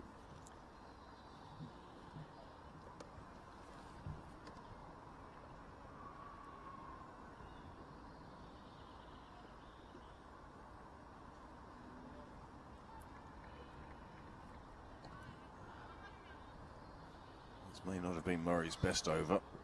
She's only gone for 4 so far. Sticking with that long off plan, it sort of suggested that she might want to bring long off it to mid off. It's been skewed a little bit.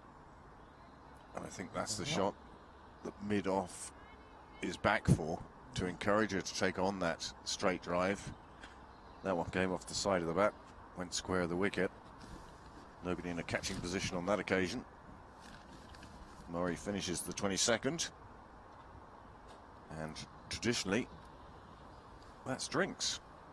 Umpires looking back to the pavilion, and I think they're signalling one more. It's the old one, they're not ready. That's Yeah. always my favourite. When you look round the Is there the anybody club and doing say, anybody drinks? going to go and get the drinks? And we're going to have one more, I think, here before that second half. A reminder that it is a 45 over game. McCartney.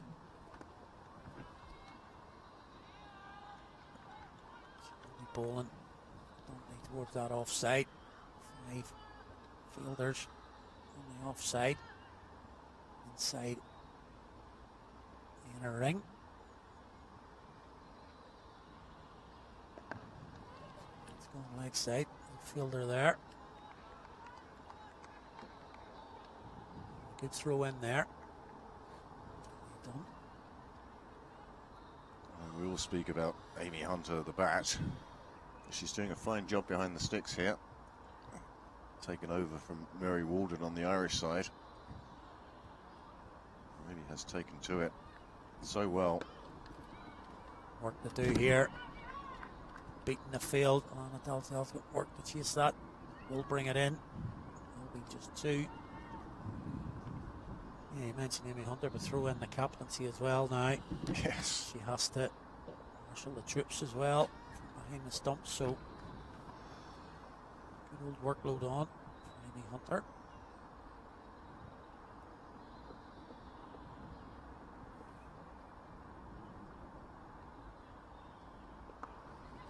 It's not too short from Kia McCartney. Just dragging it down. But by and large, she's getting away with it. They're only able to take a single, and that in itself for the bats will be frustrating.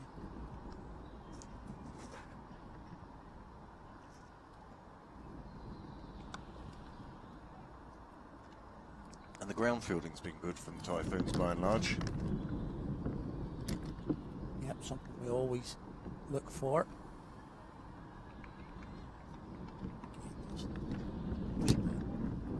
Those ring fielders on the offside to the cover boundary. That's a better length. Straight away, a bit of an issue. Much better length that time. Locker trying to play the ball over the top. Misses out. Survives though. Closes out. Third over. 86 for 3.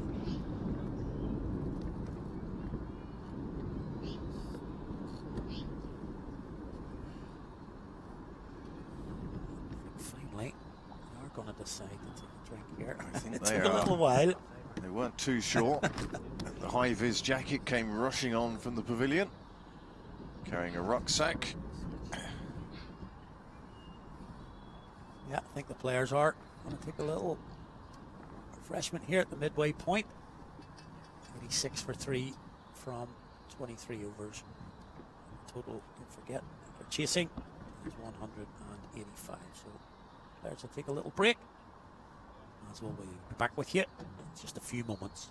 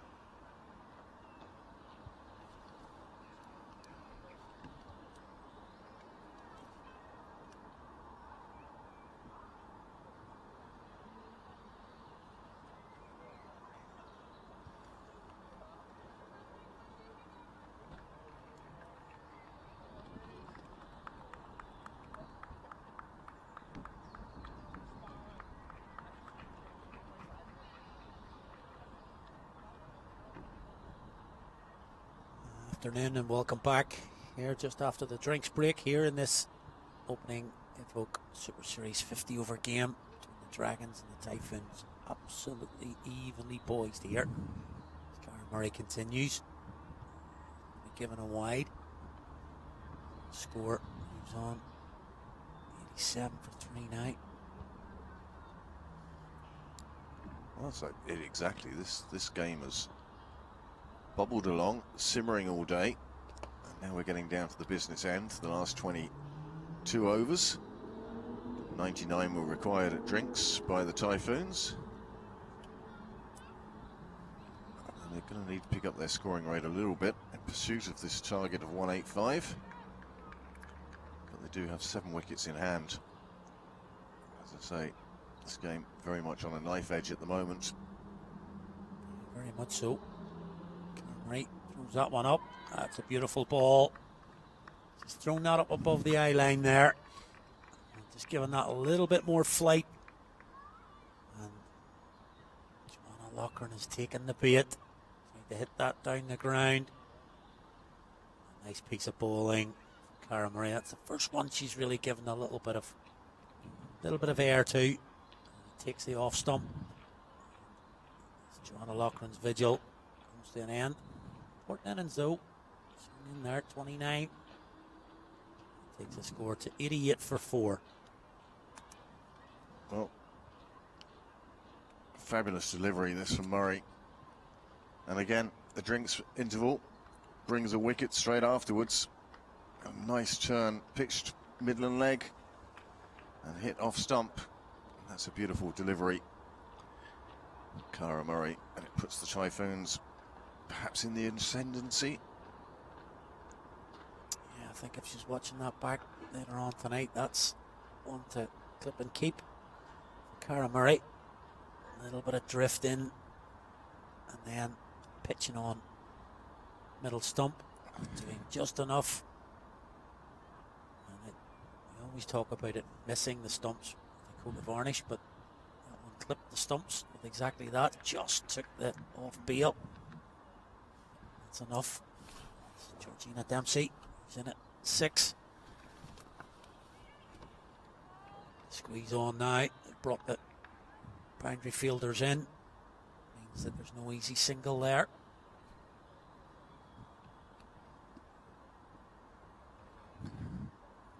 Two out on the leg side.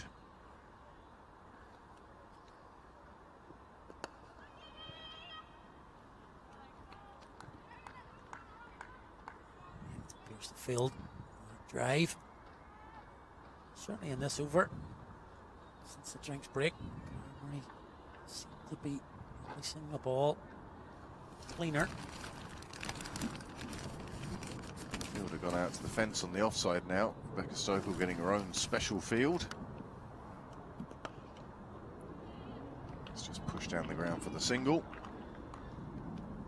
It's interesting to see how the Typhoons go ahead from here now.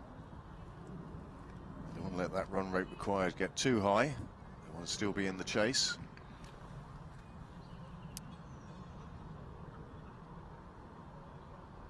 Fine ball, this over. Is it? Now indeed. Thought it would be a wide. He's given a wide. Though, almost. Little Dempsey round her legs there. Anything that's down the leg side will be given a wide.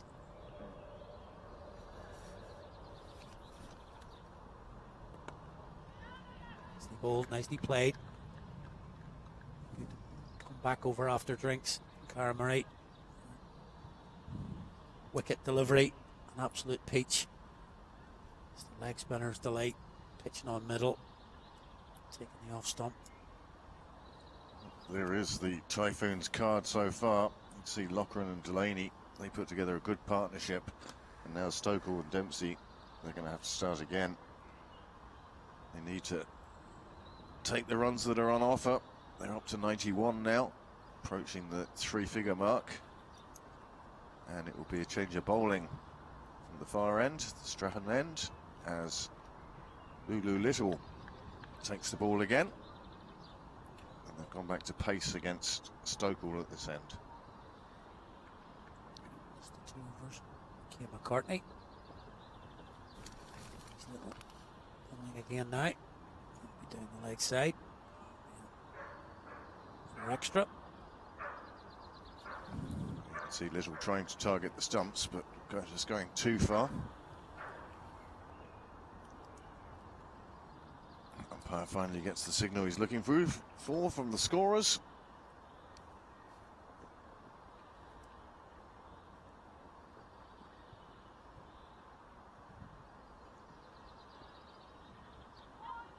Good length from Little, isn't it? That's the line. Much better line this time. Ball at a decent pace. Her run-up seems to have got quicker, and I think that's translated. I think that's something that the Irish coaching staff and the Dragons coaching staff have sort of trying to get us to do. Mentioned that with Orla Prendergast, and she similar run-up just doesn't stop. Momentum carries her through.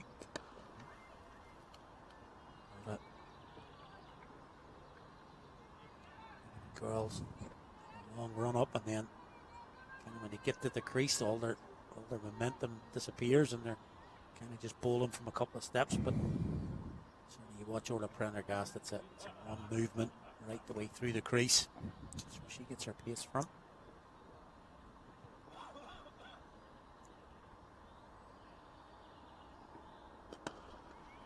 Shot. Beats the despairing dive.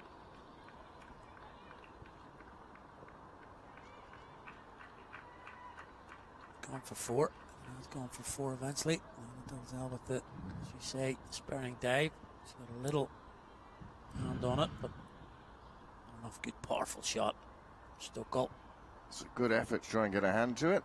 Just did enough to slow it, but couldn't prevent it crossing the rope. 4 much needed runs for the Typhoons.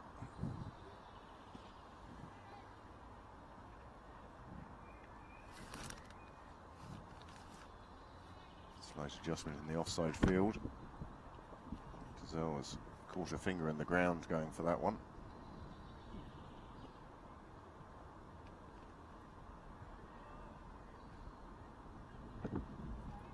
Just quietly, Stokel's moved on to 17 from 20. Seemed to have been lazing the ball around the ground, but as you can see there, just almost 100 strike rate. It's an experience. Key now.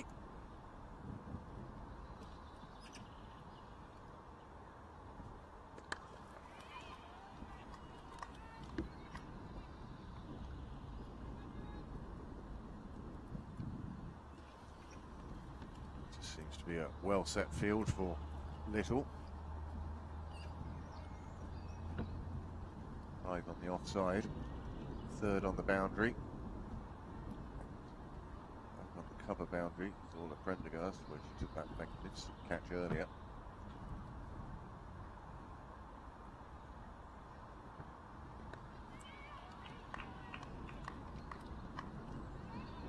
Must be 1.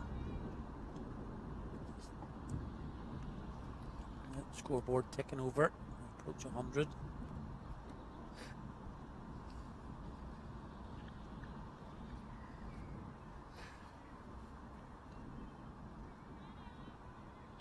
Scores very similar at the same mark. Just about to get back to that 9th wicket partnership in the first innings.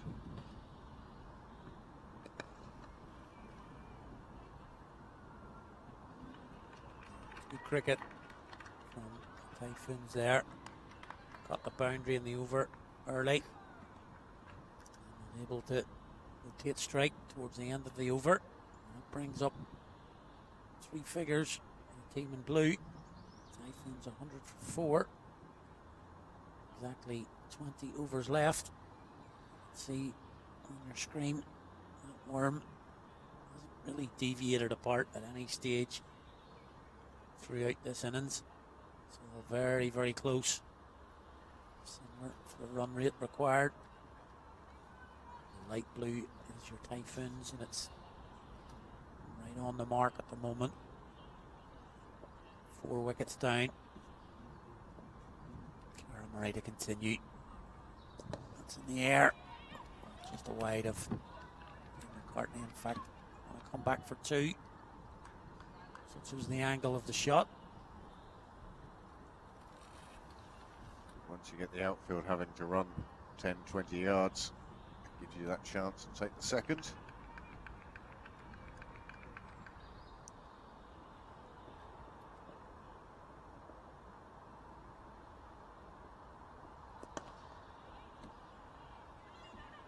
A bit of a mix up there.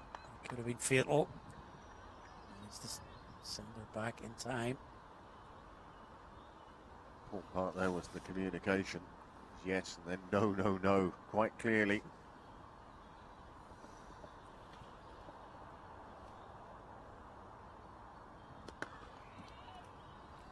Flat.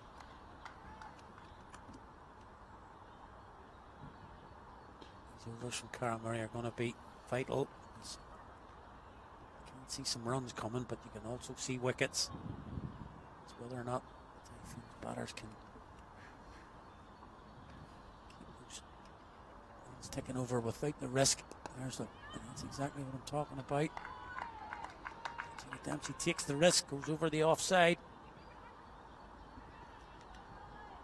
It'll only be 2. Fielding shot. Again. Nice chase, nice throw. Kept it 2.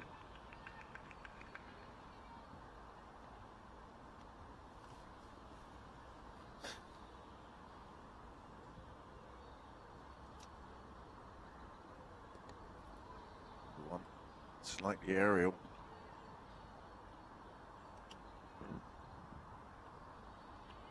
Yes, he does just look so much more threatening when the ball goes above the eye line.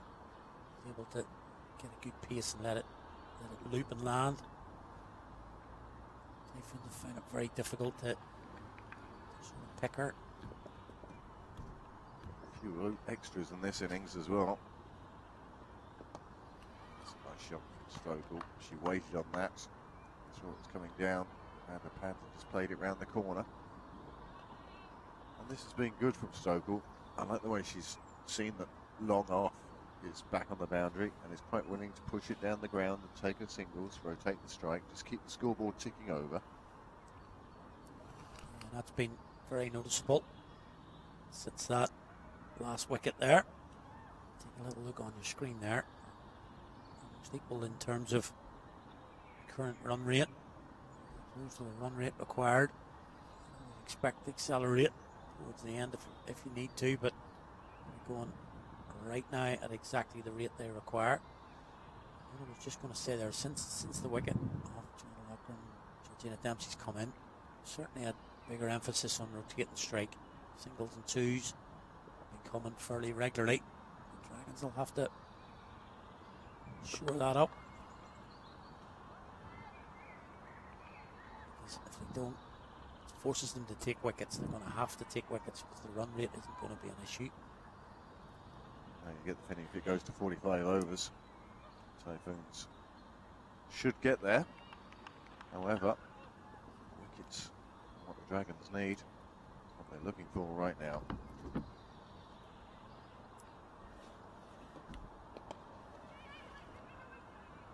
of a mix up.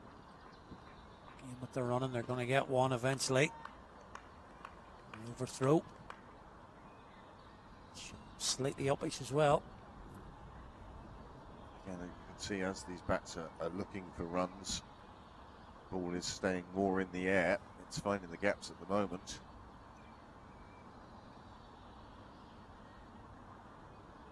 No, it only takes one delivery.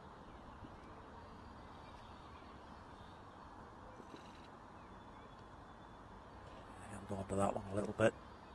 Hunter did well to get across to that one. Good footwork. Made it look simple. If it gone that wide, it wasn't.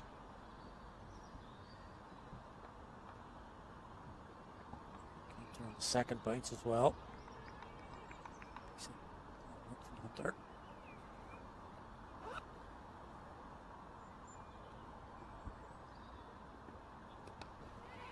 Again, that takes the edge. Safe though, and the Calvert is the fielding. third. Again, runs coming. A single off the bat, extras as well. 3 off the first 3 here.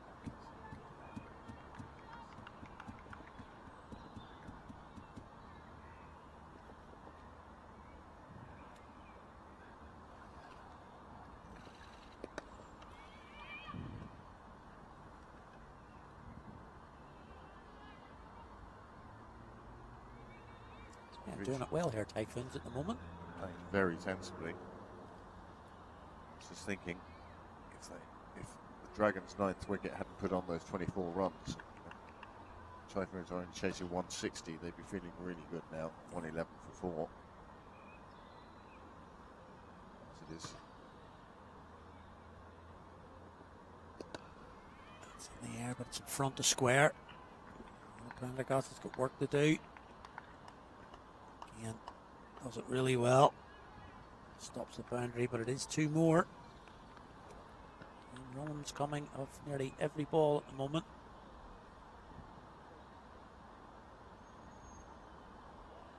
Dragons have gone a little quiet in the field. It's busy.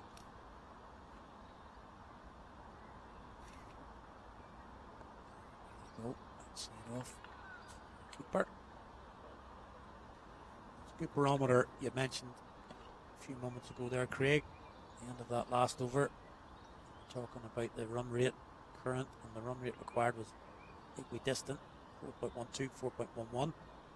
I'll give you a good idea as that who's going well at the minute. You can see now that the run rate currently has moved ahead. So good over there for the Typhoons. As long as they're keeping that run rate required below 5, even below 6, going into the last 10 overs, you'd feel that they would feel good about chasing down what they need to at that stage. Where they're going at the moment, those 10 overs might not need helter-skelter batting. They'll be able to just work it around like they are at the moment. Yeah, good sensible cricket. As you said, since Dempsey's come in, there seems to be a greater awareness of taking these singles. Luckman seemed to have got a little bit bogged down in her innings. She was still there. She was providing a good foil. It wasn't like the run rate was getting out of control while she was there. She's doing a good job for her side.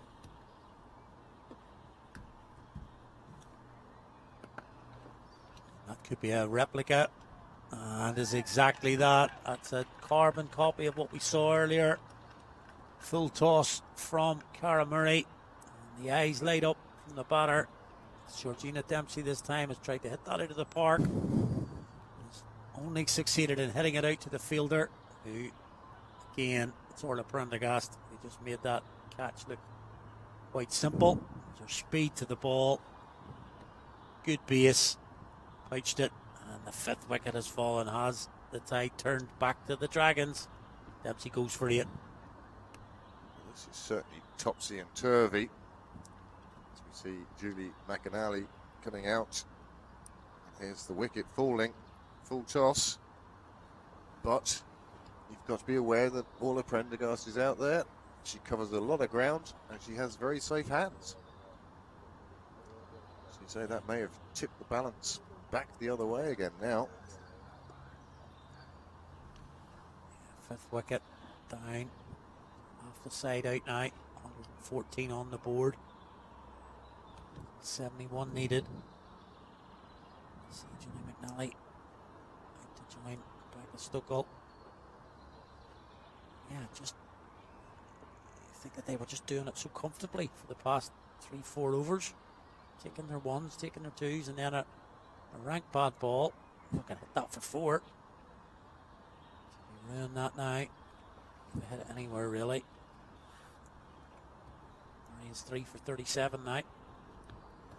Murray 3 for 37. 2 of them have been full tosses, caught by Orla Prendergast. But the 3rd wicket showed just what she's capable of. Yeah. That one that just pitched middle of the leg and took off stump. So a mixed bag for Murray today, but she won't be too unhappy. Another full toss. Gets away with that again. Yeah, some days you bowl like a dream. It just doesn't go your way and you go for plenty. Today, I don't think Cara Murray bowled at her best. She's got 3 wickets in the bank, possibly more.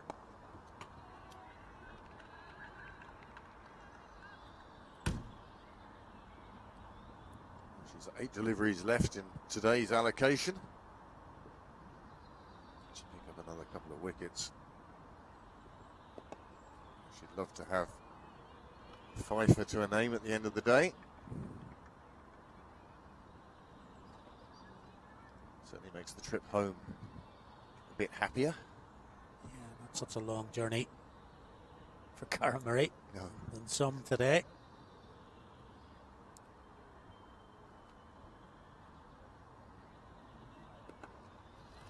She's going to get away with that as well. Another full toss.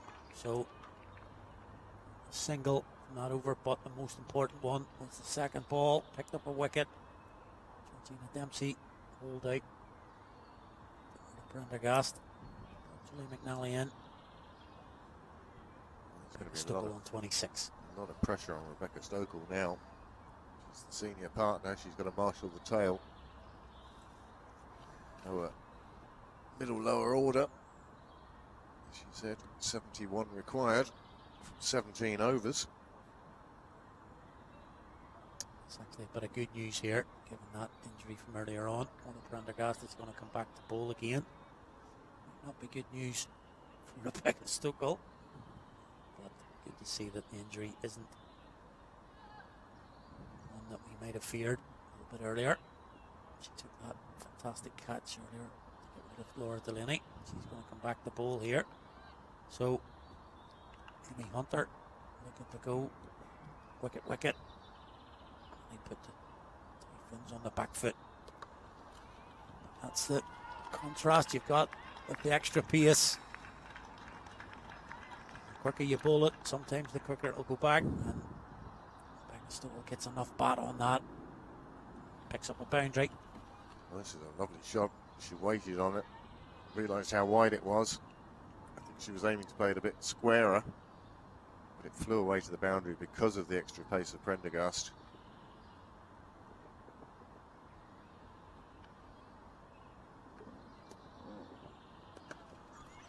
It's very similar. Again. It's going to go for 4 as well. 2 deliveries. Not the worst deliveries in the world. A little bit of width, but Rebecca Stokel has really timed both of those really well. It's a nice shot. Not really trying to hit it too hard. Using the pace. That's it. She's rockets over still playing inside herself. Not seeing any extravagant follow-throughs. She's playing the right shots.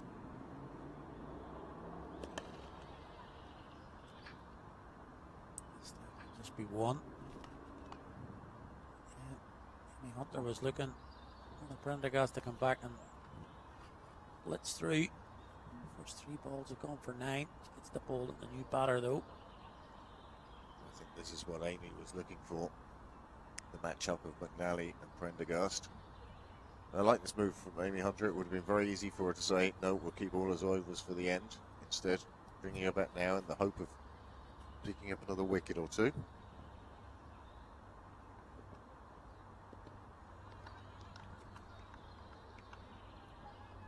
Target the stumps now. That's it. Opening bowlers line and length there. Just outside off. A little bit of carry. Bowling that in your first spell. I know. Prendergast has got to start targeting the stumps here. Bring in all modes of dismissal.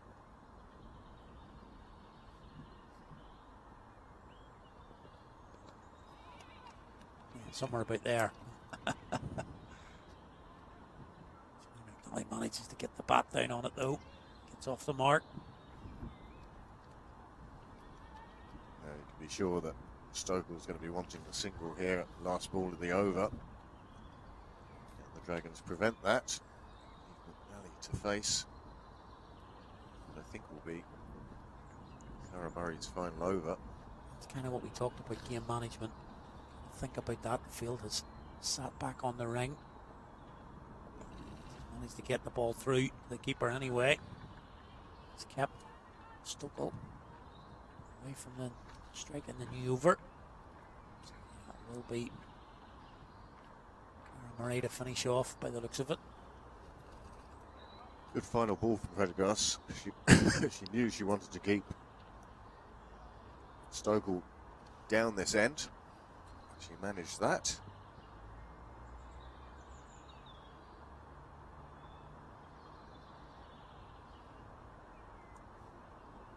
We'll see. Next spinner taking on the new bat. Only just that one run squirted away from an inside edge in the last over. But she's providing support to Stokel here.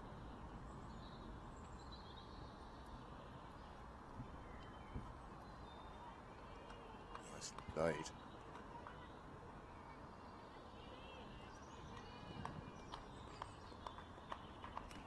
Well, that will help Nellie's confidence. I'd like to see Cara Murray give it a little bit of air here in this last fine balls of her spell. Get up above that eye line. Right there, making sure everything has to play.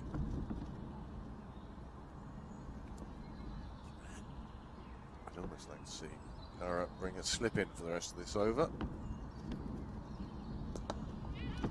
That's going to just bounce short. Oliver needs it. And they can get through for one. Field spreads. Stokel.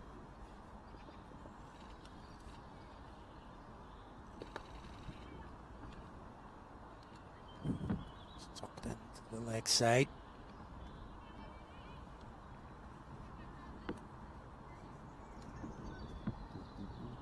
Just the two balls now.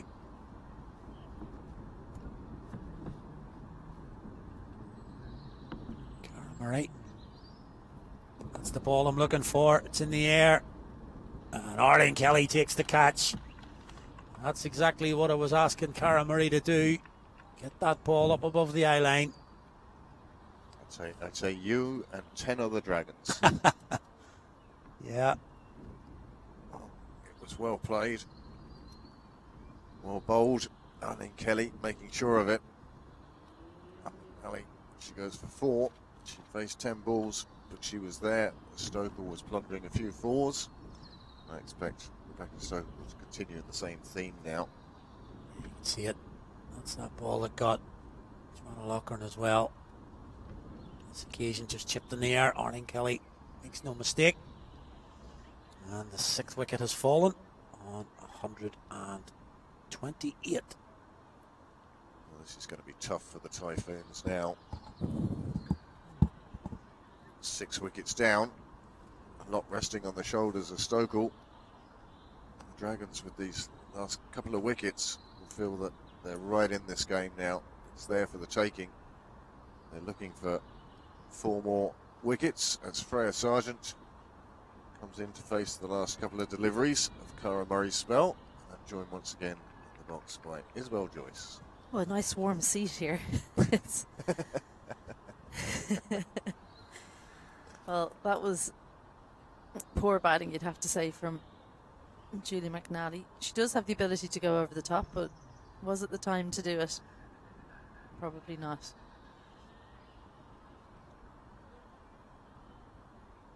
Murray will mind the wide. She'd rather have another delivery. 4 for 42 now. 1 ball left in her spell.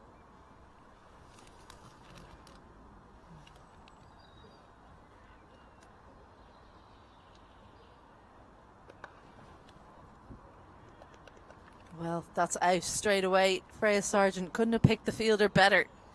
Just catches it on the bottom half of the bat and finds Talia Dunn in square leg, who takes a good diving catch. Sharp chance after she dropped one earlier.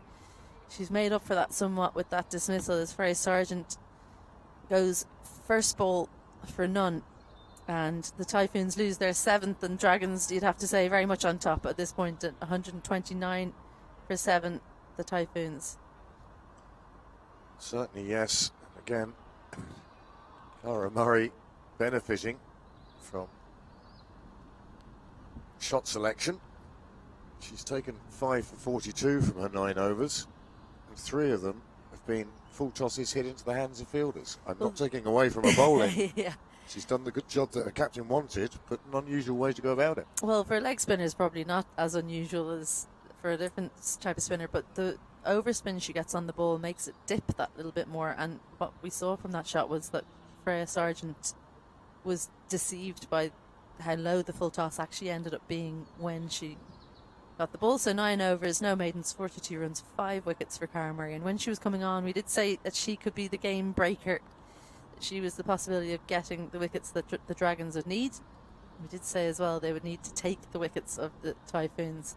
If it went to 45 overs and the Typhoons were right in the middle, that they would chase down the target of 185 pretty easily. 7 wickets down, Isabel McLean, but known as Izzy, goes out in the middle. She's got to stay there with Stokel. She often opens the batting, Izzy McLean. Very, very attacking batter. What I have heard is that Elise Noble, who was hit in the head earlier, she's okay, just a little bit of a concussion, but she's absolutely pretty much fine, that she'll just be out for a short time, hopefully not too long with that concussion. And she's happy out, she's smiling, walking around the boundary, so that's good news for the Dragons and for her. Orla Prendergast now against Izzy McLean. She's got the fielder up on the offside, so if she can get the ball through the infield, McLean, then she'll get full reward. She'll get runs there. No, delighted to hear about the player. It was a big clash between 2 moving speed players. Shoulder to head. Yes. Hope that we see her again on a cricket field very soon. But at the moment, as you said, she's up. She's round talking about it.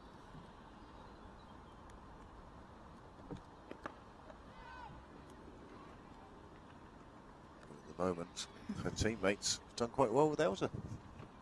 Yes, they have, haven't they? I'm not sure if she would have got a bowl. She bowls some off spin, and there's plenty of other bowlers to call upon. So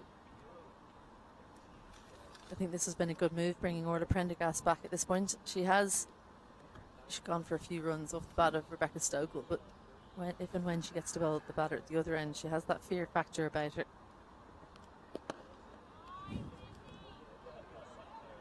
Well, no fear by McLean there. No, that's exactly what she's like as well, Izzy McLean. She doesn't hold back. Grew up on a lot of boys cricket in Balbriggan. Before they had a girls team, she would have played for the boys under 13s. She was part of the under 13 team from Balbriggan that won the league, and she was wicketkeeper for them. We didn't see her with the gloves today, but she's definitely not got any fear in her. She's certainly taking on Prendergast at the moment. I don't know what Rebecca Stokel said to her there, but I don't think it was please keep attacking the opening bowler of the Dragons. I think it might have been something more along the lines of just stay with me. She's got to negotiate one more delivery in the over, because there has to be a change in bowling at the other end, so that might be Stokel's plan to eye up whoever the change bowler is at the pavilion end. Oh, a sharp chance, and if one person could affect that catch, it's Orla Prendergast, but even she can't grab onto that one. 1 run from the over and 31 overs gone. Typhoons 130 for 7. Well done, McLean. She kept Prendergast at bay. Stokel will now face the change of bowling. Well, this is a big moment in the game, because I think it's Emily Calvert who's coming on from the pavilion end. Her first bowl of the day. Exciting young prospect, but a daunting task to come on and take over from the bowler who's just taken 5 wickets.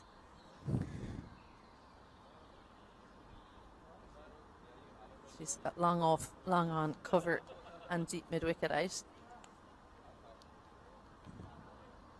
And Amy Hunt is standing back, so I think that gives you an indication of the type of bowler we're expecting. A bit more pace than, say, from an Arlene Kelly.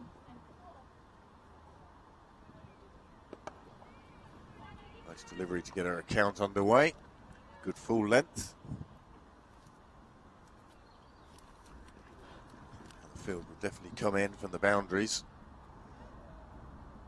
Well, Isabel McLean likes to take on the infield, but it's dangerous at this stage in the game and on this pitch as well.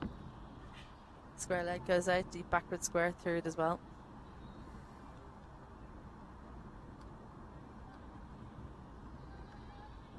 So a wide down leg side. After a decent start, Calvert just straighten.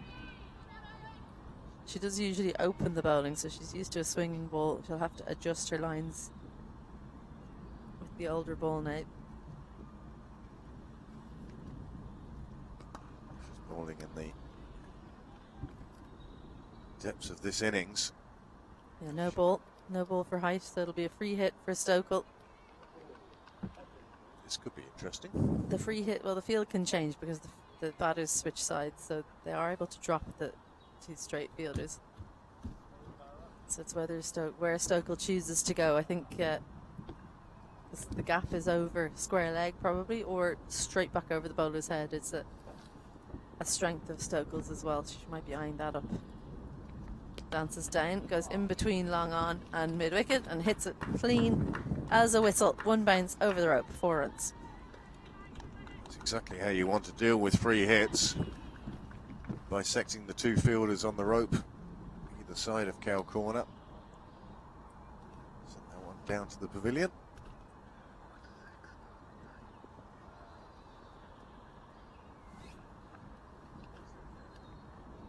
Much better from Calvert, but the field up in third and point. The chase is on for Alana Dalzell, who'll just about stop it in time. They'll come back for a third as the throw is not good enough to come into Amy Hunter. So 4 followed by a 3. So good over this one for the Typhoons. Again, 10 from it so far. The Dragons do need these 3 wickets. Plenty of balls remaining in which to get 44 runs. Just 3 wickets. Much better from Calvert. Good comeback. She needs to try and get out of this over without too many more runs being scored, because it's already been 11. 2 balls remaining. These are the kind of overs we spoke about when with the kind of a middle total, a couple of overs of 10s and 12s, and the game can really swinging Typhoon's way right now. Well, in between pad and stump. It's all happening this over. It certainly is. Kind of unlucky not to pick up a wicket on that occasion. Beat the batsman, but she also beat the stumps. Stokel doing the right thing. She's just slowing things down here. She's going to tie Izzy McLean's shoelace. Just break the rhythm of Calvert, who's bowled a couple of decent deliveries there.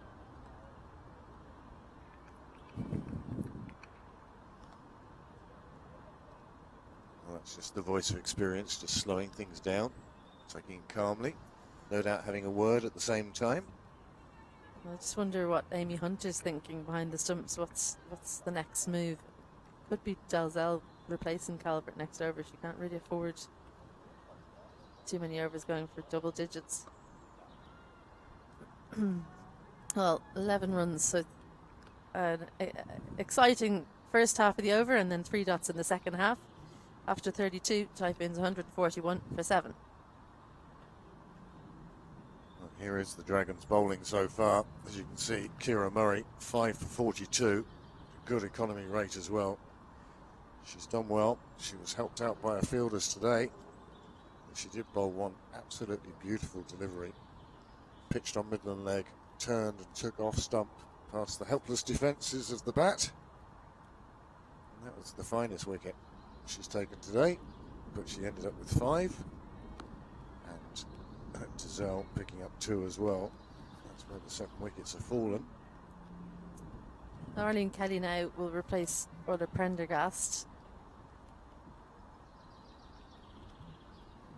So just shuffling the deck a little bit, Amy Hunter.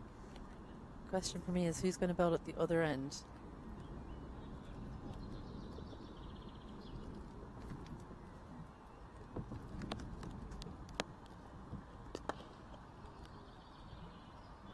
Good strong shot down the ground, long off was out, so that'll be a single to Stokel, and I think Kelly will be pleased with that outcome. Gets Stokel off strike straight away, and she'll want to bowl as much as she can at Izzy McLean.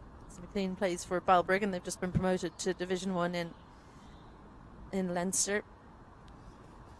Always tough that first time you get up to the top division, isn't it? So it'll be a steep learning curve for her and her club in Division 1, but also in this situation.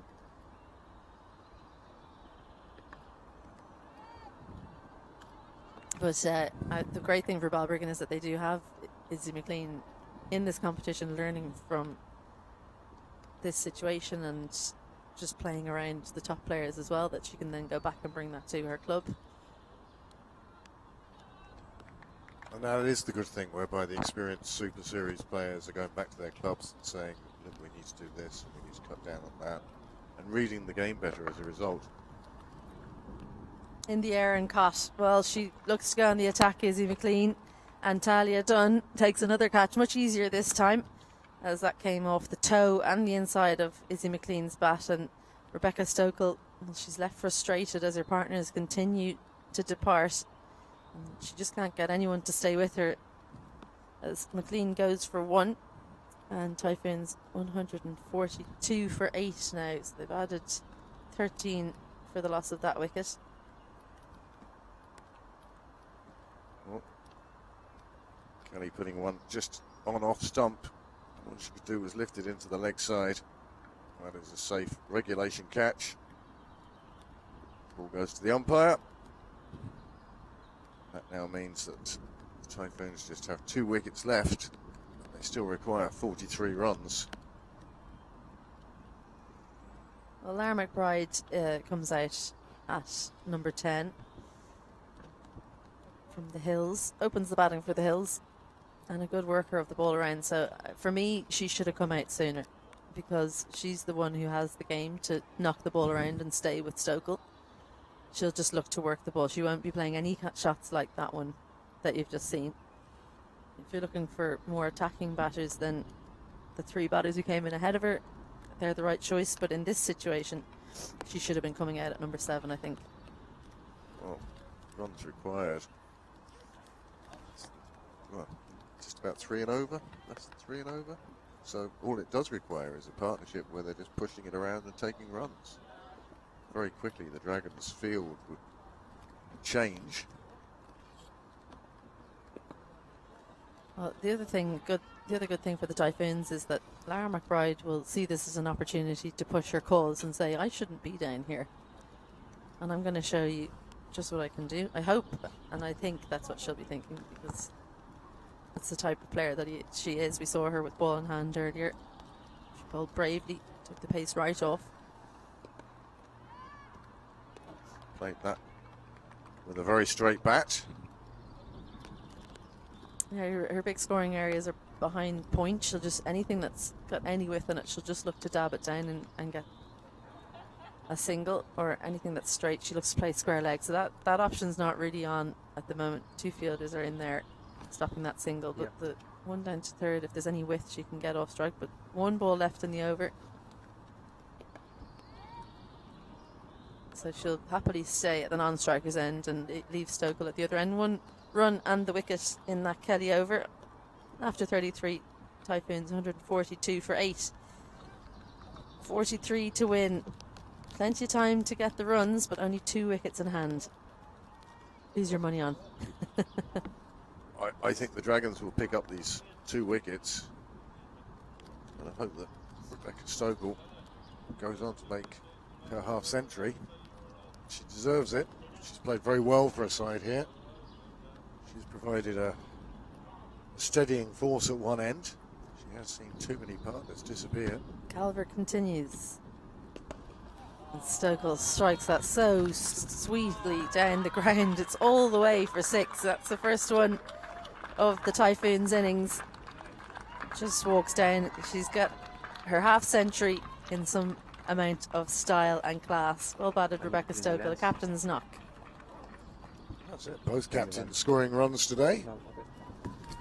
A good round of applause from what has built up to be a good crowd here at Belmont. It's a steep learning curve, this, for Emily Calvert, because that wasn't a poor delivery, just a great shot. It does the same. Oh, it's a chance at a run out. What a stop that is from Louise Little. An extra cover hit so sweetly to extra cover. One bounce into the hands, and Stokel, assuming it was going to be runs, almost caught short. Good ball coming into off stump.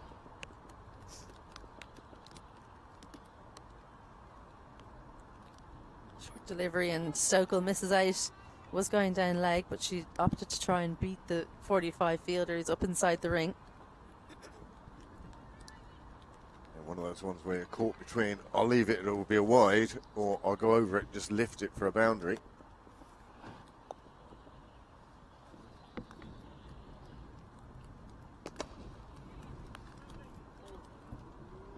Well, takes the single down to long on. Takes quite early in the over for me. Still half the over left. It's not that I think that Lara McBride can't rotate the strike, but I thought Stokel fancied this matchup. And that's the 150 up for the Typhoons with that single. 35 runs to win.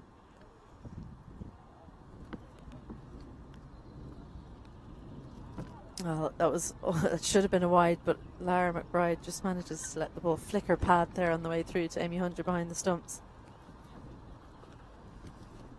Calvert would be delighted with the bat there. Saves her of that wide. Good to see Karen Murray going over and having a quick little chat to the young seamer.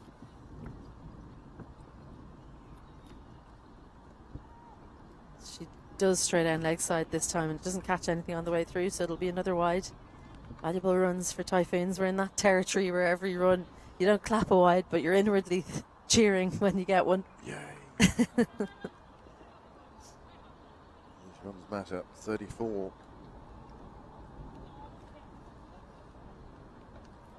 There's Lara McBride's scoring area now, backward of point. Manages to give the strike to Stokel for the last ball, so you'd imagine she'll just look to get a single and keep the strike for the next Kelly over, but you never know. It's there to hit, she might not be able to resist. We can see how the field has spread for Rebecca Stokel. I would think that you're almost giving her the single that she wants. It's leaving her plenty of room. She hits that easily out to cover for a single.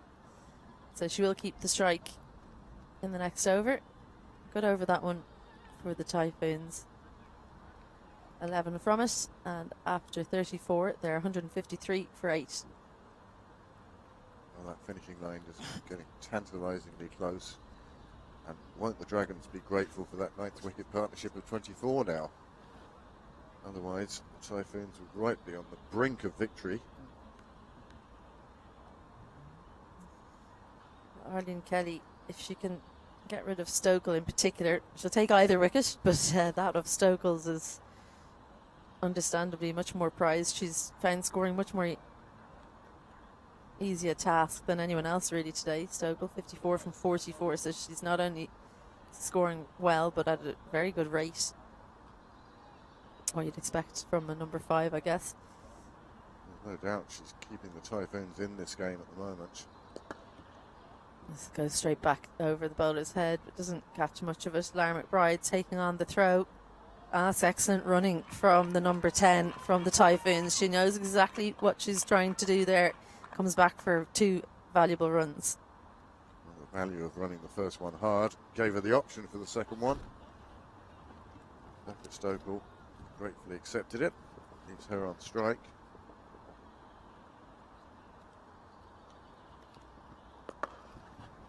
She lifts this into the leg side. It skips on. An athletic piece of fielding from Talia Dunn.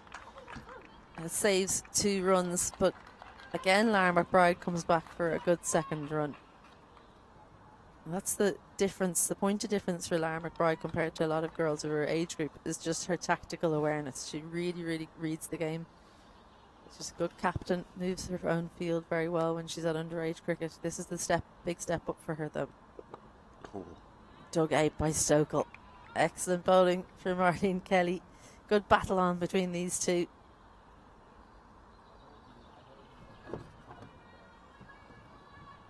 can hear the shouts from out in the middle. Amy Hunter, 1 wicket. They know that's all they need, 1 wicket, and then wouldn't it be so difficult to get home with only 1 wicket in hand? And this is the wicket they want. Big edge. They'll run the single and goes the wrong end, does Calvert. Well, Lara McBride ran past the stumps because otherwise that could have been a second. Loose return. It didn't cost anything. That runs to win. It's below 30. It's in the I could believe this territory. Yes, 27. Well, I would say get within 15.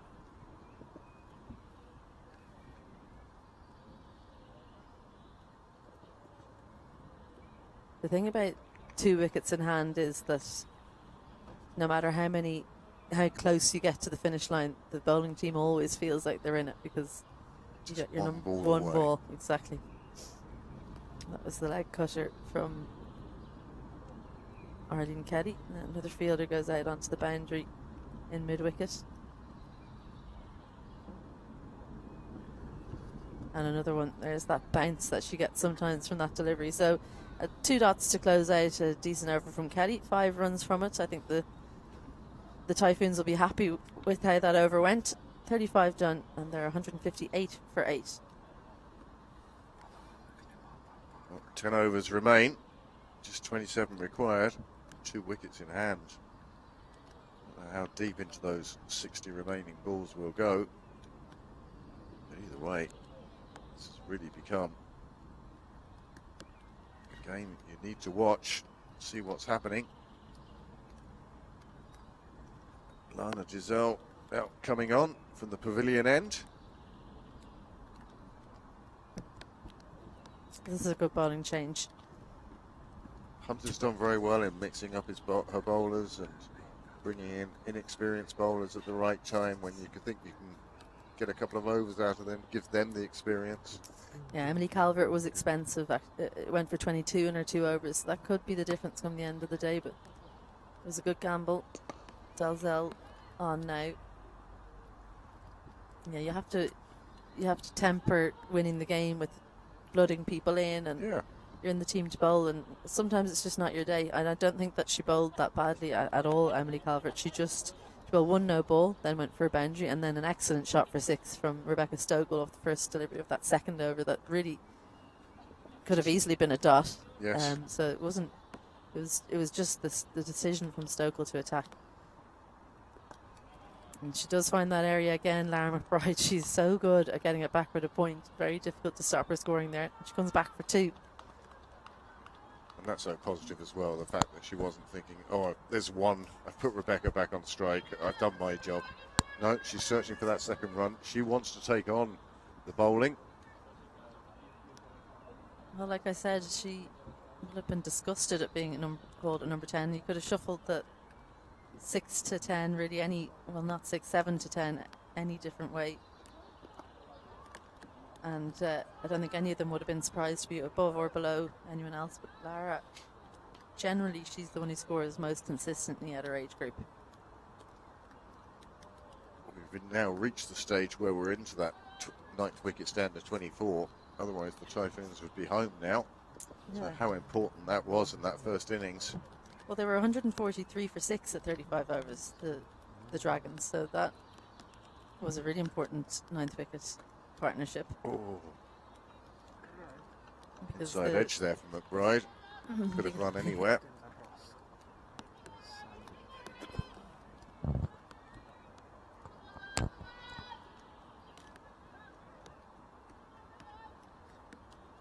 Amy Hunter still rallying the troops from behind the stumps. Just 2 wickets away, but only 24 runs to play with now. Well, there's a wide. Those will start really hurting now at this stage in the game when it's only 24 runs to win. 23 now.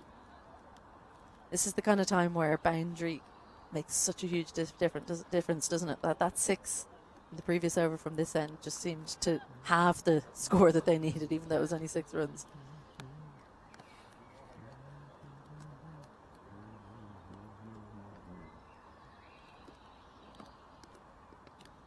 Well, there's such variable bounce out there now, isn't there?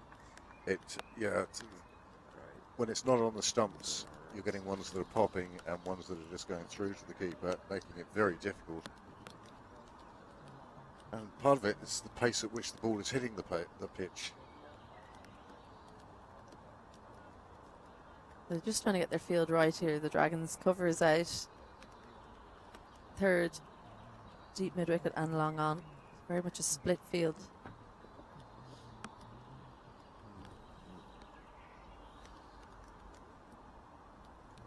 One delivery remaining in the over. Nearly taking the edge on that one. That is the end of the 36th over. The score has moved on to 162 for 8. And I can't call it. I have no idea who's going to win this game. It's so in the balance. The Typhoons are chasing down these 23 runs, and they're doing so quite sensibly. They are at this point, but they've looked comfortable and then lost a wicket out of nowhere at different points in the innings. I mean, the difference for me is the Dragons, they did have one drop catch. Joanna Loughran was dropped. Actually, I think she was dropped once, and then there were a couple of chances. You couldn't believe they didn't go to hand. But the Typhoons dropped Amy Hunter twice, and if the Typhoons don't come out on top in this game, they can point directly at that fielding and say that's the difference.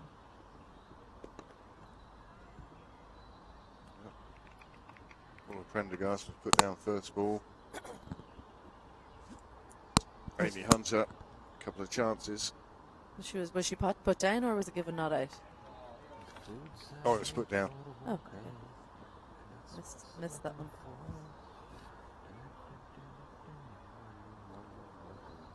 And there's the wicket. No. The one ball. Rebecca Stokel chases a wide one, catches the bottom of the bat, and she plays on. Well, she can't quite believe it. She's played a fantastic knock, Rebecca Stokel, but Arlene Kelly, 2 for 17. She's been there or thereabouts her entire spell, and you'd have to say she deserves that wicket. But Stokel has hardly put a foot wrong. The Typhoons captain, she goes for 60, and the Typhoons, well, is that the end of their chances? 162 for 9. Well, Stokel will be so disappointed here. She's done all the hard work. She was marshalling the tail so well, and then Kelly puts one down outside off. Feet didn't really go across, and she ended up edging it onto her stumps, and you've just heard the deserved round of applause she gets as Sinead Thompson now comes in to save the day for the Typhoons. Left-handed batter from Clontarf, and a very good batter, but again, I'm talking about at age group level that she would have done great things. This is a whole other kettle of fish, dealing with not only the bowlers you're facing, it's the fielders. They're just so much quicker, and you can't get the ball through Better hands. as easily. Better hands, You can't yeah. play stuff in the air and know that you're going to get away with it. Exactly, so it's a different job, really. So Arlene Kelly has third, kind of 3/4 of the way out, and fine leg as well. Everyone else up in the ring. Well, Sinead Thompson had no plans other than blocking that one. There are 51 balls remaining. She can take her time. I'm not suggesting that the Dragons will bowl 23 wides in that time, but they'd pick up 4 or 5 there, and then perhaps with singles here and there, you could very easily find that 23 required dropping quite quickly.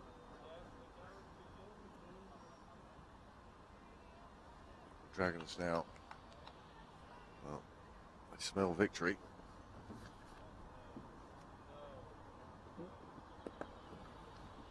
It's played out the offside by Thompson. Well played. 23 remaining. An opportunity for these two to be out in the middle, though.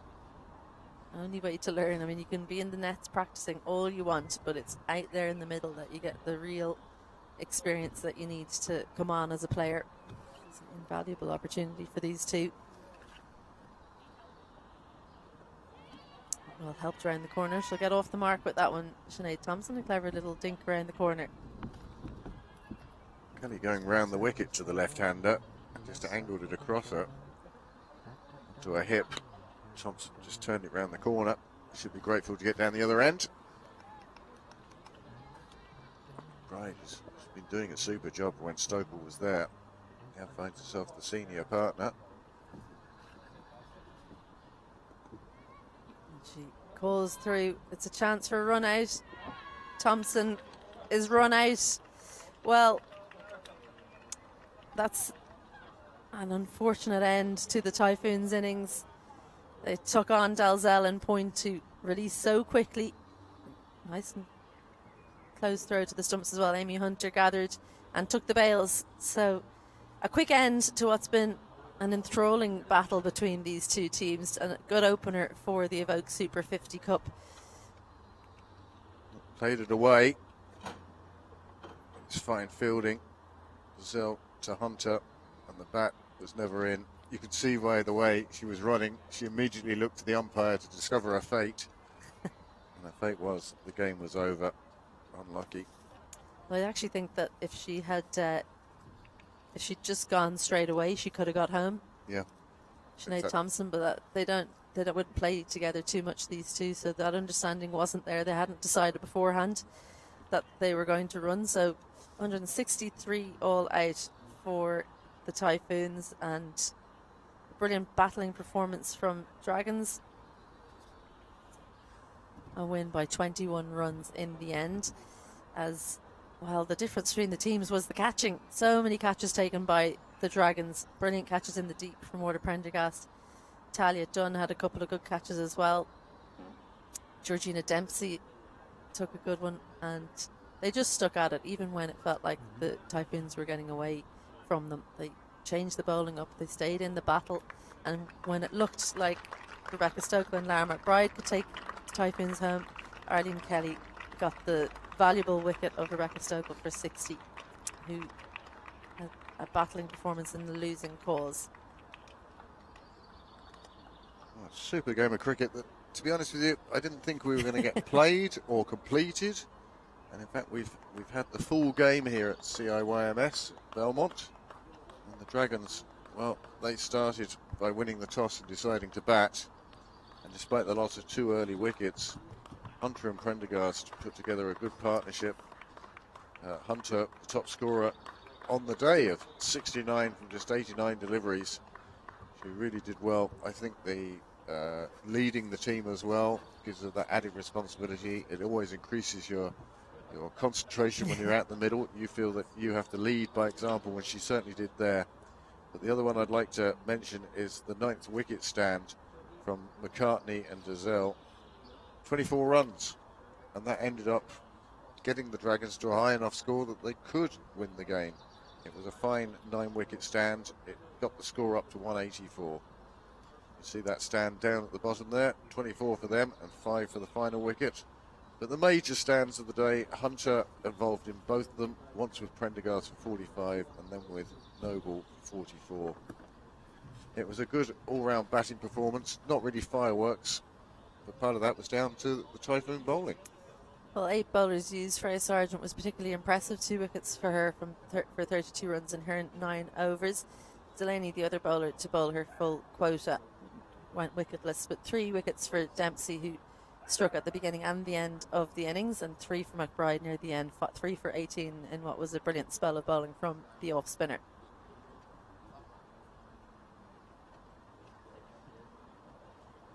The Typhoons had to chase down 185 for victory. It was a struggle at the start. Forbes and Canning couldn't get going, and Loughran came in at 329 from 69 as she stuck about for as long as she could before Murray came into the attack. She bowled with some good control, but it was actually her poor deliveries that took a number of wickets. Delaney and Dempsey both falling from full tosses, as well as Sargent, but she took 5 wickets in that innings, did Cara Murray. 23 to Delaney. She looked really good until she just picked the wrong fielder to take on Prendergast in the deep. Stokel 60 with the top score, as the tail did not wag for the Typhoons. They couldn't get over the line.